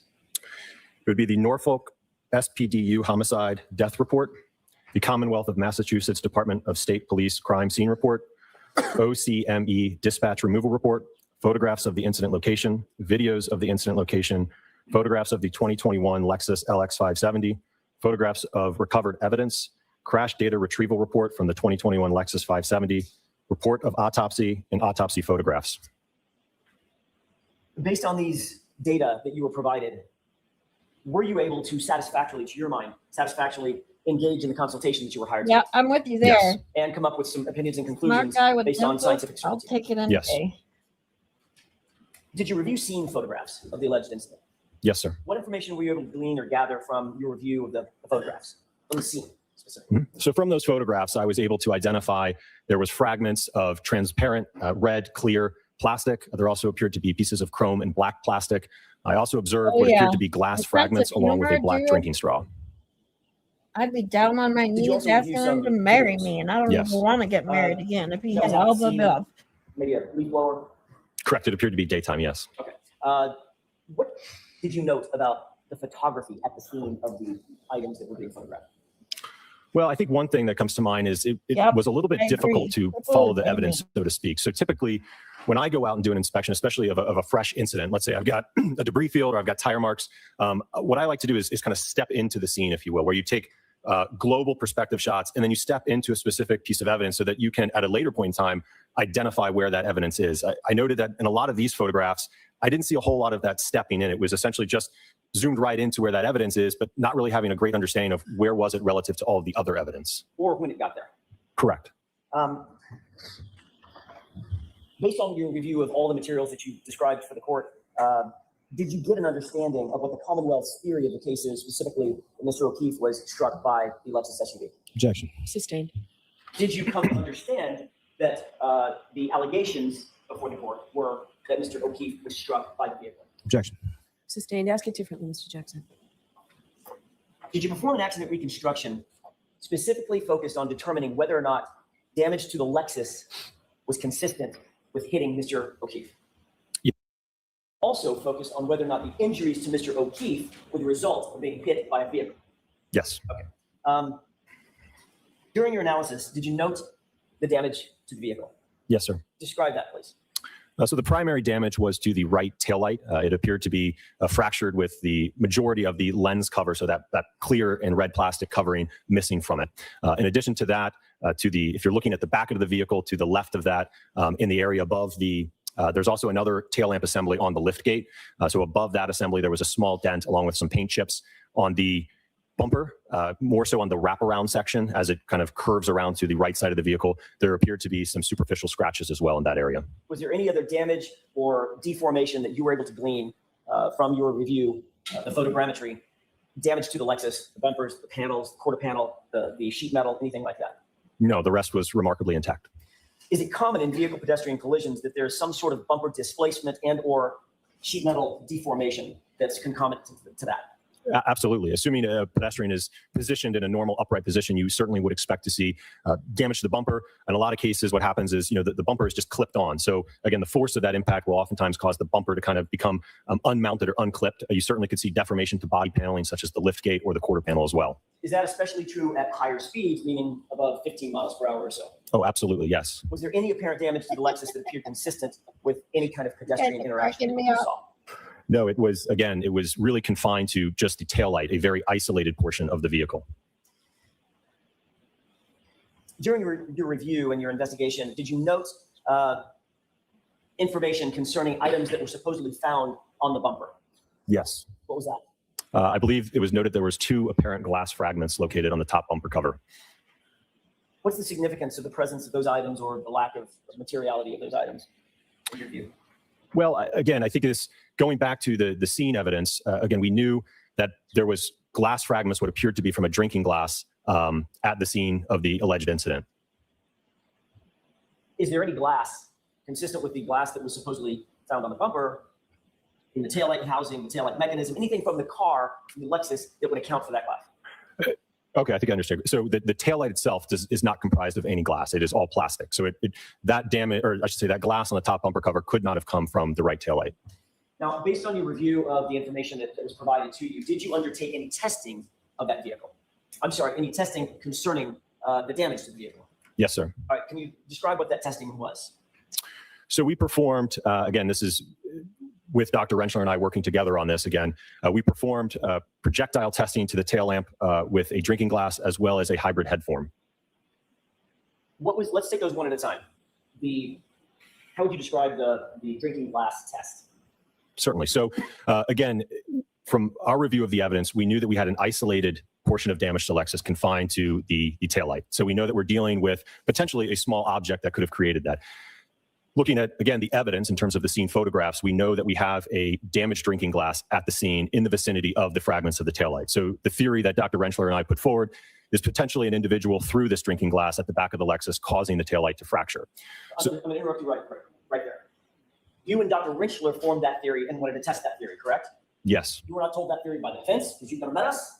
correct. You were not told that theory by the Commonwealth. You've never met them, correct? Correct. Your theory was the product of simply having some facts extant in the data. A broken drinking glass, a broken taillight, let's put them together and figure out if the drinking glass could be responsible for the taillight and vice versa. Absolutely, yes. And that was your determination of, well, we were given instructions to reconstruct this. Let's look at every single angle, correct? Absolutely. And I will note, as part of the engagement with the entity that retained us, we were asked not to do any outside research or investigation of the case. It was to be based solely on the evidence that we were provided. Okay. As a matter of fact, and importantly, while you were doing your testing, had you ever even heard of the Karen Reed case? No. So getting back to that testing, and I interrupted your flow, you were looking at whether or not the glass could have produced the damage to the rear taillight that you saw, correct? Correct. And what did you do in furtherance of making a determination about whether or not that was possible? Certainly. So myself and one of our lab technicians at ARCCA, we designed and developed a pressurized air cannon. So it was capable of firing a projectile such as a drinking glass at the taillight. So it essentially, you think of it kind of as a giant cannon, but it had a barrel, and then there was a valve that would open rapidly, and directly behind that was a pressurized vessel. And depending on the pressure, the PSI of that vessel would determine essentially the speed at which that glass would be projected into the taillight. So you literally built a cannon? Yeah, it's pretty awesome. I love it. I've seen that clip. Tell me what the results of Had your a testing really was nice with this smile. cannon that would fire Those dimples are the drinking glass. Certainly. So we performed two different tests in terms of speeds. The target speeds were 30 and 40 miles per hour. Why was that? Well, so with consultation with Dr. Rentschler, he indicated that that is a reasonable speed at which an adult male or an individual for that matter could throw a drinking glass at the taillight. Had anybody up to that point, anybody told you let me see if I can rephrase that. Had anybody indicated that there was any evidence whatsoever that John O'Keefe had thrown a drinking glass at the taillight? No. Was this another example of you and Dr. Rentschler and your team just exploring sort of every possibility and working a little bit in the blind? Objection. Sustained. What was the reason that you decided, or you and your team decided, that you wanted to approximate how a grown man could throw a glass at a taillight? Well, I think we wanted to have an understanding is when a projectile such as a drinking glass interacted with the taillight, would we get damage on the test taillight that was consistent with that of the subject taillight? Understood. So based on your theory, were you able to approximate the damage on the taillight? Yes. Describe that for us. So as I mentioned, we ran two tests. The target speeds were at 30 and 40 miles per hour. And there was a little bit of variability in terms of what our target was and what we actually achieved. So the achieved speeds were at 31 miles per hour and 37 miles per hour. So there's just depending on how the glass leaves the barrel and some of the rotation can affect some of the speed, or ultimately the end result speed to that. So what I will say though is that with the 37 mile per hour projectile into the taillight, we noted and observed that there was damage that was consistent with that of the subject tail lamp, and that the test tail lamp had the majority of the outer lens fractured and missing, broken into pieces, as well as some underlying damage to some of the internal components as well. Are you saying, well, let me ask a different question. You were able to replicate the damage to the taillight using a pneumatic cannon firing a glass at 37 miles an hour directly at the taillight, correct? Correct. All right. And that would also shatter the glass too, correct?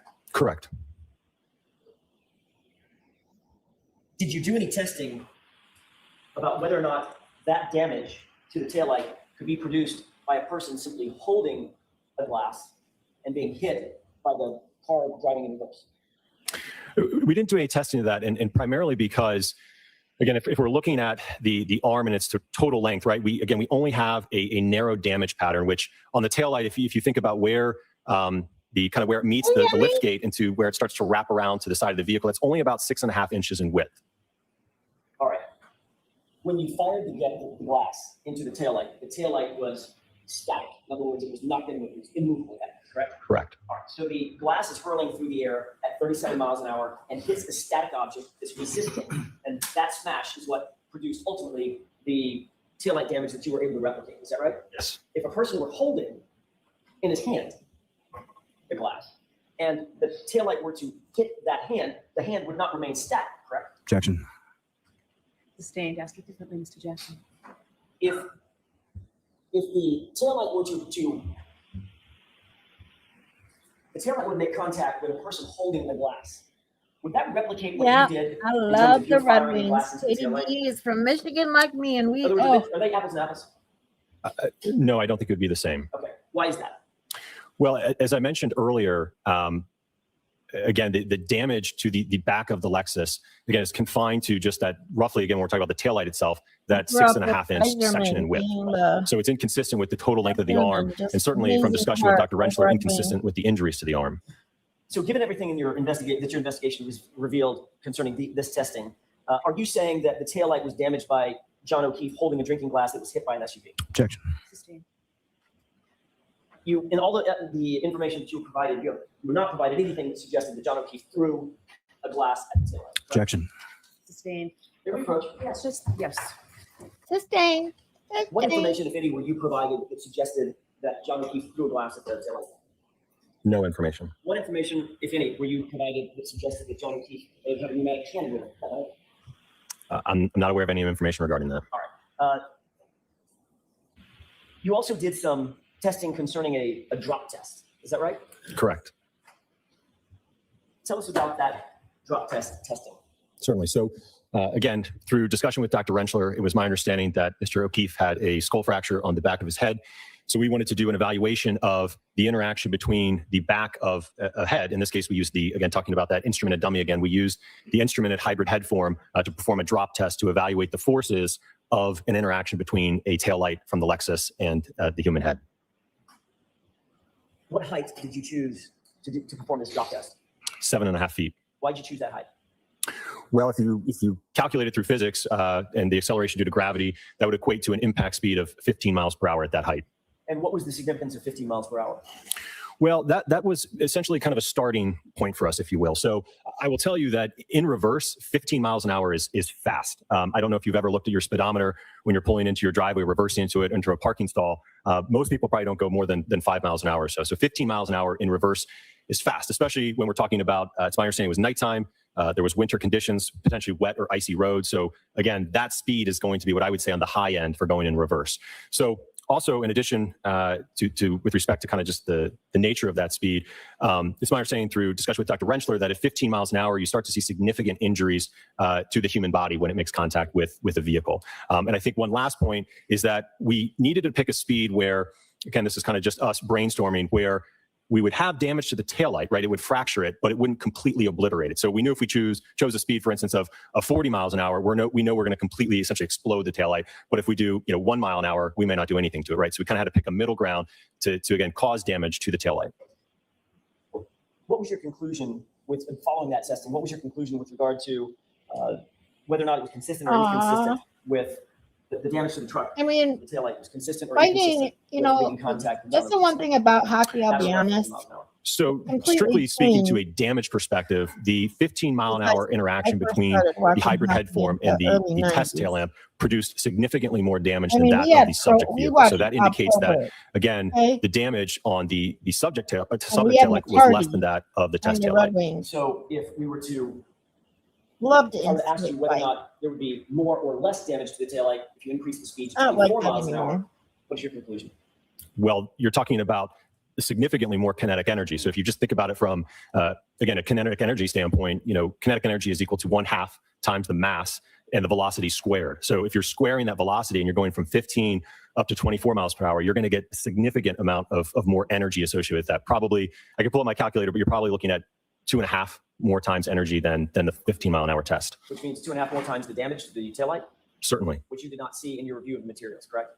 Correct. So what is your opinion or conclusion as to whether or not the damage to the taillight was caused by striking John O'Keefe's head? From a damage standpoint, it was inconsistent. I want to shift gears back to the injuries that you saw concerning Mr. O'Keefe's arm, his right arm. During the course of your investigation, did you look at photographs and investigate the injuries to his right arm? Yes, sir. What's the width of the taillight, specifically from where it meets the lift gate to the left side? I'm sorry, to the side of the vehicle, the right side of the vehicle. To the right.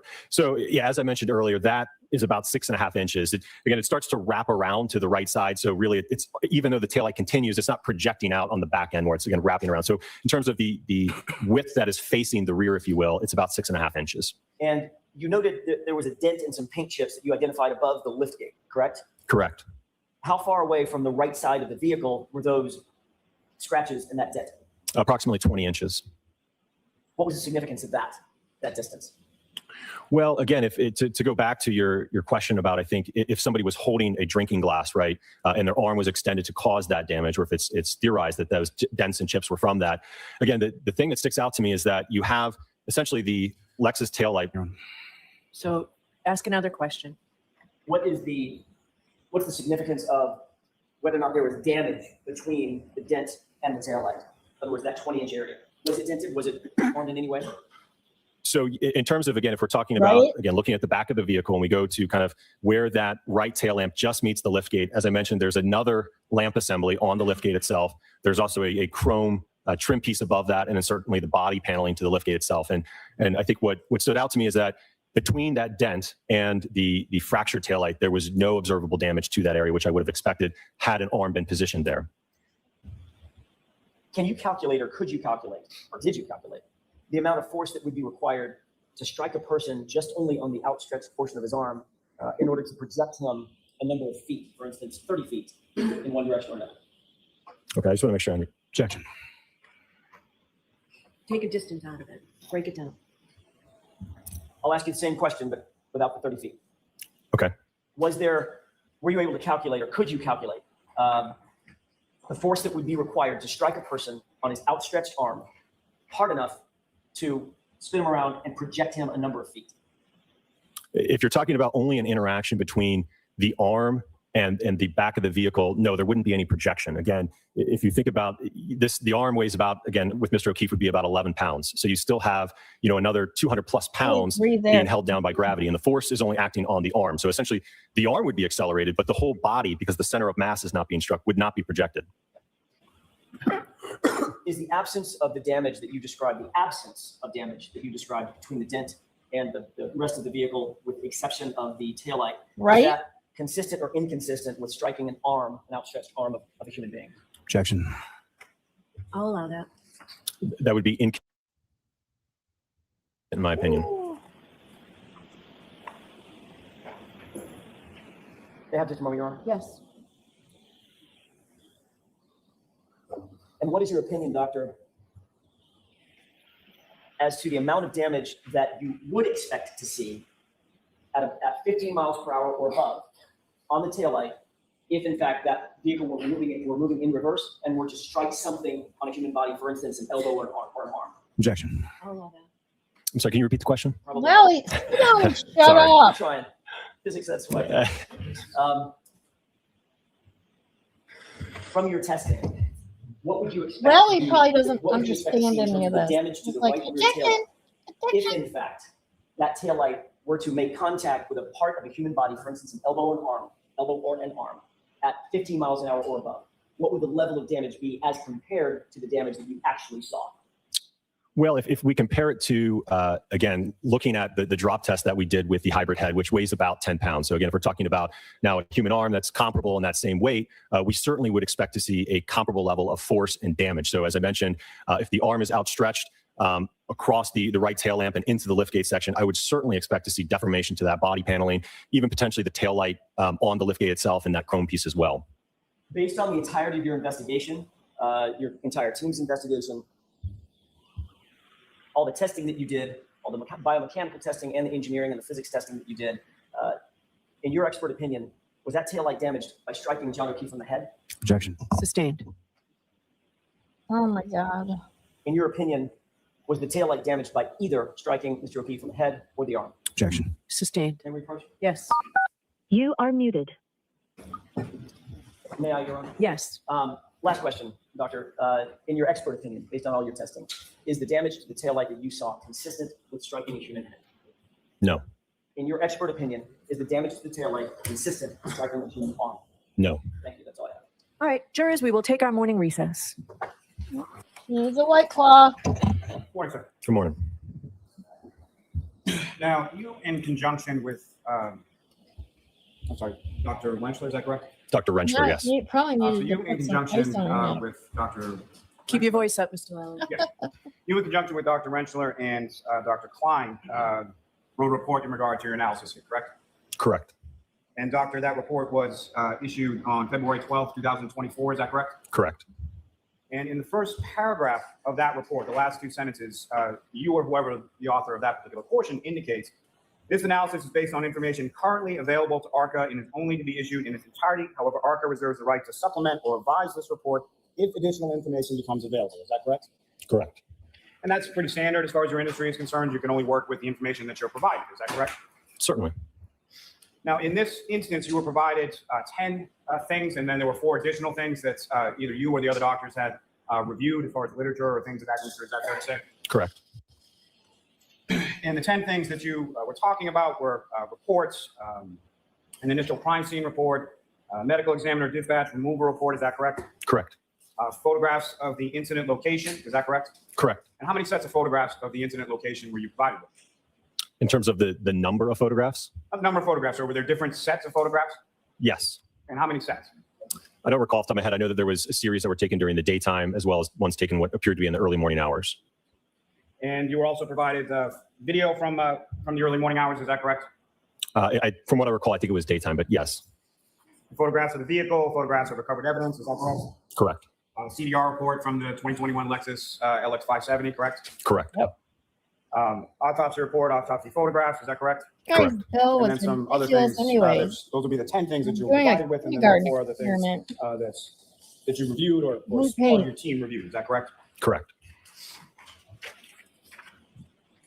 Now, in regard to there's a section in your report called review of materials, and it talks Sorry, about I need a white photographs and towel. glass fragments and plastic And a fragments cool and things of that cloth. nature, correct? Correct. You also talk about a black drinking straw that was recovered on You scene. Is looked that at correct? me a little Correct. hot and Well, bothered. there's no mention in the report about Mr. O'Keefe's shoe or Mr. O'Keefe's hat. Are you aware of those items as well? Yes. And are you aware that Mr. O'Keefe's shoe was actually found dug out from the snow, sort of flush with the curbing in front of the area where his body was found? Yes. Now, over the course of your work as a crash reconstructionist, and again, I don't mean this in any way, shape, or form, but I'm just curious. Yes, you. Typically, you're reconstructing or you're looking at someone else's reconstruction in relation to something that occurred in the past, correct? Not always, no. Well, my question is, sir, how many times have you actually been on like a live shoot where the vehicle was still in place of final rest, whether a body is in place of final rest? Have you ever been to a scene where those sort of conditions existed? Certainly. We have a rapid response team that essentially we've been on site on the day of or the week of the incident. Yes. Now, how often is that? Not nearly as often as, like I said earlier, we primarily do litigation work. So again, by the time we're retained, obviously the scene has been is no longer present.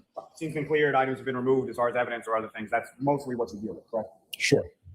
And as far as the hat that we were talking about before, are you aware that that was recovered as well? Same day as the drinking straw on February 3rd in the area where the body of Mr. O'Keefe was discovered? In the area of the front yard, yes. Now, you have some familiarity through working as a crash reconstructionist with pedestrian collisions, correct? Correct. Is it common or uncommon for in the course of a pedestrian collision, for a shoe or glasses or a hat or something to fall off of that pedestrian in the collision sequence near where the area of impact occurs? Well, I think that depends on the interaction between the two. If we're talking, if it's more of a side swipe type interaction, if we're just talking about an arm, for instance, contacting the vehicle, no, I would not expect the shoe to come off. If it's something where the entire body is interacting with the vehicle, then yes, there's a greater likelihood that something like a shoe will come off. Yes. So that is consistent in general terms with a pedestrian collision of the shoe coming off, correct? Again, based on the interaction between the two. I wouldn't say it's a blanket statement that, again, in all pedestrian interactions, you will have a shoe come off. And that's not the question I was asking. So what I'm asking is it generally consistent with pedestrian Wow. collisions, the shoe may come off? Really turned into a totally different person. Shoes can come off in a pedestrian impact, yes.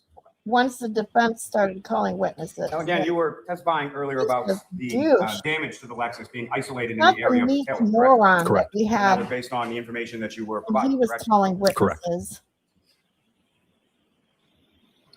Now, with respect to any of the materials that you were providing, was there anything in the materials that you were providing that indicated that just the arm or outstretched arm of Mr. O'Keefe interacted with the vehicle? No. And based on your review of any materials that you were provided, was there any I information feel bad stating for all that Mr. that O'Keefe jelly was struck in uses the back in of the the head morning. by the tail light assembly of. They get that sideways mohawk he's got And always based going on on. any of the materials, let me ask you, based on any of the materials that you've provided, were you aware that Mr. O'Keefe is on video exiting from the bar minutes before crash occurs at approximately 12:11 a.m. holding a cocktail glass in his right hand? I'm not aware of that video. Now, other than the materials that we just went over, as far as the 10 things that you were provided, you weren't provided anything else, is that correct? That would be correct. And so sort of the questions that you endeavored to answer, those were questions that you didn't know from any of the materials that you were provided, is that correct? If I understand your question correctly, there was nothing in the material that indicated the questions we were to answer, if that's what your question was. That is my question. So there was nothing in there, is that correct? Correct. I may have a moment, Ron. Yes. You talked a bit about, you have some extensive background in human factors, correct? Correct. And as far as visibility, in particular, have you ever conducted a visibility analysis? Absolutely, hundreds of times. And you talked a little bit about conspicuity, is that correct? Yes. And part of conspicuity, at least one of the factors, would be a reasonable expectation of, in particular, when you're talking about a pedestrian. Part of the conspicuity factors would include sort of a reasonable expectation that a pedestrian would be in the path of the vehicle. Is that fair to say? I don't understand your question. When you're talking about conspicuity or visibility analysis, in particular, you're talking about something called PRT, or perception reaction time, correct? Well, that occurs after recognition. So first, a driver has to recognize that there's a pedestrian there before they can actually respond to it. So once they've recognized the pedestrian, then you start the perception response time where, again, the driver has identified what the hazard is. They're making a decision about what to do. They might be moving their foot from the accelerator pedal to the brake pedal. So again, kind of that's the action or the time frame in which the driver is undergoing action to potentially mitigate the collision. And perception reaction time, that's a pretty commonly used industry sort of standard as far as crash reconstruction goes, correct? Well, I would say that it's used in the field of accident reconstruction, but as I mentioned earlier in my testimony, there isn't a blanket number in terms of perception response time. As I mentioned, it's based upon the hazard that the driver is presented with. Again, if you've got a pedestrian crossing the roadway, that's going to be one particular perception response time based upon studies and naturalistic data versus a driver suddenly stopping in front of you, right? It's not the same perception response time in every scenario. Understood. There's different variables that may affect that as far as someone's age, as far as the lighting that's available, other things. Is that correct? Sure. And one of those things might be the reasonable expectation of a pedestrian being present in the roadway as you're driving along, correct? Expectancy can play a role, yes. In expectancy, what we're talking about is sort of the disparity or the difference between driving along a country road where there's no houses for miles and miles versus an urban area where there's crosswalks every 15 feet, correct? Sure. Now, in that expectation of privacy, how high would that be if we're talking about a pedestrian that actually exited from the vehicle that then strikes? I don't understand your question. Let me ask you this. If the operator of the vehicle has a passenger who then exits the vehicle and goes towards the back, would there be a high reasonable expectation that the pedestrian would be located in that area? I don't know if I would classify it as high. What would you classify it as? I honestly don't know that I have a classification to it. Now, you never looked at the defendant's vehicle in this case, correct? Correct. Are you aware that the defendant's vehicle is still in police custody and available for inspection? I'm not aware of that. Did you ever ask to look at the defendant's vehicle? No. Now, a typical pedestrian strike, for the most part, involves a pedestrian in front of a vehicle as it's coming down the street. Is that fair to say? That can be one type of interaction, yes. Is that more prominently seen as far as your field than a rear collision? I would say that's fair. And there are various types of sort of interactions that the pedestrian can have with the vehicle in order to cause and sort of sustain injuries. Is that fair to say? What I would say is that there's certainly, in terms of how the pedestrian interacts with the vehicle, in terms of whether they're being wrapped onto the vehicle or projected forward, certainly there's different types of interactions, yes. So there's like a wrap and forward projection type of collision sequence. Is that correct? Those are two common, yes. There's also something called a fender vault. Is that correct? Did you have a nap, James?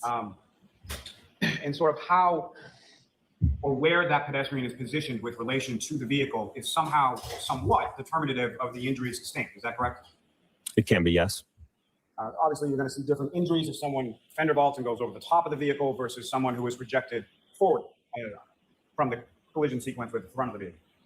Just to clarify, again, in this matter, I was not assessing injuries. That was Dr. Rentschler. I don't have an opinion. What I'm saying is based on your experience, so that you understand that there's a difference in the injuries that you might expect based on the type of interaction that a pedestrian has with a vehicle. Yes.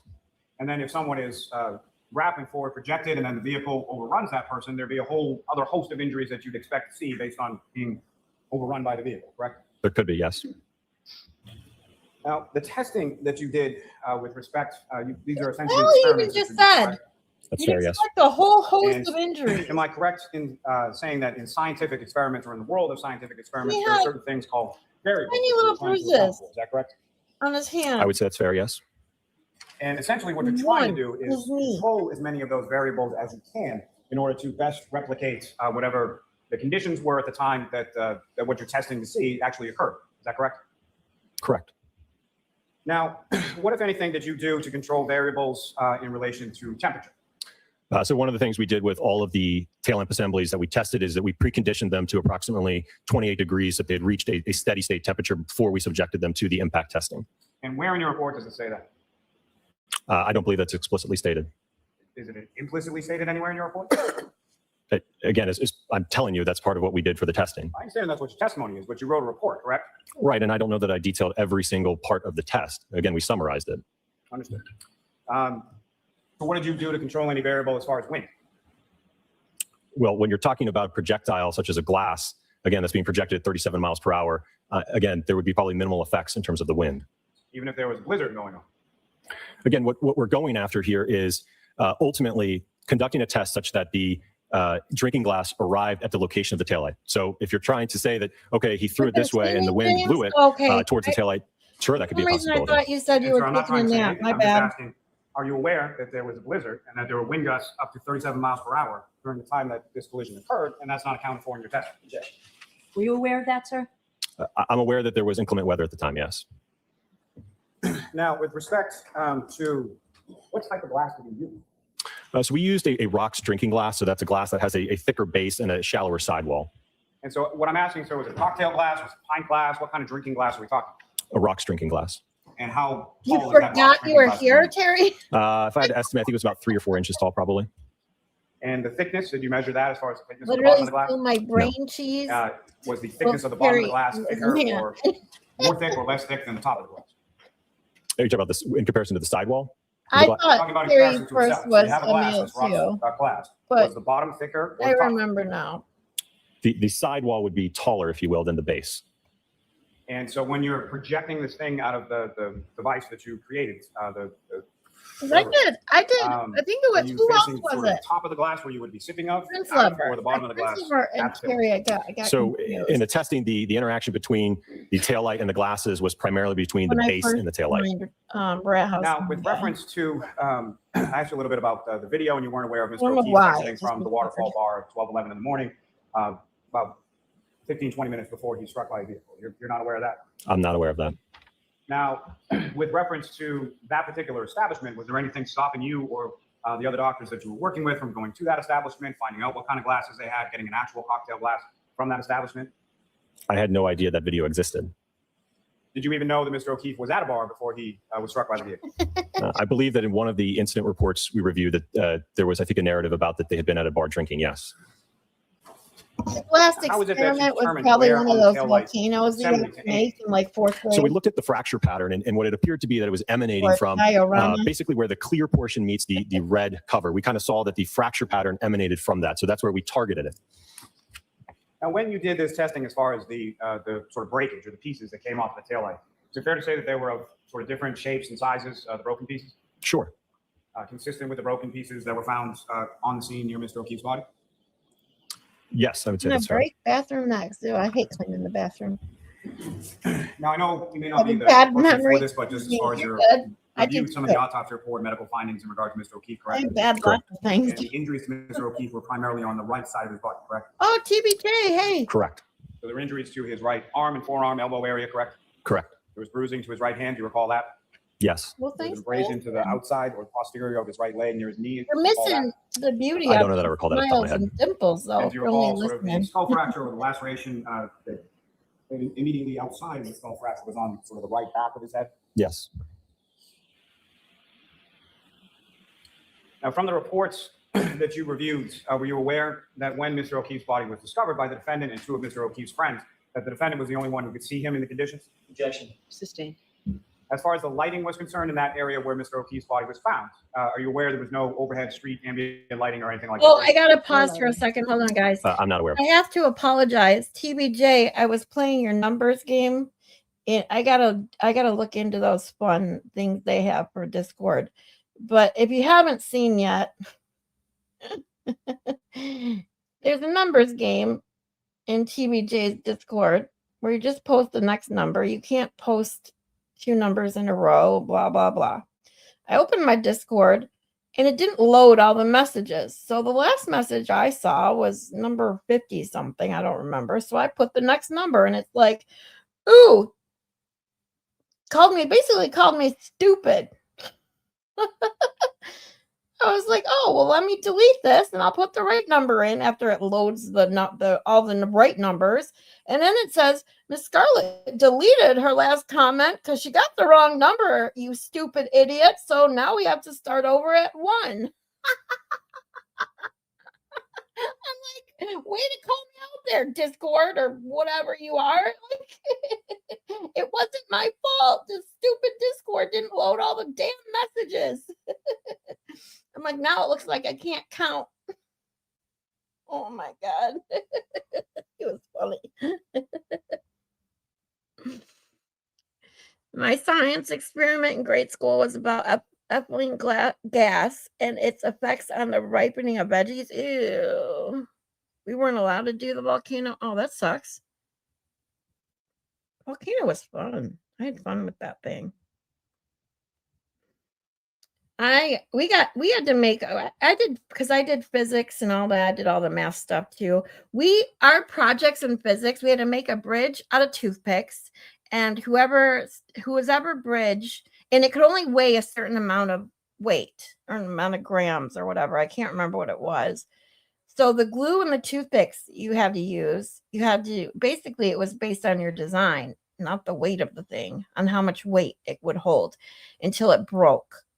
And whoever held the longest got the highest grade, and then it went down from there. That was 1. 2, we had to build a mouse trap kind of contraption that would have it had to have at least 7 steps and would light a match at the end of it. I had fun with that one too. I liked that one a lot. And then we had to make a race car without any sort of like electric anything. It had to be like you could use a made slingshot or whatever to get it going, and then whoever went the farthest got the highest grade, and then down from there. So I had a lot of fun in those classes. My physics teacher was awesome, and the projects he had us do were a lot of fun. Oh, no worries. It happens more than you think. I just felt stupid. Because then it wasn't even my fault. Like I said, Discord didn't load all the messages. And then it was like, hey, Miss Scarlett's dumb. She can't count. So we need to start over from one. It was just the way it called me out. Like, thanks a lot. Anyone here watch March Madness? Michigan is annihilating Tennessee right now. I don't really like basketball, I'll be totally honest with you. I don't mind going to games, like just basketball. Same with baseball. I don't mind going to baseball games, like Tiger games here. But watching it on TV just bores me to tears. My son likes basketball. He's the one that used to keep me up on the basketball stuff. We had to make an egg drops 2 stories without breaking for physics class. Oh, that's fun. I ended up with 100% for the year. I love physics. Yeah, I did too. Like my physics teacher, just the way he made it so fun. I loved it. I mean, I always liked math and statistics and stuff like that anyways, which is why I took AP Calc my senior year, even though I didn't have to, just because I liked it. A reader says, I can't watch basketball. The squeaking shoes sets me off. Hey, I get that too.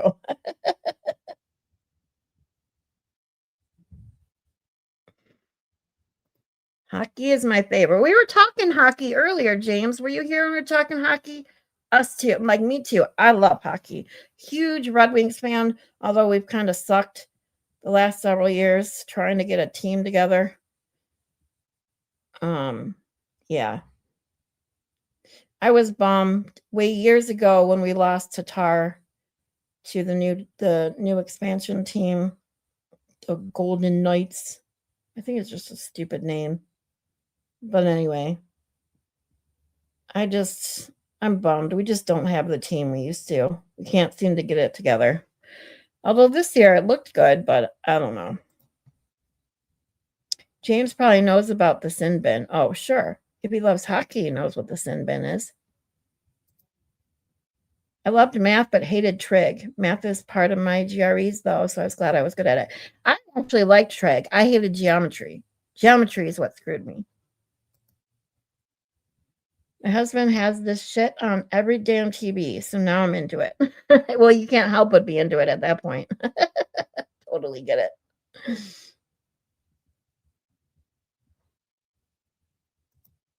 How do I feel about the Kraken? Yeah, that's an even dumber name, I'll be honest. Especially since, they stole basically the octopus kind of idea from the Detroit Red Wings. I mean, you couldn't go to Joe Louis Arena without 1,000 octopi, being thrown around. And now the Kraken, it's just dumb, in my opinion. I played Pee-wees and Bantams, spent some time in the sin bin. There you go. See, James knows what the sin bin is.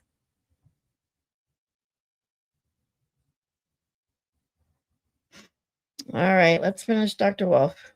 I could talk hockey for a while. What was the deal with the octopus? What do you mean, what was the deal with it? It was awesome. The octopi were always, they were always relatable with the Red Wings. And then the expansion team, the fucking Seattle, right? Seattle Kraken come along and steal the kind of, just bullshit. Oh, what did it mean? To be honest, I have no idea where it started, or what it really meant. It was just I don't know. Let me look it up, actually. So let's see. Why did Red Wing fans start with the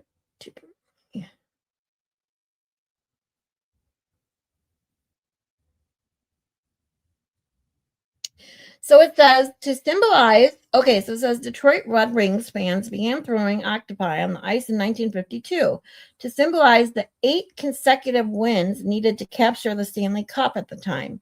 Brothers Pete and Jerry Cusimano, fish market owners, threw the first one at Olympia Stadium on April 15th, 1952 to represent the 8-0 run required for the championship. Pete and Jerry Cusimano, who operated a fish shop in Detroit's Eastern Market. So there you go. I learn something new every day.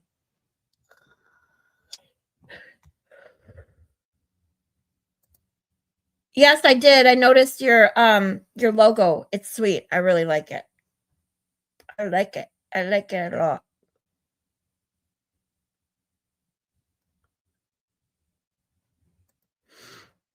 Imagine the person who tucks an octopus into their jacket, carries it in just to throw it on the ice. Like, seriously. Sorry, but it's just wrong. Hey, I never carried one. I don't think I would have wanted to carry one in there, especially on how small Joe Louis Arena was. Oh my God. But hey, it was fun to watch it. You got bored? I really like it though. The colors are cool too. That's a pretty gross tradition.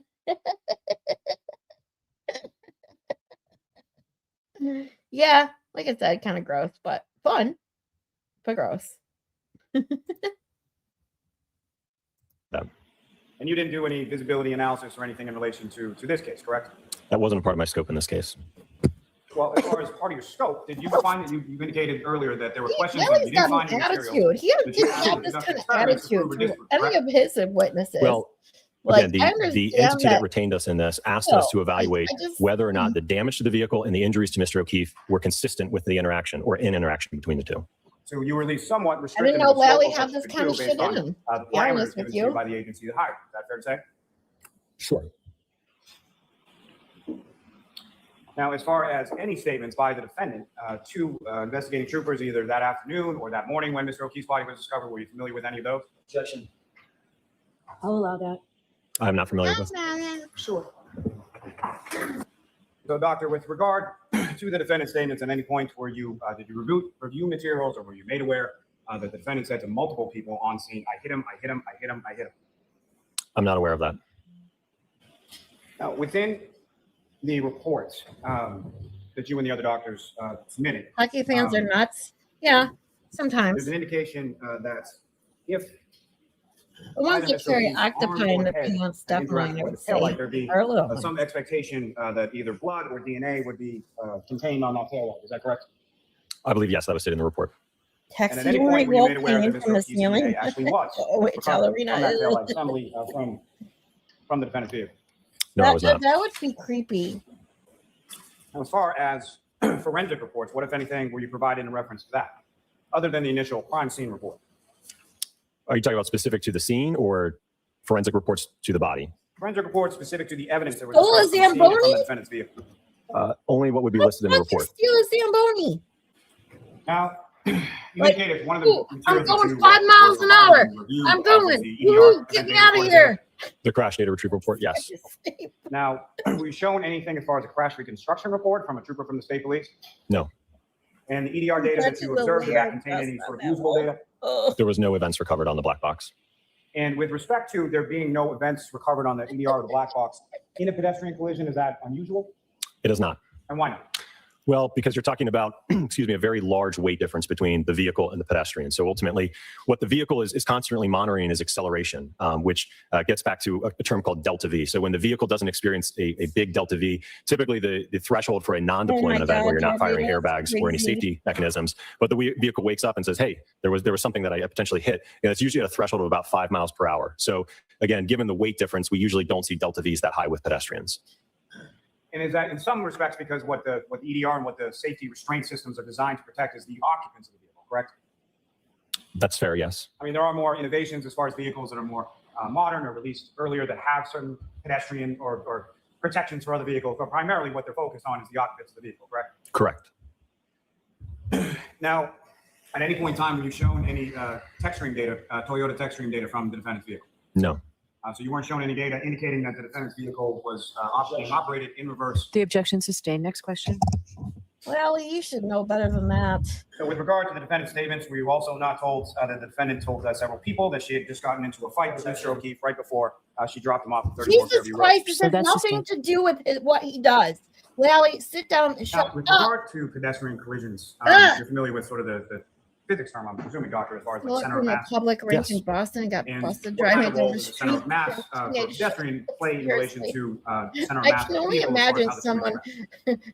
Well, it depends again on the vehicle They can get structure. away with And Zamboni. again, when you're talking about where's the hood height, the bumper height, and the CG or the center of gravity of the pedestrian, that again will kind of dictate how they interact with between the vehicle and the pedestrian.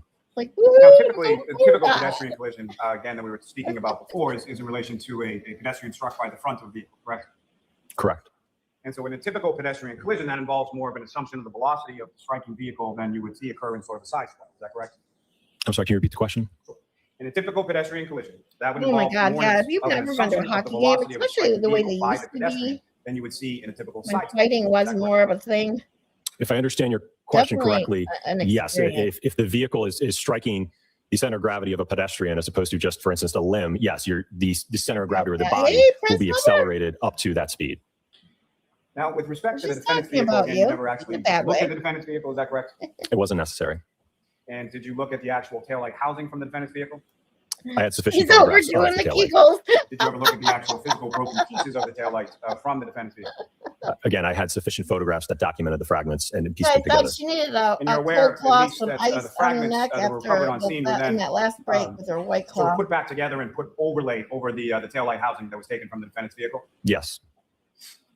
And through any of the pictures of the photos that you observed, did you ever see a piece of metal protruding underneath the broken and shattered plastic pieces from the taillight?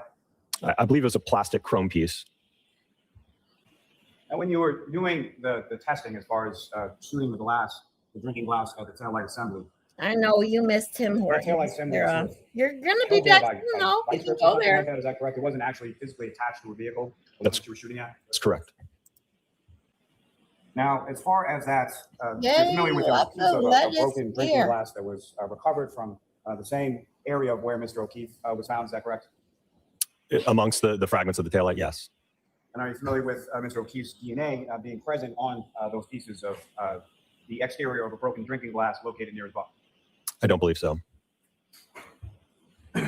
Now, as far as Mr. O'Keefe's clothing, his fingernails, are you aware that there was DNA of Mr. O'Keefe and no one else recovered from both his fingernails and from a variety of areas of his clothing? Objection. Sustained.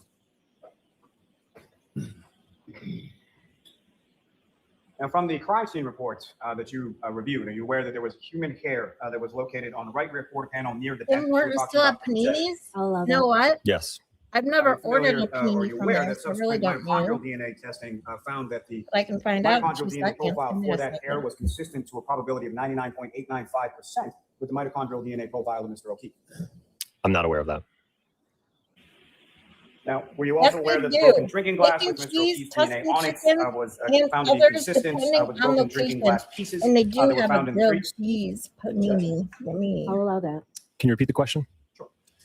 Were you aware that the pieces from the exterior of the broken drinking glass found near Mr. O'Keefe's body with his DNA on it were then found to be consistent with pieces of broken drinking glass that were located in the street of 34 Fairview Road? Yes.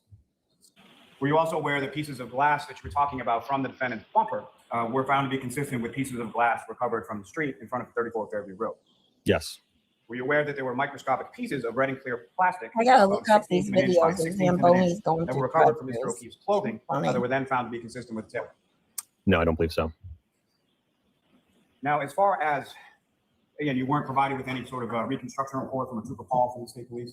No, I was not. You're not aware that he took measurements from the ground to where certain items were on the vehicle? The objection sustained. He didn't see the report. Sure. Now, doctor, in the course of your analysis or review of materials here, were you ever provided with a video of the defendant backing out of a garage and making contact with Mr. O'Keefe's vehicle in his driveway at about 5:07 in the morning on January 29th? No. Now, as far as from your review and your testing and everything that you did in this case, if a collision occurred at a lower speed, say 1, 2, Oh, I've been anywhere from 0 to watching. 5 miles an hour, You would can't that, help but notice it at the create corner of your damage to eye. the taillight that you observed in this Like, particular case? it's nonstop. At that speed, no. So there were about 10 items that you were provided that you reviewed, is that correct? Correct. And a number of different items that I just asked you about that you weren't provided with or you weren't aware of, correct? Correct. And again, in your report, in the very first paragraph, you indicate, however, ARCCA reserves the right to supplement or revise this report if additional information becomes available, correct? Correct. I have nothing further. All right, Mr. Jackson. Thank you, Your Honor. Very briefly, Dr. Wolf, you were asked on cross-examination a couple of questions about hair, DNA on the outside of the taillight lens, I'm sorry, the taillight housing, and glass material. You recall that? Yes. Does any of that change your opinion about your opinions and conclusions in this case? Objection. I'll allow that. Absolutely not. You brought it up, Lally. What is your conclusion as to whether or not Believe the me, damage just to the vehicle object to that. and He's the one that injuries to the fucking human brought being it are up. consistent or inconsistent with the vehicle in our Objection. Sustained. All right, Dr. Wolf, you are all set, sir. Thank you. Ooh, you are all set, Dr. Wolf. I'm gonna miss you. Oh my god. I was freaking out. Oh, Sarah's hungry now. Let me see how long Dr. Runchler's testimony is before we get completely going It's here. also the evidence of the court during the case that you should treat the whole truth and nothing. Let's see. Oh, it's only 34 minutes. 38 minutes. Let's go. You guys are up for Dr. Runchler? Let's go. He is fucking hot. Sorry, he is.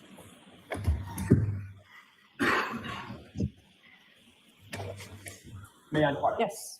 Doctor, could you please state your first and last name, spelling your last name for the record? We were all Certainly. gushing Andrew over him Rentschler, earlier. Dr. Wolf. RENTSCHLER. Just so no one thought we were actually I'm a talking about biomechanical Dr. engineer and Runchler. accident reconstructionist. Sorry. And who do you work for? He's not. I that work for a fucking company hot. called ARCCA LLC. How long have you been in that position as the, working for ARCCA, first of all? I've been with ARCCA for about 16 and a half years now. You indicated that you're the director of biomechanics and human factors, is that right? I am. I'm a vice president and the director of biomechanics for the Midwest Division. Can you tell us what education, training, and background qualifies you to perform Right. your duties as the director for biomechanics and human factors? Sure. Well, I've got my BS in mechanical engineering with a minor in biomedical engineering from Carnegie Mellon University in 1995. I then went on to get my master's in bioengineering and biomechanical engineering from the University of Pittsburgh in 2002. And then I went to get my doctorate or my PhD in bioengineering and biomechanics from the University of Pittsburgh in 2004. Doctor, do you specialize in research and analysis to evaluate specifically the study of the relationships between crash injuries and crash forces? I do, yes, sir. And when I say crash injuries, we're talking about to human beings. That's right. Injuries to human beings, whether it be in a crash, motor vehicle accident, slip and fall, industrial, any type of setting where there's an injury to the human body, I evaluate basically that event and the mechanisms responsible for producing those types of injuries. Doctor, does it also include the study of and understanding of human kinematics? It does, yes. As well as human tolerances? Yes, sir.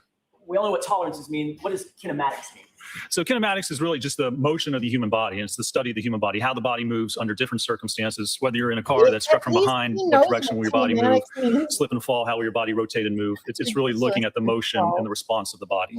Are you certified by any What a professional difference. associations? I have a PhD. There's no professional licensure for biomechanical engineering. PhD is the highest basically certification you can get. And I'm also a member of SAE, Society of Automotive Engineers, as well as the American Society for Mechanical Engineers. Have you received additional training and education in further beyond your PhD and the associations that we just talked about? I have, yes, sir. Can you describe, without going through all the detail, describe the kind of continuing education that you engage in? Well, I attend seminars and professional classes with respect to biomechanics as well as action reconstruction, but looking at new technology and research with respect to injuries. For instance, motor vehicle accidents, if there's new safety measures such as airbags, seatbelt pretensioners, auto detection devices on vehicles. So really kind of staying up to date with the current research and literature that's out there. So I'm your probably, specialty Gia, I'm is 47. your subfield, if you will. When did in McDonald's have pizza? terms of your engineering degree and education is literally in Yeah. action reconstruction. And These the guys effect are that accidents definitely more instantly have reliable on the than human Blue body. Man, Is that right? Welcher, and It is, Oh. yes, and biomechanics is really, it's looking at injury to the human body.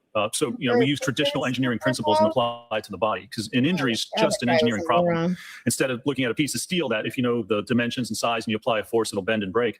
We look at the human body. How much force does it take and how does the force have to be applied to get a humerus fracture or an intervertebral disc injury or any type of injury? There's specific forces and mechanisms you need to produce those injuries. And that's what I do as a biomechanical engineer. Is there a difference between a biomechanical engineer and a doctor There is, yes. in terms of injuries? Yes. Tell us about that. So we really approach injuries from two different directions. Someone has an injury, you go to the doctor, you go to the hospital, the medical doctor will diagnose that injury, determine the best way to treat it, and determine what the prognosis is. As a biomechanical engineer, I look at that injury from a different direction.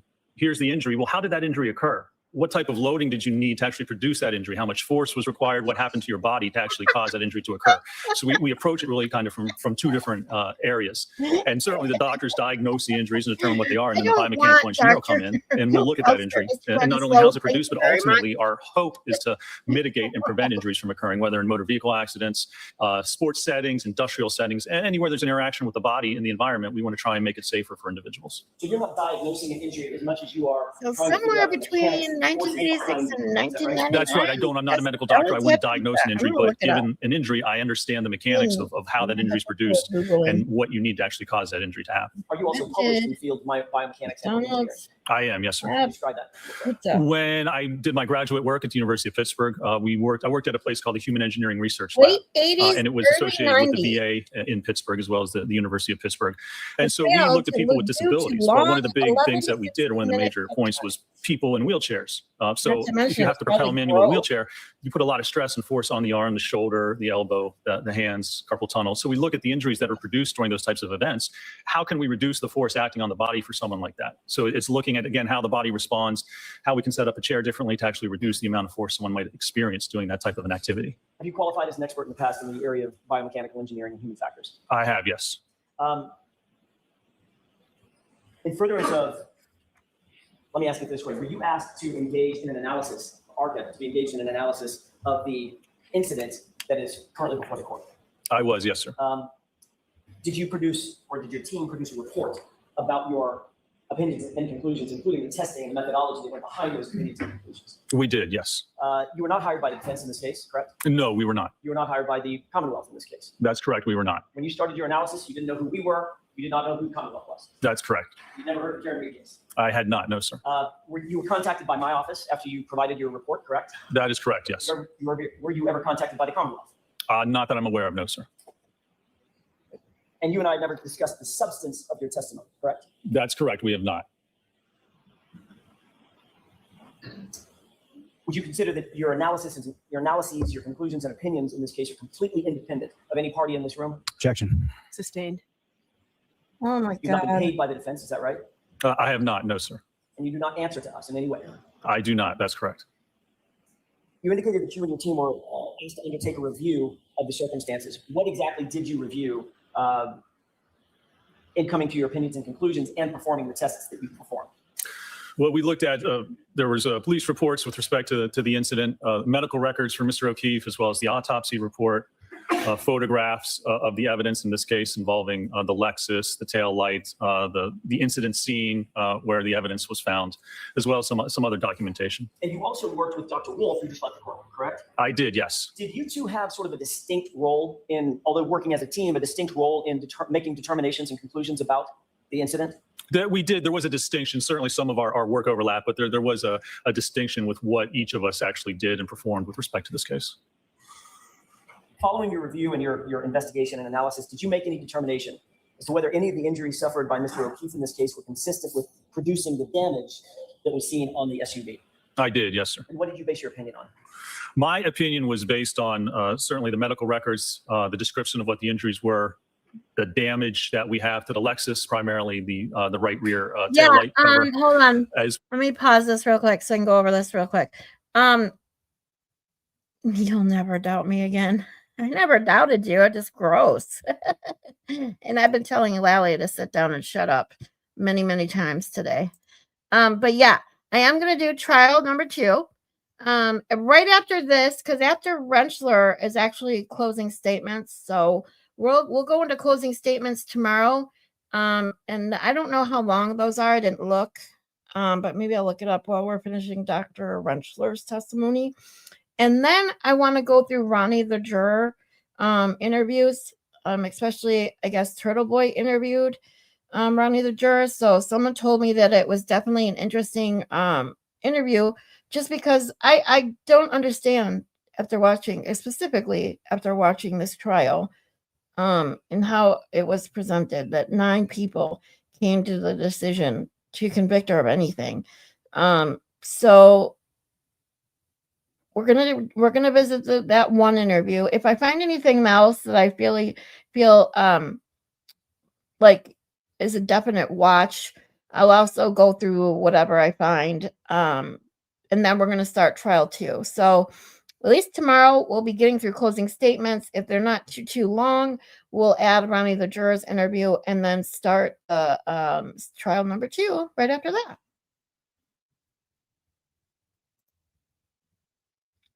She gives them a time limit. Oh, okay. Well, that's great. I will find out what it is real quick. Give me one moment. Oops. Turtle Boy interview is eye-opening and will probably piss you off. Wow. Yeah, that's what I've heard. So that's why I'm definitely interested in going over it before we start trial 2. Because I don't get it. The jury instructions and juror form weren't clear, and that's why she wasn't acquitted. Yeah, I've heard, because I did know, we talked about this a little bit the other day. I talked about a little bit with it, Kazi G, is that the form I know had issues because they brought it up in trial 2. Was like, we're going to have I remember when, I think it was Alan Jackson stated, we're going to have the same issues as trial 1. And I did also hear that there was a huge discrepancy and almost bias in the jury, the verdict form, where the word guilty was on it 9 times and not guilty only 3. So it's just weird. That's just crazy. 1 hour time limit. All right. Bonus. So that means tomorrow, if it's only 2 hours of closing statements, and we obviously know what the verdict is, but we will watch when she delivers the hung jury, whatever I can find on it. And then we'll get into Ronnie the juror tomorrow, juror interview tomorrow too. So we'll go over closing statements and any juror interview from trial 1 that I can find. I don't know if there's any others, but I was going to do some digging in case there is one besides the one he did with Turtle Boy. The form was ridiculously overcomplicated. Yeah, that's what I heard. Like, that's insane. Moni G, what's up? She's cooking dinner, so just listening. That's okay. I hope you have a great dinner, honey. All right, let's finish up Dr. Runtler. Well, as we perform testing to evaluate the strength of that taillight cover and look at the damage associated with different types of impacts. And also to look at the overall evidence of where everything was found, where Mr. O'Keefe was found, what the injuries were, how they may or may not have occurred based on the damage we have to the vehicle. So did you look specifically to find whether or not you could determine the forces required for Mr. O'Keefe to suffer the injuries that you saw in the records, medical records, et cetera? I did, yes. I determined in my analysis whether there was sufficient force with that damaged taillight and interaction with that taillight to produce any of the injuries that were listed or diagnosed in the autopsy report in the medical records. What, generally speaking, what injuries would you expect to see in a vehicle-pedestrian interaction at, say, 24 miles per hour? Objection. I'll allow that. Just generally, Doctor, if you would, please. Yes, Your Honor. So 24 miles an hour, once you get up to that speed, you start to see fractures. You see significant ligament and tendon damage. I mean, usually about 15 miles an hour, 50 mile an hour impact is where you start to see damage to, for instance, the leg and the knee. At that speed, you're going to produce, if you impact the vehicle, you're going to produce upwards of 1,000 pounds of force on the body, depending on what part of your body impacts the vehicle. So certainly at 25 miles an hour, you start to see significant injuries occur. Is that true for any part of the body that is struck, whether it's center mass or an extremity? 1,000 pounds of force because of the speed of the vehicle? Well, so force is equal, Newton's second law of force is equal to mass times acceleration. So the acceleration is going to be the same. It depends on the mass of whatever body part's being hit. So from the testing that we did at 15 miles an hour, we used a head form, which weighs about 11 pounds. And that produced almost 1,000 pounds of force, a little under that for the head. So anything that weighs 11 pounds is going to produce almost 1,000 pounds of force. The heavier the object, if you get hit center mass, that's going to be even greater force because that's more mass than just 11 pounds. So the acceleration is the same for each body part. It just depends on the weight of the body part and how heavy it is to determine the force that's actually exerted on the body.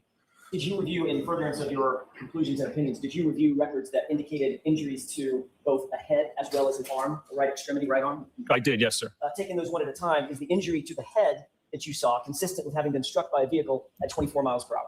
It is not, no, sir. Can you explain why that is? There's a couple of reasons. First of all, and the main reason is that like, to get the injury, it was a fracture at the occipital region of the head, which is basically on the backbone part of the head. Like, so in order to have that part of the head contacted by the tail, you would somehow have to have a configuration or be standing in a manner that the rest of your body doesn't get hit because there's no other significant injuries to the body. If there's enough force to cause a skull fracture, then there's going to be certainly enough force to cause injury to the rest of the body. So first of all, you have to determine how could you configure somebody could actually be standing to have only the head impacted, the back of the head. And even if that was the case, if somebody positioned themselves in such a manner to have that occur, you're still going to see other injuries related to that. For instance, with the cervical spine, over 1,000 pounds of force acting on the head, you're going to get significant cervical injuries, fractures, disc injuries, tendon and ligament injuries. So the fact that we only have that head injury and only damage to the occipital portion of the skull is inconsistent in this case with being struck by that tail light. And then there's also the evidence that we saw when we did the testing at 15 miles an hour where we dropped the head form. So that would be akin or like a vehicle backing up at 15 miles an hour hitting the head. We had more damage to the tail light in that test than what we saw with the subject tail light cover. So if you're going 24 or 25 miles an hour, even faster, you're going to see even greater damage, greater fracturing of that rear tail light. And we just don't have that in this case. So both the physical evidence as well as looking at the biomechanical aspects of it are inconsistent with that head injury occurring due to impact with the rear of the Lexus. Shifting to the arm, are the same forces at play if instead of the head making contact with the tail light, it's an outstretched arm, for instance, at the elbow area of a human being, a person 73 inches tall, weighing 215 pounds. Objection. The objection sustained. Ask me differently. Sure. Shifting to the arm, are the same forces at play if instead of making contact with the head, you make contact with an arm, an outstretched arm? They are. I just explained the force is mass times acceleration. So if the arm weighs the same as the head, you're still going to get that same force, almost 1,000 pounds. Does the arm weigh the same as the head? It does, actually, almost identical, because your arm, just one of your arms, including the hand, forearm, and upper arm, is about 5% of your total body weight. So for someone who weighs 216 pounds, that comes out to about 10.8 pounds. So your arm, Okay, basically hold your on, I whole gotta arm is about pause the this same. and ask everybody. Sarah says, I can't remember where or by who. Didn't we learn that a trial juror was Lally's friend? I never heard that. Is that true? Does anybody know?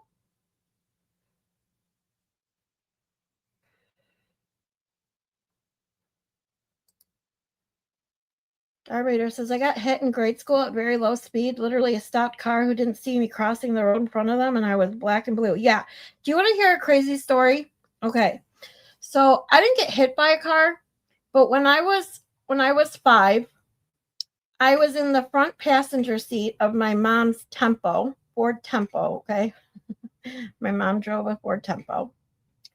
And she was taking my brother to school, and I wasn't in school yet because I turned 5 in March. So she's taking my brother to school, and I was leaning back then when I was little, when I was 5 years old. We could ride in the front seat, and she would only drove him. It was only 2.5 blocks to the school. So I was in the front seat, leaning against the door, because not only could we sit in the front seat back then, we didn't have to wear seatbelts when I was 5 years old.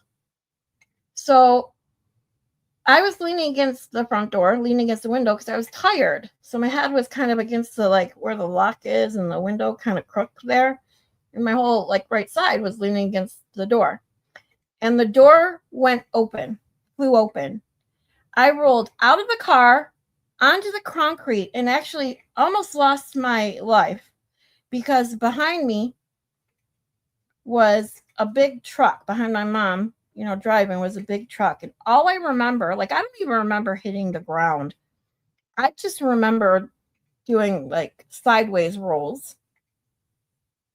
And the truck and almost, coming close, pretty close to me. That's all I remember. I remember the truck more than I do not remember hitting the ground at all. And so then I remember, more than anything, I remember the fact that my shoe came off. Speaking of one shoe, one of my shoes came off, and my mom ran it over. And she thought she ran me over. So you can imagine the blood-curdling screams I heard from my mom. That's all I remember. I don't remember any pain. I don't remember hitting the concrete. I only remember the rolling and the screaming from my mom. And it was crazy. My mom had pictures of me. And like I said, I didn't get hit by the car, but I fell out of a moving car. And thankfully, it was a side road. So speed limit was 20 back then, I think. It wasn't even 25 yet. It was 20. So I don't even think she was going 20. She was probably going 15, because that's how my mom was. So thankfully, I wasn't going that fast. And I had the worst road rash, cuts, bruising that you could possibly imagine to see on a kid. Okay? But I don't remember any pain. And this was, like I said, probably 15 miles an hour, maybe even less, because my mom was a very slow driver, granny driver, when I was little. So, yeah. So a car going, let's say they were even going 10 to 15 miles an hour and hitting someone, you are going to have bruising and broken bones and geez, oh Pete. Not to mention thinking that it's got to be over 24 miles an hour with the way these guys explain it. It's insane. Annie says, I didn't hear the juror one, but the deputy put in charge. Yes, I did hear that. the deputy that was in charge of the jury was like it was almost like referred to almost like that chick from the Alec Murdaugh case, like almost had influence over the jury. Supposedly told the jury, or no, was it the jury foreman? Supposedly told the jury, the rest of the jury, that they weren't allowed to ask the judge questions, something like that. Reverse the same gear as first gear, so your speed is restricted. Many manufacturers capping it around 15 miles per hour. Yeah. I used to drive a stick shift. I loved driving a. No, I'm not going to finish that sentence. You guys will, somebody will clip it, make some sort of funny statement with it. But you know what I'm getting at. Happy Annie Trooper John Fanning, who is also involved in the Birchmore case. Oh, okay. So that was the one that was in charge of the jury, right? Trooper John Fanning, right? Yeah, shock is definitely kind to the body as far as remembering the feeling, but it doesn't take away the injuries that you obviously are going to get. I can only imagine both of your fear. Well, I'll be honest. I have to thank my age for that one. I wasn't even that scared. It was my mom screaming that did anything. It wasn't even that I fell out of a car. It wasn't even really that I almost got hit by a truck. It was my mom screaming that freaked me out.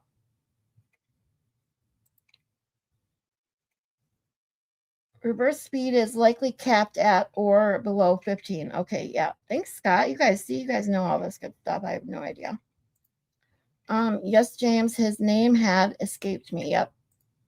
That's why they hid the x-rays. Yeah. When I was watching trial 2, I remember specifically thinking through all of this ridiculousness, where are the fucking x-rays? What kind of medical examiner in hospital doesn't do x-rays? Are you fucking kidding me? And then who was it that which doctor or who was it that was like on the stand and out of nowhere x-rays were like, yeah, I saw the x-rays. Like, what?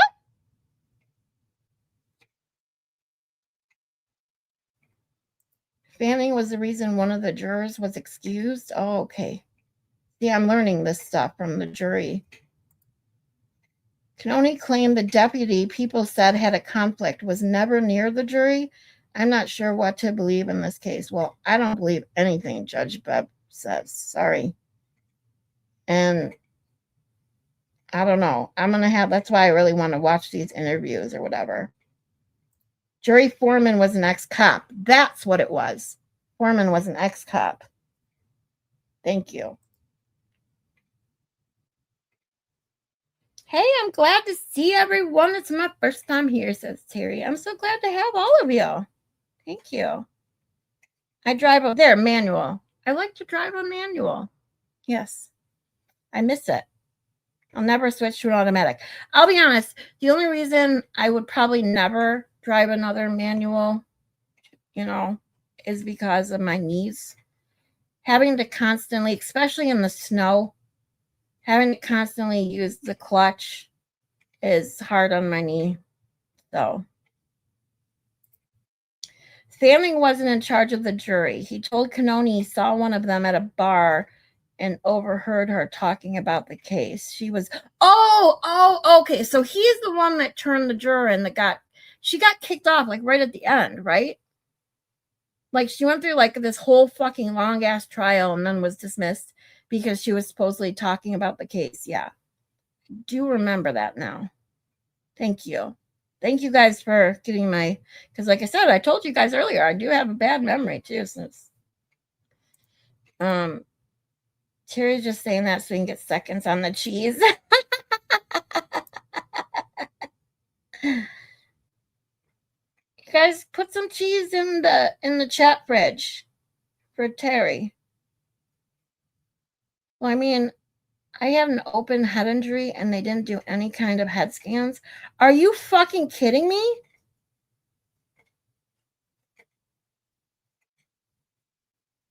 Dude. Okay, so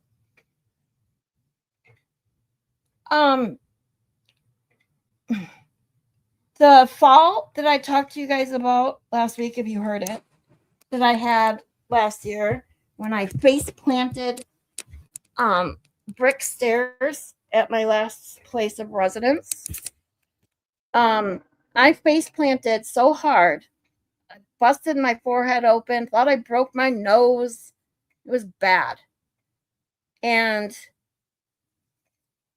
by the time I got to the hospital, you know, the adrenaline's gone. You realize you're okay. I'm completely coherent. You know, the bleeding stopped. I have two huge black eyes and a huge, not huge, really, it was a small, you know, split laceration on my forehead. And I realized, okay, I'm fine. They took x-rays of my face to make sure that my nose and that wasn't broken. And then I'm thinking I'm good to go, right? And they're like, no, we got to do a CT scan of your head. I'm like, what? I'm fine. And even working in the medical field, I know how important it is to make sure that you examine, you know, for brain injuries. But I also weigh that against all the radiation that you're going to get from x-rays and then the CT and all this bullshit. And I've already had lots of radiation due to my surgeries and x-rays and CTs. And I know MRIs aren't radiation, but I've had a lot of those, all of the above, because of my hips and everything else I deal with. I was like, I don't need a CT. And they literally were like, you either sign an AMA or get a CT. So for them to not even offer, like, seriously, that's crazy to me.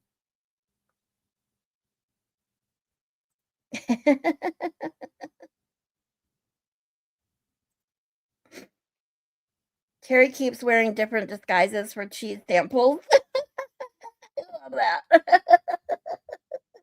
Can I have another one? I love, my mom and I used to go to Costco just for their hot dog and pop, which was $1.50 for a hot dog and pop.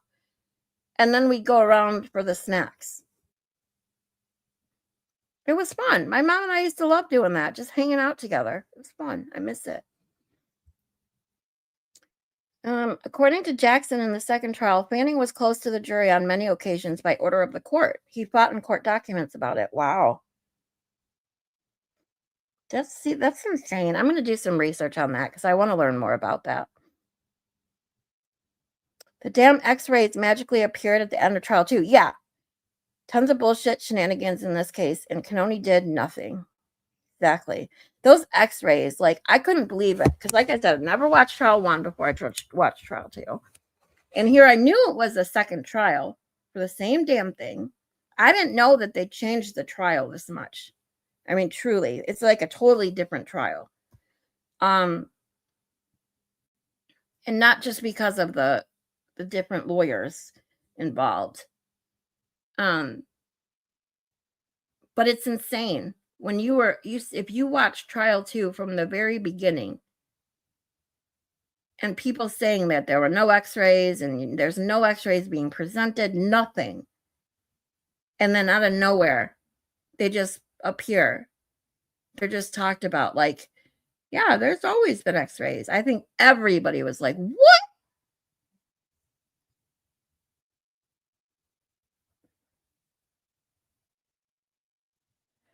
If I recall correctly, it was the second time she'd been involved in a discussion at the bench. Oh, wow. Okay, so the one that got dismissed for talking about it at the bar. 9 staples, only x-rayed my hand. What the fuck is wrong with your hospital? Do you know how badly they would have been sued if you had had a head injury? Holy moly. If you had a brain bleed or something. Wow.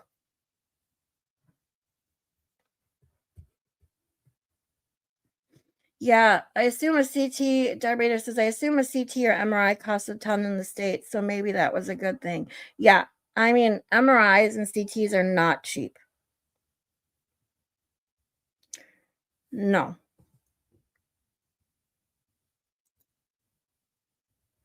I would have turned down an expensive scan if I had to pay for it.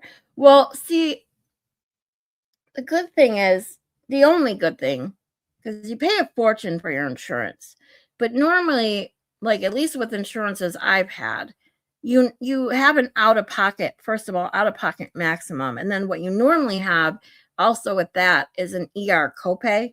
So like no matter what they do in an emergency setting, you're only going to pay in a maximum amount.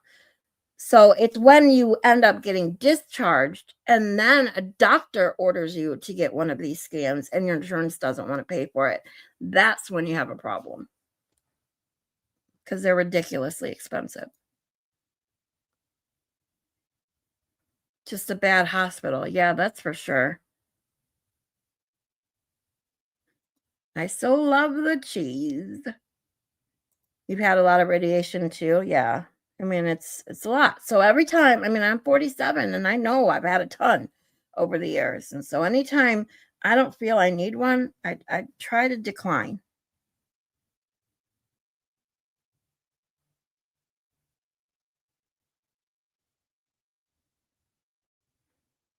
Yeah, most of the time an ER knows better than to send you home with a head injury, closed or open, without doing some sort of head scan.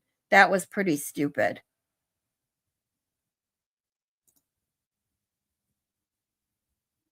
We had a whole conversation about Costco hot dogs on Expert. Oh, I missed it. Yeah, I know he does like to go to Costco. We talk about how he buys out all their candy, I think.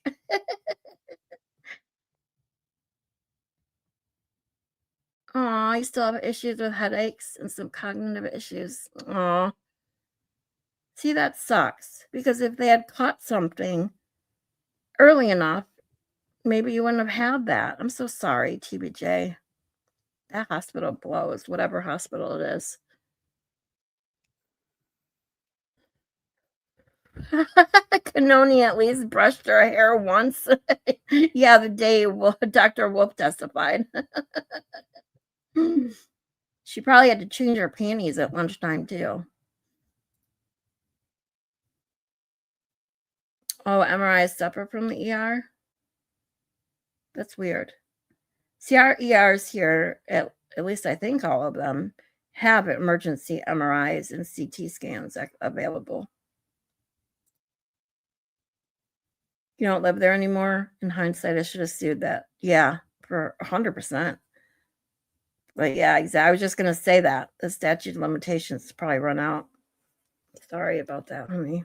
See, I've heard that all that's free in Canada, but I've also heard trying to get into a doctor is ridiculously hard in Canada because of the free insurance. Like getting a good doctor is hard, but I don't know if that's true. Yeah, you'll have to tell me one day. We'll have to talk. Yeah, there's stuff I've been through that I just won't talk about on here. I'm pretty open about my medical stuff, but there's other things I've been through that it's just not stuff I'd like to talk about. Not really that I'm not like hiding it or anything. I don't like it's a lot. I've been through a lot physically. Every ER visit, CT, MRI, etc. Sometimes you might have to pay for prescriptions, but if you have any kind of insurance at all, it's minimal. Gotcha. No, not true at all. Oh. Well, I need to move to Canada, okay? Because I need free health insurance. And I need a good doctor because I'm telling you, whew.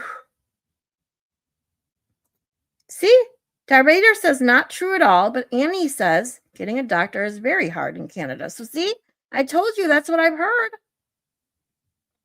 If you need something, you get it immediately, whether you have a family doctor or not. Annie says, I've been on a waiting list for 2 years. So see, this is what I'm saying. When I hear things, I'm like, well, maybe it's true, maybe it's not. I don't know. But see, this is what I'm saying. I hear it. Me too. I'm just scared y'all will dox me. Well, we won't dox you, but some a-hole might. That's the problem. I'm not an a-hole. Oh, I'll talk about it on here. It really is a story people should be aware of, especially if you go and potentially have an head injury, for sure. Maybe one day. Crispy Treat and I have had this discussion about healthcare. It's all, I mean, things that we've gone through. We have some similar stories there. We'll have to chat. Next time you come on, we'll talk about it. Getting to a doctor in the USA is difficult too. Yeah. I mean, like it depends, first of all, what kind of doctor you're looking for. And two, you can easily find a doctor. It's whether they're good or not. And whether your insurance takes them, that's a whole other thing you have to worry about. You want a good doctor, maybe your insurance doesn't take, or that doctor doesn't take the insurance you have. Like, it's just a big fucking clusterfuck.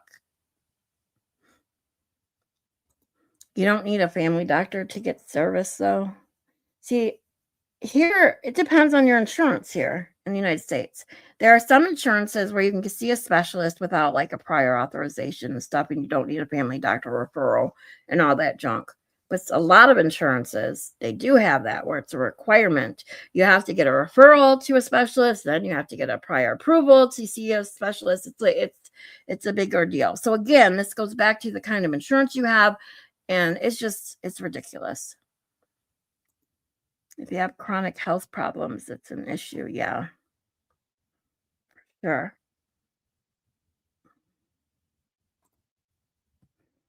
TBJ says, I use my deviousness for other purposes. Doxing is stupid. Yeah. I mean, what is so dumb?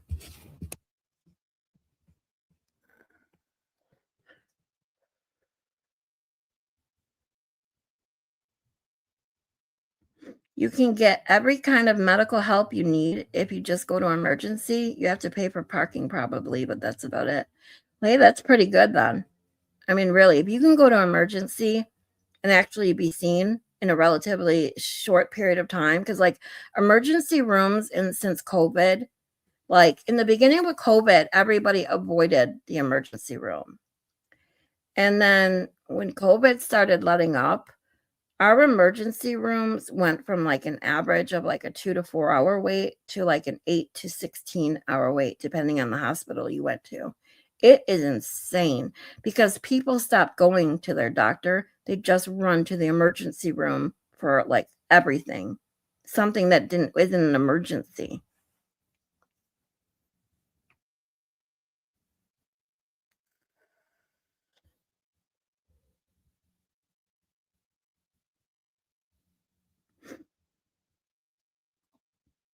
I've had chronic health issues since 2022.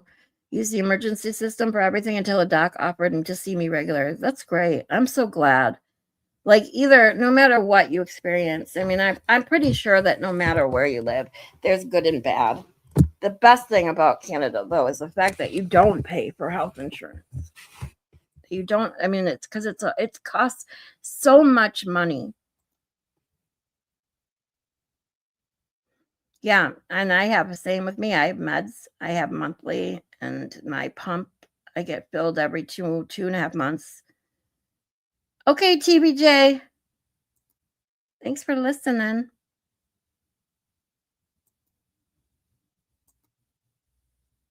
Wait times in ER here are 3 to 7 hours. Wait, depending on the day.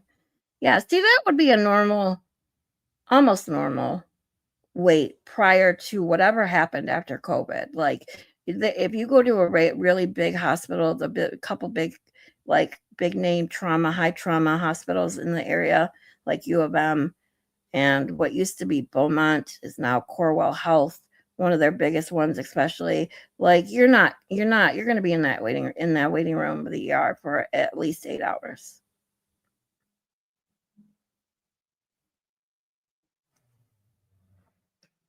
All right, let's get through Dr. Wrenchler. I appreciate the chat.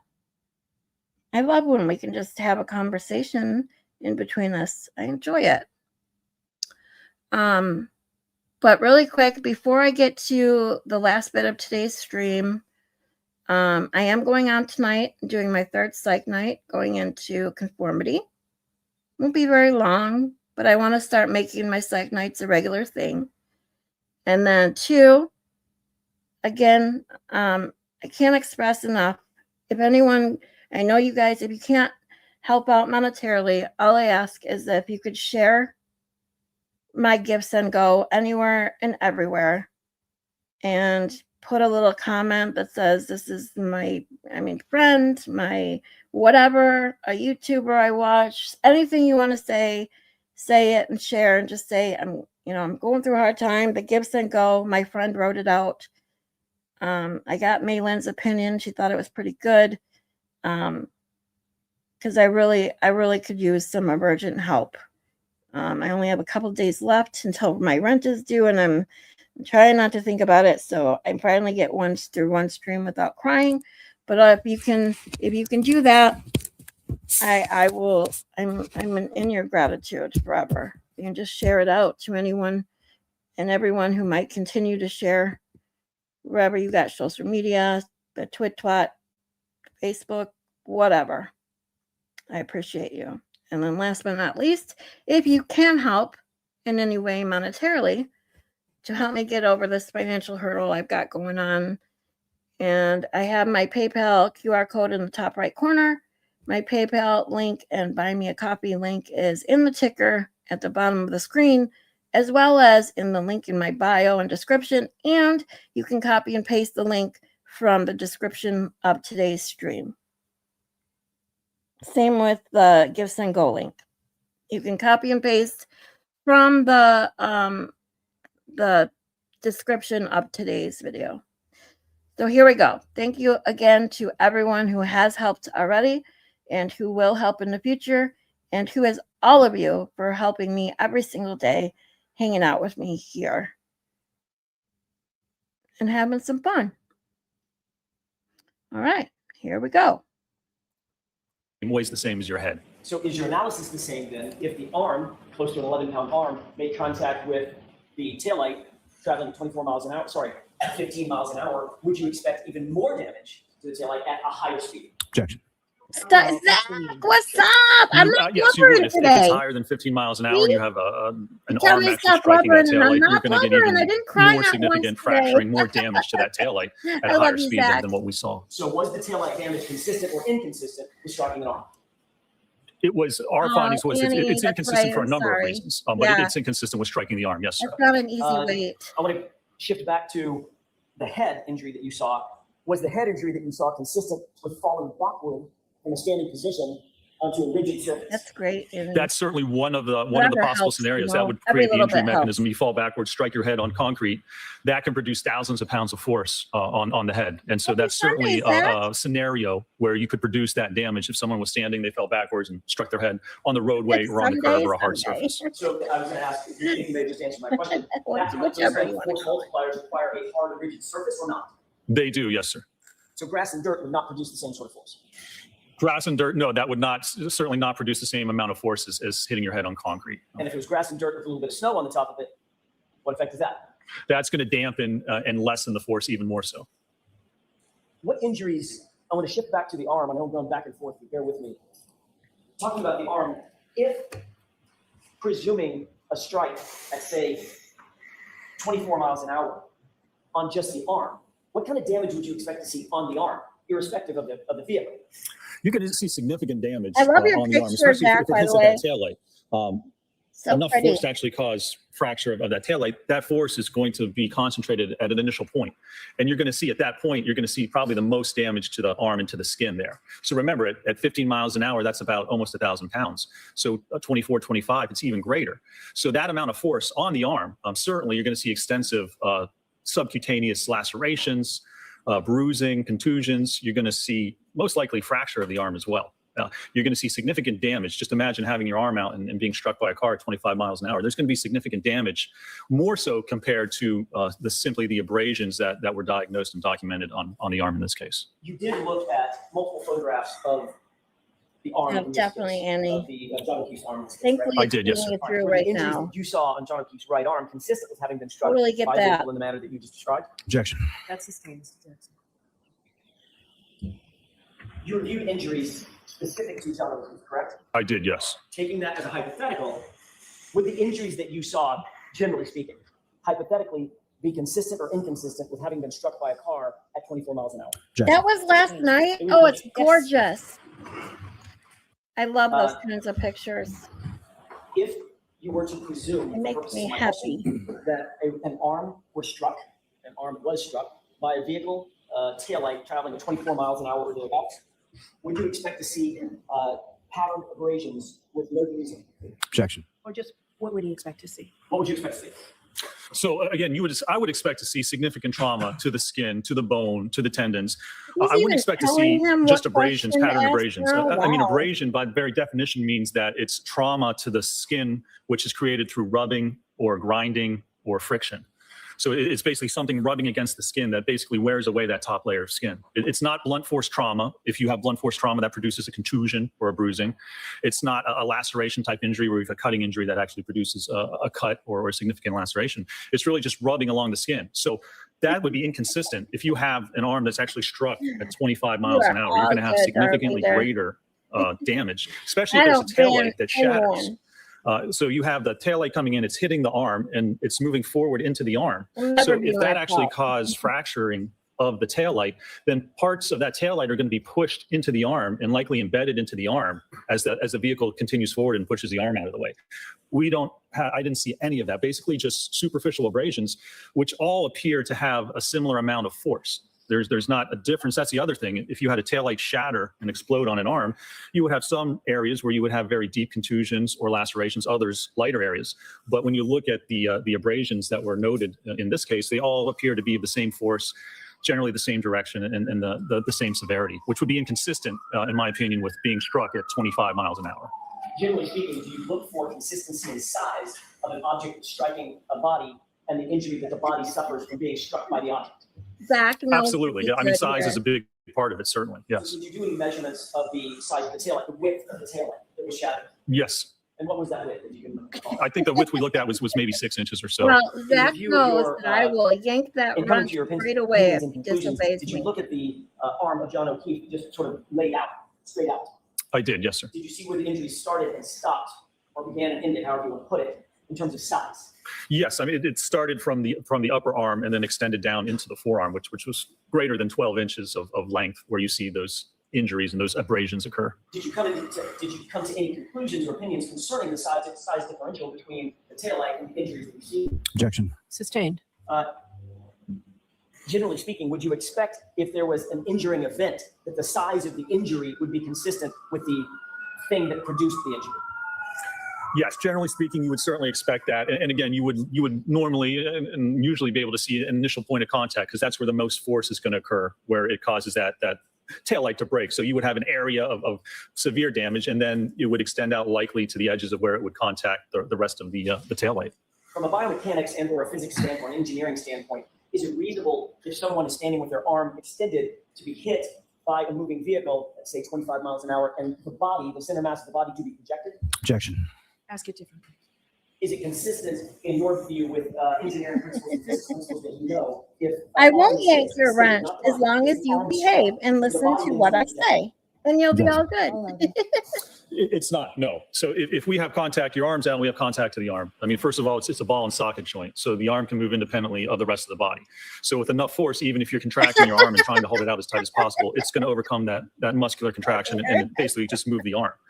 But secondly, it all depends on your center of mass. The center of mass is kind of the equilibrium point of your body of where your weight's distributed. And for most normal people, the center of mass occurs at your umbilicus or your belly button. So wherever your belly button goes, that's where your body's going to move. They teach this to football players, right? If you're a defensive back and a running back comes around the corner and it's you against him, they tell them or they teach them to watch the waist and watch the belly button. It doesn't matter what your head or your arms do or what their feet do. Wherever their belly button goes, that's where they're going to go. So that's what you want to tackle.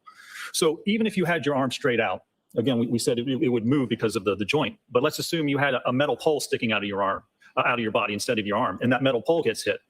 What's going to happen to your body? It's just going to spin around, right? Because it's producing a moment arm, which produces a torque on the body. So your body's going to basically spin. In order to get the body, the complete body over, for instance, 10, 20, 30 feet into the yard, you need a force acting at the center of mass. You need an external force pushing the body that way. And that's not going to happen if you just hit the arm. It's not enough force. It's not the right mechanism to actually cause the body to somehow move that far over. To realize. Assuming that a body was struck with enough force at center mass to project that body 20, 30 feet, what injuries would you expect to be produced on that body? Objection. You are a mod, Terry. If What's you did up? have a body that was projected a I made distance, you a mod the what first time you were injuries- oh, here. hold on. You were here What the injuries very would you first expect to day see or on the two body? that I streamed. Objection. I made everybody who Let me I see your talked to timeline. and voice The last chat time a it was- mod. May I interrupt? Yes. Doctor, do you have my question in mind? You need me to repeat it? Maybe repeat it. Yeah. Easy for you to say. Assuming that a body was struck, sit or mass, with enough force from a vehicle traveling at whatever speed. If I'm a guy, I'm definitely gay. Would you expect to find injuries? I mean, after all that talk about Dr. You would, Wolf. and you would actually see that there's specific injuries because let's say you're standing forward and you get hit on the right side with a vehicle. You're going to get injuries and damage to the right side of the vehicle as that vehicle impacts you. It depends on the profile of the vehicle, how high the hood comes up, whether you're going to wrap up onto the hood, or if it's a van or the back of an SUV, it will project or push your entire body to the left. So you're going to get initial contact and injuries to the right side of your body. And then if it propels you into the air, you're going to get airborne, and then you're going to contact the ground, usually with the left side of your body. So then we're going to see a correlation of injuries to the left side of your body as it slams down onto the ground as well. And at those speeds, normally you would also see more abrasions, greater abrasions or road rash along the entire part of the body as your body then would slide until it came to the point of I rest. know, You right? did not see that in this case. Oh my. Objection. I can't do You have it no more? like Baker. Thank you, I Honor. love when he does that. Good afternoon, sir. Good afternoon. Now, you, in conjunction with the other doctors on your team that conducted the analysis and testing in this case, you wrote a report, is that right? We did, yes, sir. And that report, excuse me, was issued on February 12th, 2024, is that correct? I believe that's correct, yes. And within the first paragraph of that report, the last two sentences state, this analysis is based on information currently available to ARCCA and is only to be only to be issued in its entirety. However, ARCCA reserves the right to he's gonna do supplement the or same revise this fucking report if additional question information becomes that he available. Is did that to correct? Dr. Wolf. I believe that's correct, yes, sir. Now, Same the fucking information that shit. you received and that you reviewed either individually or as a team, that included some state police reports, is that correct? Yes, sir. Some Canton Police Department reports, correct? Yes, Some scene photos, is that correct? that's correct, yes. Medical examiner dispatch removal report, is that right? I believe so, yes, sir. Some videos from the location of 34 Fairview Road, is that right? Yes, sir. Some photographs of the defendant's vehicle, the 2021 Lexus LX 570, is that correct? Yes, sir. Photographs of evidence that was recovered from the scene, is that correct? That's correct, yes. CDR reports from the defendant's Lexus. Yes, sir. And then essentially there were some other materials, whether they be literature or other things that you and your team of other look at doctors that. reviewed over the course of formulating your opinions in this That's case. so correct? cool. That's correct, yes, sir. Now, I in always regard love to looking at your evidentiary materials pictures. that indicates within the report that were reviewed, you talk about the lens cap to the taillight assembly photographs of that So nature. and far, then the there's mention of a sunset is black my straw that was favorite. found on It's scene, so correct? beautiful. Yes, sir. There's no mention in the report of either Mr. O'Keefe's shoe or his hat, correct? Objection. May we approach? Yes. Doctor, are you familiar with a term called compression abrasions? Compression abrasions? Yes. And am I correct when I say compression abrasions are essentially when direct pressure from a blunt object together with slight rubbing movements produce skin and epidermal crushing? Is that what your understanding of the term is? Yes, sir. And you're familiar with patterned abrasions? I am, yes. And pattern abrasions are injuries that show a distinct pattern that may reflect the shape of the impacting blunt objects that you may see with reference to injuries that are left by that blunt object. Is that correct? Well, That's he's correct, talking yes. like he pretending like Now, he's as far as pretending general like terms he and knows you what he's reviewed, talking at any point in about. time, did you look at a So state police he's- reconstruction report? I don't believe that I did, no, sir. You weren't provided with that, is that correct? That's correct. I don't believe so. You weren't provided with any sort of forensic reports, DNA or anything like that, is that correct? I don't believe so, no, sir. You never actually looked at the physical car, is that correct? I did not. That's correct. And you're aware that the physical car, being the defendant's car, is still in law enforcement custody and available for inspection if you had wanted to. Are you aware of that? I think I'm aware of that, yes, sir. But you never made that request, is that correct? That was not necessary in this case to That's inspect the so vehicle. cool, Zach. If it was necessary or not, you didn't make that request, correct? I don't remember if we made that request or not. We obviously didn't look at the vehicle, but it wasn't necessary in this case. Did you ever look at the actual taillight pieces or the taillight housing, is that correct? Not the actual. We looked at photographs of the evidence, yes. Now, the injuries that you observed or Nope, we reviewed just in materials finished in with regard to Mr. Dr. O'Keefe were Wolf a primarily little on the bit right ago. side of This his body, is is that correct? Dr. Runchler, his partner. Well, so on the right Mhm. arm and the posterior aspect of the right arm, yes. And then the skull fracture was a little bit to the right, the occipital fracture. I believe. Also bruising on his right hand, is that correct? There was bruising on the back of his right hand, On the yes. dorsal aspect? Yes, correct. And there was also bruising on sort of the posterior of his right knee, is that correct? There was a small bruise, I believe, yes, sir. with respect to within your report, you talk about the numerous linear abrasions on the posterior of Mr. O'Keefe's right arm and forearm, correct? Yes, sir. And in relation to those injuries, there's a sentence in which you or whoever authored this part of the report, I'm assuming it's you, indicate that furthermore, any such injuries would be highly improbable if Mr. O'Keefe was wearing a jacket, correct? Yes, sir. Are you aware that Mr. O'Keefe was not wearing a jacket other than a long sleeve sort of hooded shirt? I believe that came to light afterwards. Again, it doesn't affect my actual opinions in this case, but it was a sentence added in there. Yes, sir. And so also within your report, same paragraph, you indicate blood and DNA transfer would also be highly probable under such circumstances, none of which were reportedly found on the tail lamp assembly or any of the fractured pieces, correct? Correct. Are you aware that DNA consistent with that of Mr. O'Keefe was actually found on the tail light housing from the defendant's vehicle? I am aware after we wrote or issued the report that it became known to us that I believe DNA was tested and some DNA was found, I believe a small amount. I don't believe any blood evidence was located or found on any pieces, but there was indication of DNA on the taillight housing. There was also DNA matching Mr. O'Keefe that was found on the exterior of a piece of drinking glass that was found right near his body. I believe so, yes. And there was also So it wasn't blood DNA at all, even, clear and red and plastic yet that there's was still subsequently things found that to be goes consistent with the defendant's into tail light that was found embedded within the Mr. O'Keefe's tail light shirt. or what caused Within the some shirt, I believe, injuries yes, on that arm. not his actual body. And so this is all things that you found out after you issued your report in February of 2024, correct? That's correct, yes, sir. Now, when you were talking about the injuries to the back of the head of Mr. O'Keefe, They're both I can't consistent with say coming in that. contact with a hard surface, Thanks for correct? making me do that. Yes. Would that hard surface include if the ground was frozen? Wait, did Well, Young you'd get have to solid for perform an analysis winding? actually, Yeah. because you'd have to determine how hard that ground Not was. You have to look young, at the though. freeze and thaw 47. I cycle, thought we were probably leading up to winding. weeks of that. You can't just look at ground and say, well, it's below freezing, so think that ground this must be one's frozen. smoother? Is it a possibility? It may be, but you have to go through an actual don't think analysis and this procedure to one's determine hard. how hard that ground Yeah. is and whether it could have produced those injuries. I So can't it say is something that's capable of being done by you, is that correct? I'm young, I'm mature. Performing that type of an analysis, you could go through and do it, sure, yeah. You didn't And do this it, guy's correct? not ugly. and No, he's got I did not do brains, it, no, so the because, brains yeah, are there's no need in this case. We don't know Dr. Lopez. what happened in this case. There's no He's got the indication of, dimples, the certainly, smile, it's the not consistent with brains. getting hit by the car and and the ending up where he sense of did, humor. even if the ground is somehow hard enough to cause that type of an injury. Always Again, there's wanted to no go. movement and no force to get his body over there, and the damage with the car is inconsistent with him being struck by it. So whether the ground could cause it or not, the roadway could cause Yeah. it, the curb could cause it, That's- a I back could think cause it. There's that's numerous different true. possibilities, and we don't really have enough That's the evidence in this thing, case to the hand determine what one sandwich, the specific hand event sandwich is just- actually caused that injury. It's like, it's epic. You didn't have enough evidence based on what you were provided, isn't that fair to say? I didn't have enough evidence based on what I was provided, and even looking at the additional evidence that I Don't became we aware of all after the act fact, in there's still no mature evidence. I mean, you at least from time to can't time. deny the Look at her science and the swinger physics as to glasses. what would have happened if he You was struck see by her the vehicle. swinging her So anything glasses? past that, you have to somehow overcome that hurdle, which is very difficult to do. Maybe she does like Dr. When was it that you Wentworth looked at even this more than additional Dr. material? Wolf. Who provided it to you? We were informed after a report was issued that DNA was found.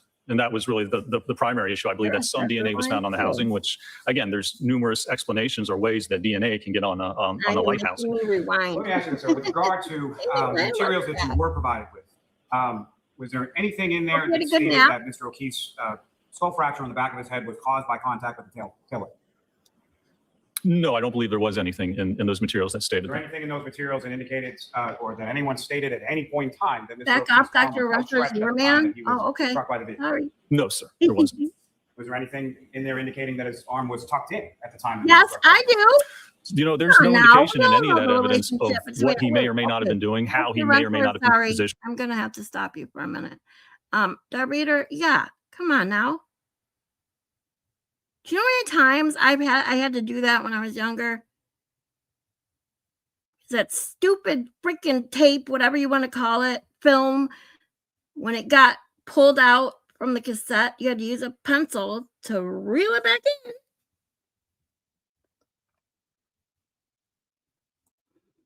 Oh, okay. Wolf is harder. See, God, every time I even try to say it fast, I automatically slow down because it just will not come out. Sorry, it doesn't come out that way.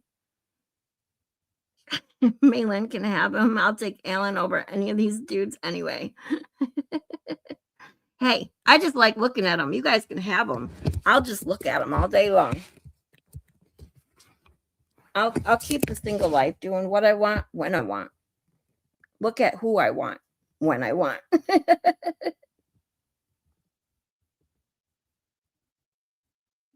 Oh yeah, 8-tracks couldn't be rewound. Now, I didn't really use 8-tracks myself, but my mom did.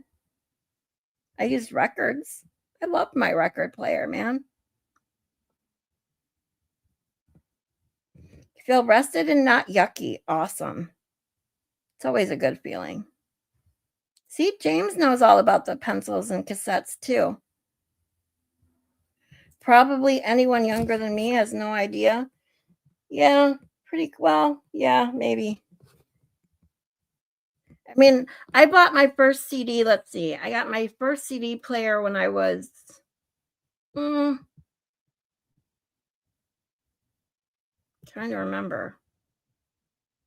My very first CD was Bobby Brown, okay? I'll never forget it.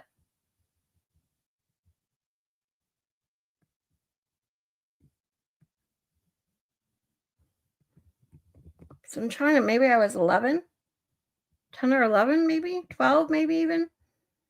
I know I was a preteenish. I could have even been 13 by that point. I don't know. But all my cars, even in the late 90s, had cassette players, not CD players.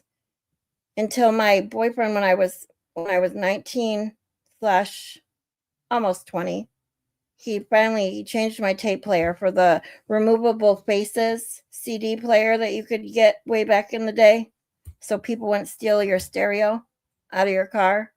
Because, back then people used to do that too. Yeah, you had to rewind it with a cassette, or when the film would come out, like get pulled out, the only way to get the film all the way rewound back in was to take a pencil and turn the little wheels.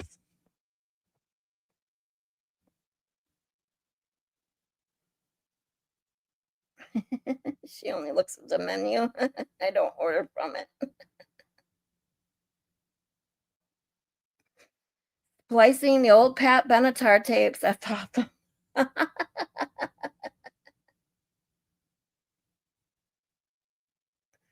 Oh, that's a great song.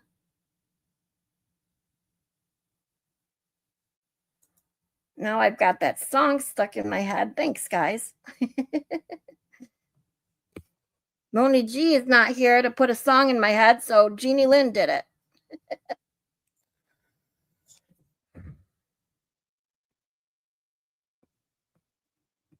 You don't remember what your first CD was? Oh, yeah, mine was Bobby Brown. I'll never forget it.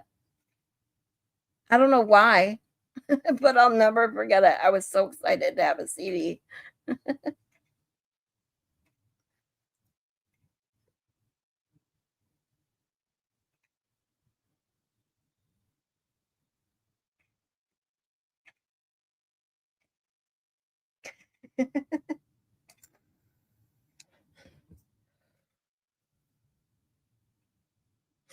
All right.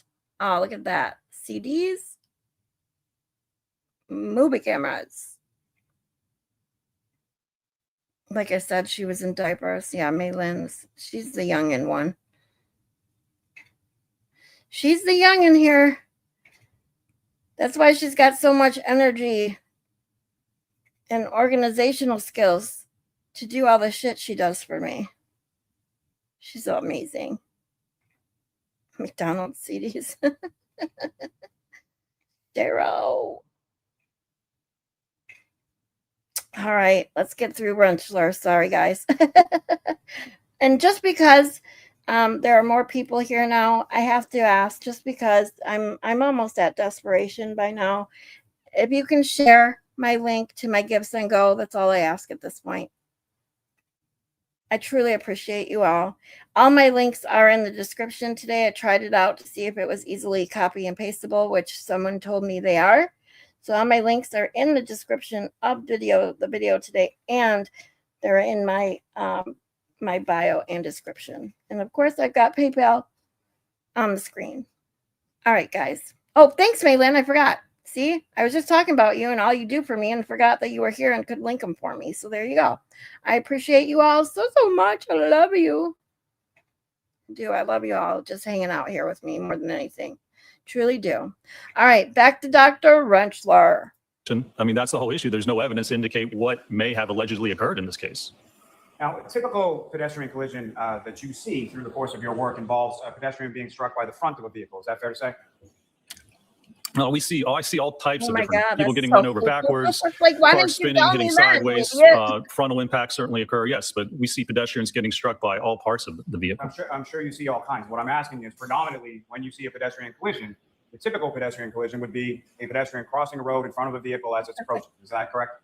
It's certainly not uncommon, yes, sir. Cheryl, I Now, bet you kept scratching far it as- because you kept listening to Leave it describing a over little and bit on over your and over direct again. I testimony did as that far as with the, many. there's differences in the type of injuries that you would expect or anticipate depending on how the vehicle interacted with the pedestrian in the pedestrian collision, correct? Yes, sir.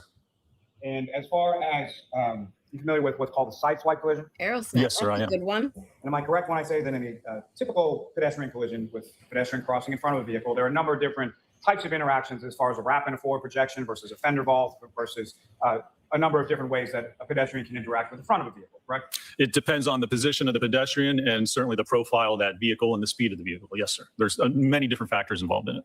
And so in a typical pedestrian collision, when a pedestrian is struck by the front of the vehicle, that involves more of an assumption of the velocity of the striking motor vehicle by the pedestrian than you would expect to see in a sideswipe collision, correct?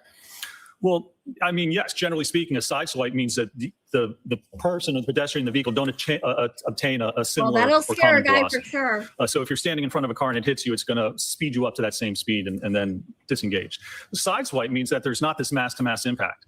By its very nature, sideswipe has minimal forces. We see it even between vehicles that just rub against each other. So if there's a sideswipe impact with a pedestrian in a vehicle, there's going to be very little damage to the pedestrian.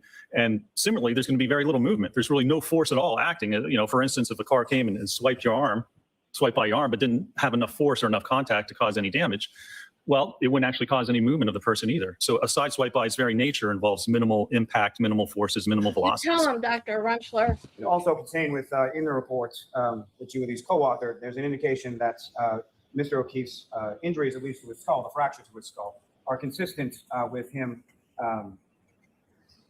having been pushed or possibly been impacted by the subject Lexus and fallen backwards, striking his head. Isn't that correct? Yeah, so that's another possibility. Sorry, sir, yes or no? No, let him answer. Let him answer the question. So if we're saying that there's enough force if you fall backwards to strike your head and cause that skull fracture, well, he could have slipped and struck his head. The car could have backed up and not known that he was there and nudged him and caused him to fall. I mean, any event that would cause him to fall backwards obviously would result in him striking his head. So there's numerous, almost infinite possibility of different scenarios that could result in that type of an event. Thanks. Mr. Jackson? Okay. Dr. Rentschler, you are all set. It's a tonight. silo. you, I'm Aaron. converting Jurors, to I want to see Airbnb. counsel for the last time at sidebar right now. I want to go there and visit it just because I want to go to your area. Ooh, that was it. Wow, his testimony ended so quickly. I didn't expect it. Oh no, wait, there's more of it. Sorry. Oh no. Okay. So you got closing arguments and jury instructions, and that's 2 hours, almost 3 hours. So tomorrow we're gonna get through the end of the trial. Woohoo! We're getting there. So tomorrow we'll get through closing statements, and then and I want to listen to how she does the jury instructions. I'm assuming they're the same, but maybe, I mean, I don't know. We'll see if we'll watch the actual jury instructions or not. I'm assuming it's not that long. Probably the same as she did in trial 2. But then we will also be getting into Ronnie the juror's interview with Turtle Boy tomorrow, and that'll be tomorrow. And then on Tuesday, if all goes well tomorrow, we will start with opening statements of trial 2. Sound like a plan, everyone? And then tonight, for all of you, just in case you didn't hear me yet,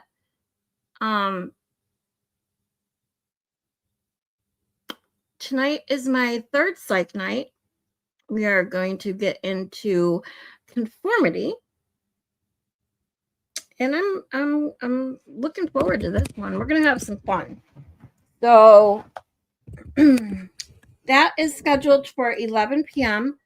I am going to normally do my Sunday nights, psych nights, around 10 p.m. But tonight I have it up at 11 because Turtle Boy moved his from last night to tonight. And I didn't want to, I want to watch Turtle Boy tonight, as well as didn't want to stream while he was really streaming. Now he probably will stream past 11 o'clock. So, but I don't want to start my stream too late. So if you can join me when you can. I appreciate you guys so much for being here. Moni G says, just sitting to eat my salmon Sunday dinner. That sounds, I was going to say it sounds good, but it really don't. I hate salmon. I'm going to be totally honest with you. But for people that like salmon, I'm sure it sounds pretty good. First CD was Eurythmics, Revenge. See, I'm not the only one that remembers their first CD. It's Sarah Ozzy. Yep. Yeah, Prince Edward, Doritos and Prince Edward Island. You'll see Brian Albert staring down the jury during closing arguments. Are you serious? He does? I mean, I can see him right now. I didn't even look at it until you said that, and now I can see him already right next to my PayPal QR code things. That's Brian Albert, right?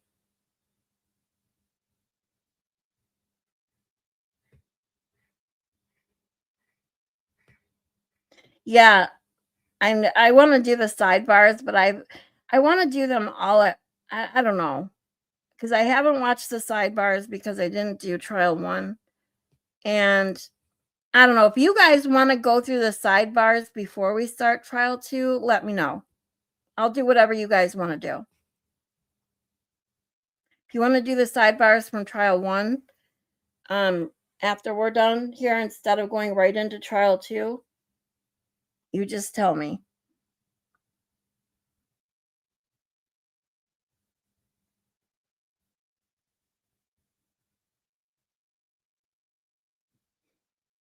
Hey, Barbara. Thanks for coming by. I'm just about to end the stream for this afternoon. Hopefully you guys can join me tonight for my psych night. Oh, Jennifer McCabe and Colin are right there too.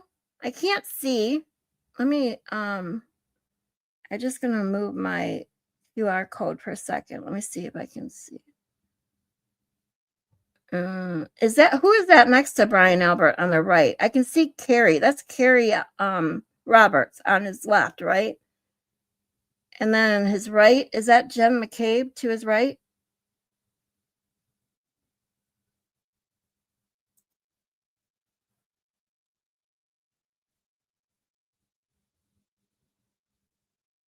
Cheryl says, doesn't matter to me. I've seen it all, heard it all, usually more than once.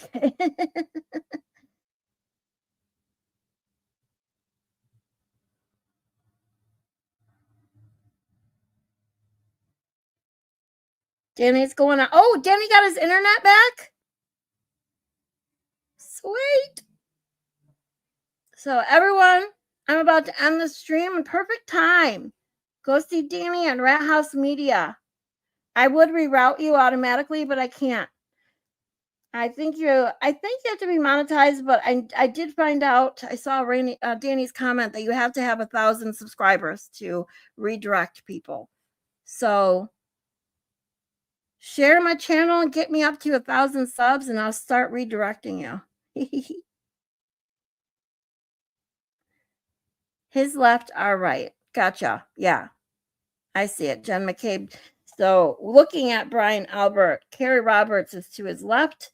Jen McCabe is to his right. Got it.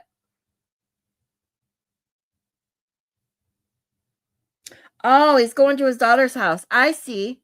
Well, sweet. Well, at least we get to see Danny live today.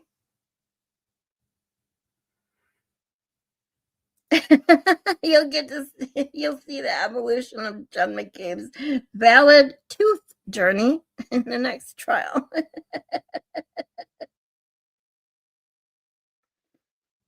Yeah, thank you. That's why I could tell that was Brian Albert because he's pretty hard to miss. But the other two, I thought that it looked like, but I wasn't 100% sure. Thank you. He doesn't have set up yet. Okay, so he's going to his sister's house. Cool. Yes, Zach, I made it. I made it through one stream, even though we're closer to me, possibly getting kicked out and having nowhere to go. I made it through one stream without crying. Because I think at this point, I just, whatever. At this point, whatever is going to happen is going to happen. And I can't even cry about it anymore. So, and doing this with you guys truly takes my mind off it. I don't even like it, just until I start thinking about asking for help and doing all that. It doesn't even cross my mind when I'm hanging out with you guys. I love it. That's why I love this so much.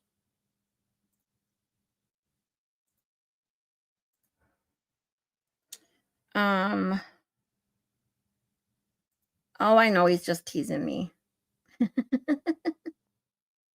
Because Zach has helped too, right? He sent me a very nice donation, so I appreciate him. Appreciate all of you. Danny forgot to pay his internet. I highly doubt that's the case. I thought I saw, did I see it? Or I hope I'm not imagining that something like he almost had some sort of issue like I did with my power, some sort of transformer or something that has to do specifically with his Wi-Fi got blown up or something. I don't know.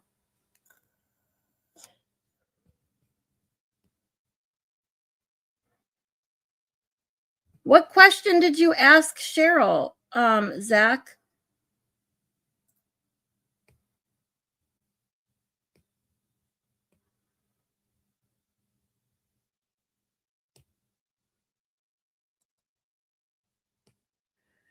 Brian had a phalanx of stadies walk him into the courthouse from the parking lot. God, what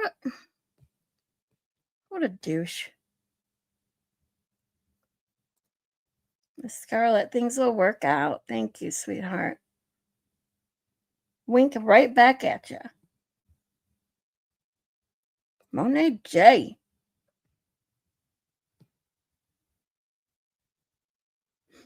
Oh, did you ask her about the gym?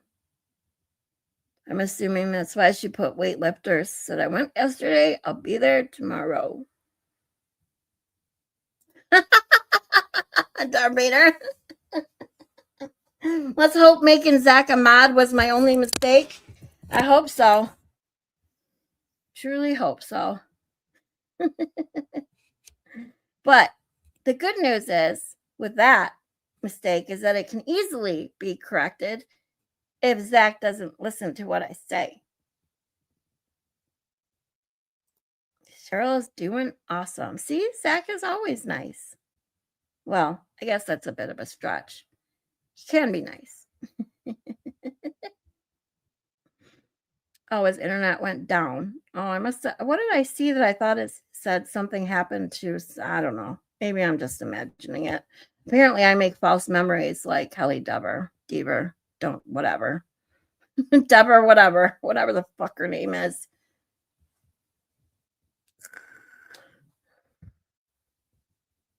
I know.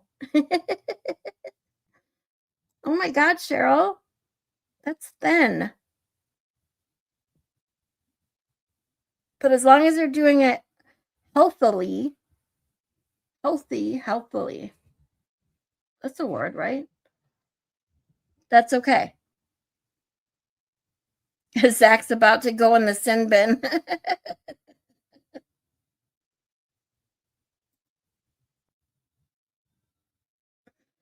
Ew, I hate doing the dishes, Moni. I get you there. I'd rather do laundry all day than do dishes for some reason. I just hate doing dishes. I think because too, standing and doing dishes hurts me, like physically hurts me. So that's another reason why laundry is a zen thing for me.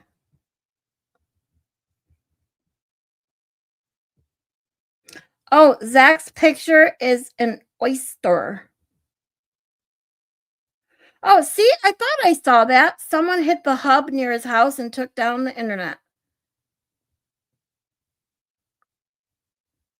I thought I saw something like that. You're only 5 feet tall? Still, even at 5 feet tall, 125 is thin.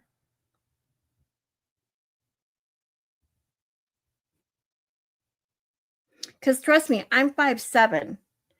And when I was like almost skin and bones, when I was going through my divorce, because I was bartending 6 nights a week, constantly on my feet, and I had my son all day.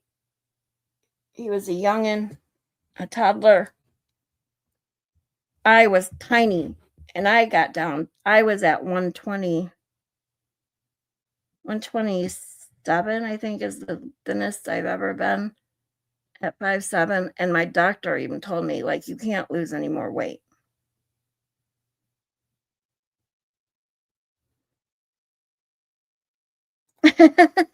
You think my false memories are hot? I see, I can't do it. I can't do it. Stop making me say that word.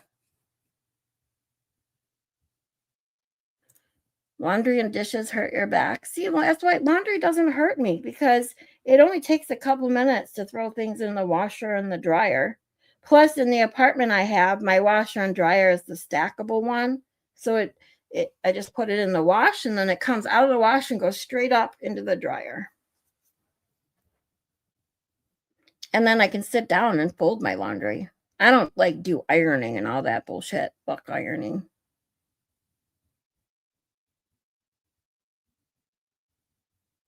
Cheryl thought your oyster was a snail. Ew. TBJ is 5'1". See, my cousin's 4'9", or no, oh my God, wow, I even took a couple inches off of her. She's 4'11", and her husband is 6'4". Like, I don't know. Sometimes I try not to think about it, but sometimes you just can't help, like, the logistics there, if you know what I mean.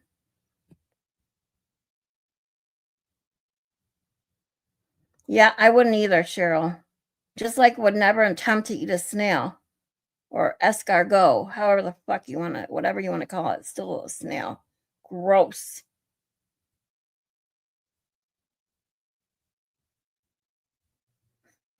You're only 4'27". Shut up, Zach.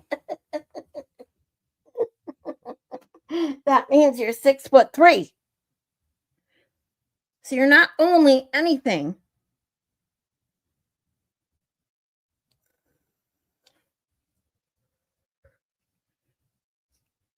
My ex is 6'3". Well, actually, all my exes are pretty tall, but my ex-husband's 6'4", almost 6'4", and my son's 6 foot, just over 6'3".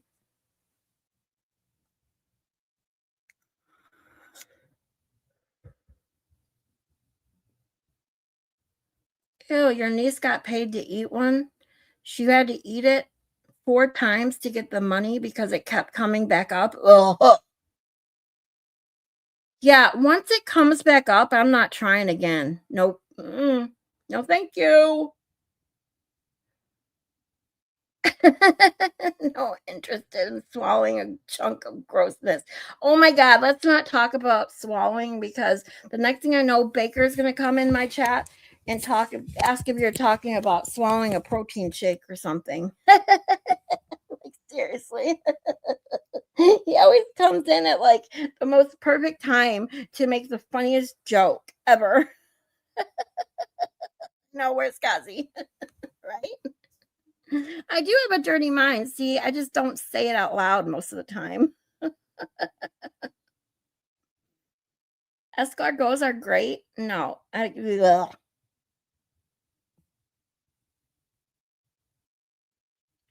Tallest you ever dated was 6'9". And you said you're what, 5'1"? So yeah, that's a foot. That's 12. What? So 8. So 8. Wow. Yeah. So that's what I don't get. Like, having a like over a 1.5 foot difference between a couple, like, to me it just seems I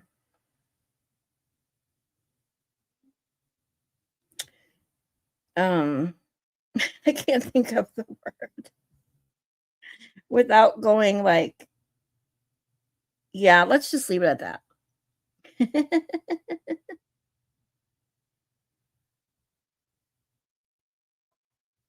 That's what she said.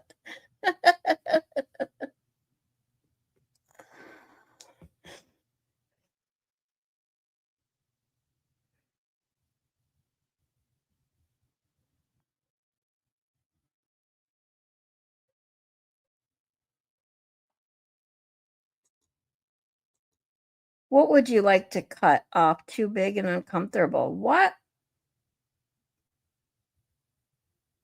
Oh, because Cheryl was talking about being called flat-chested early in school. I got you. Yeah.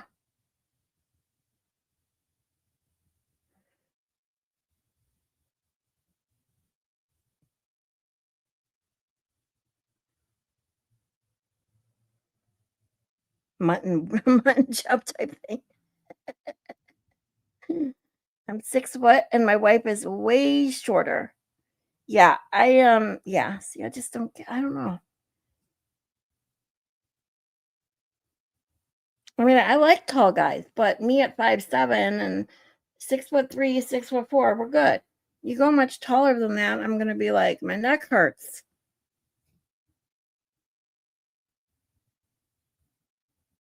I dated a little very tall man once. Got a lot of mutton chop jokes.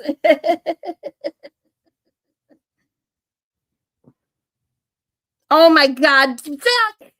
You and your jokes.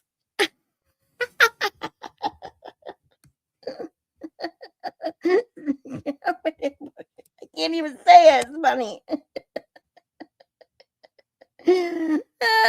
Zach says, I dated a girl who was 3'5". I was nuts over her. Sorry, I love it. Cracks me up.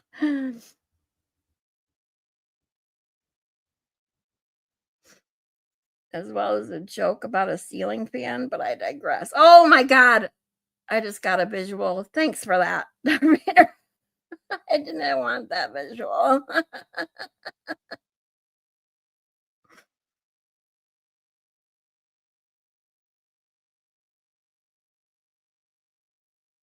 That's true.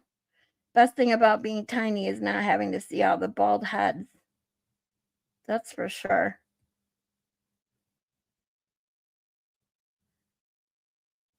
Oh shit, it's already 6:35. All right, let me catch up with you guys and then I'm going to tell you all, since I can't reroute you, I'm going to tell you all to go see Danny in Rant House Media. Who is the one who said spread his load? Was it the smart aleck? Yeah. No. That was the fucking Blue Man Paint kindergarten group. Dr. Welcher. We'll be seeing him in trial too.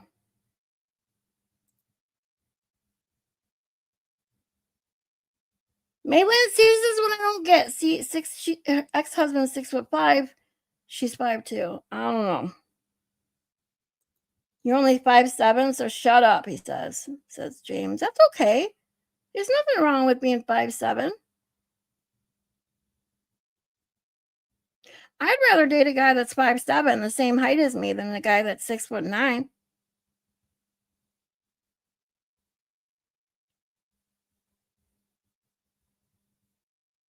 Who ditched us? Whoever ditched us, you're going to get it.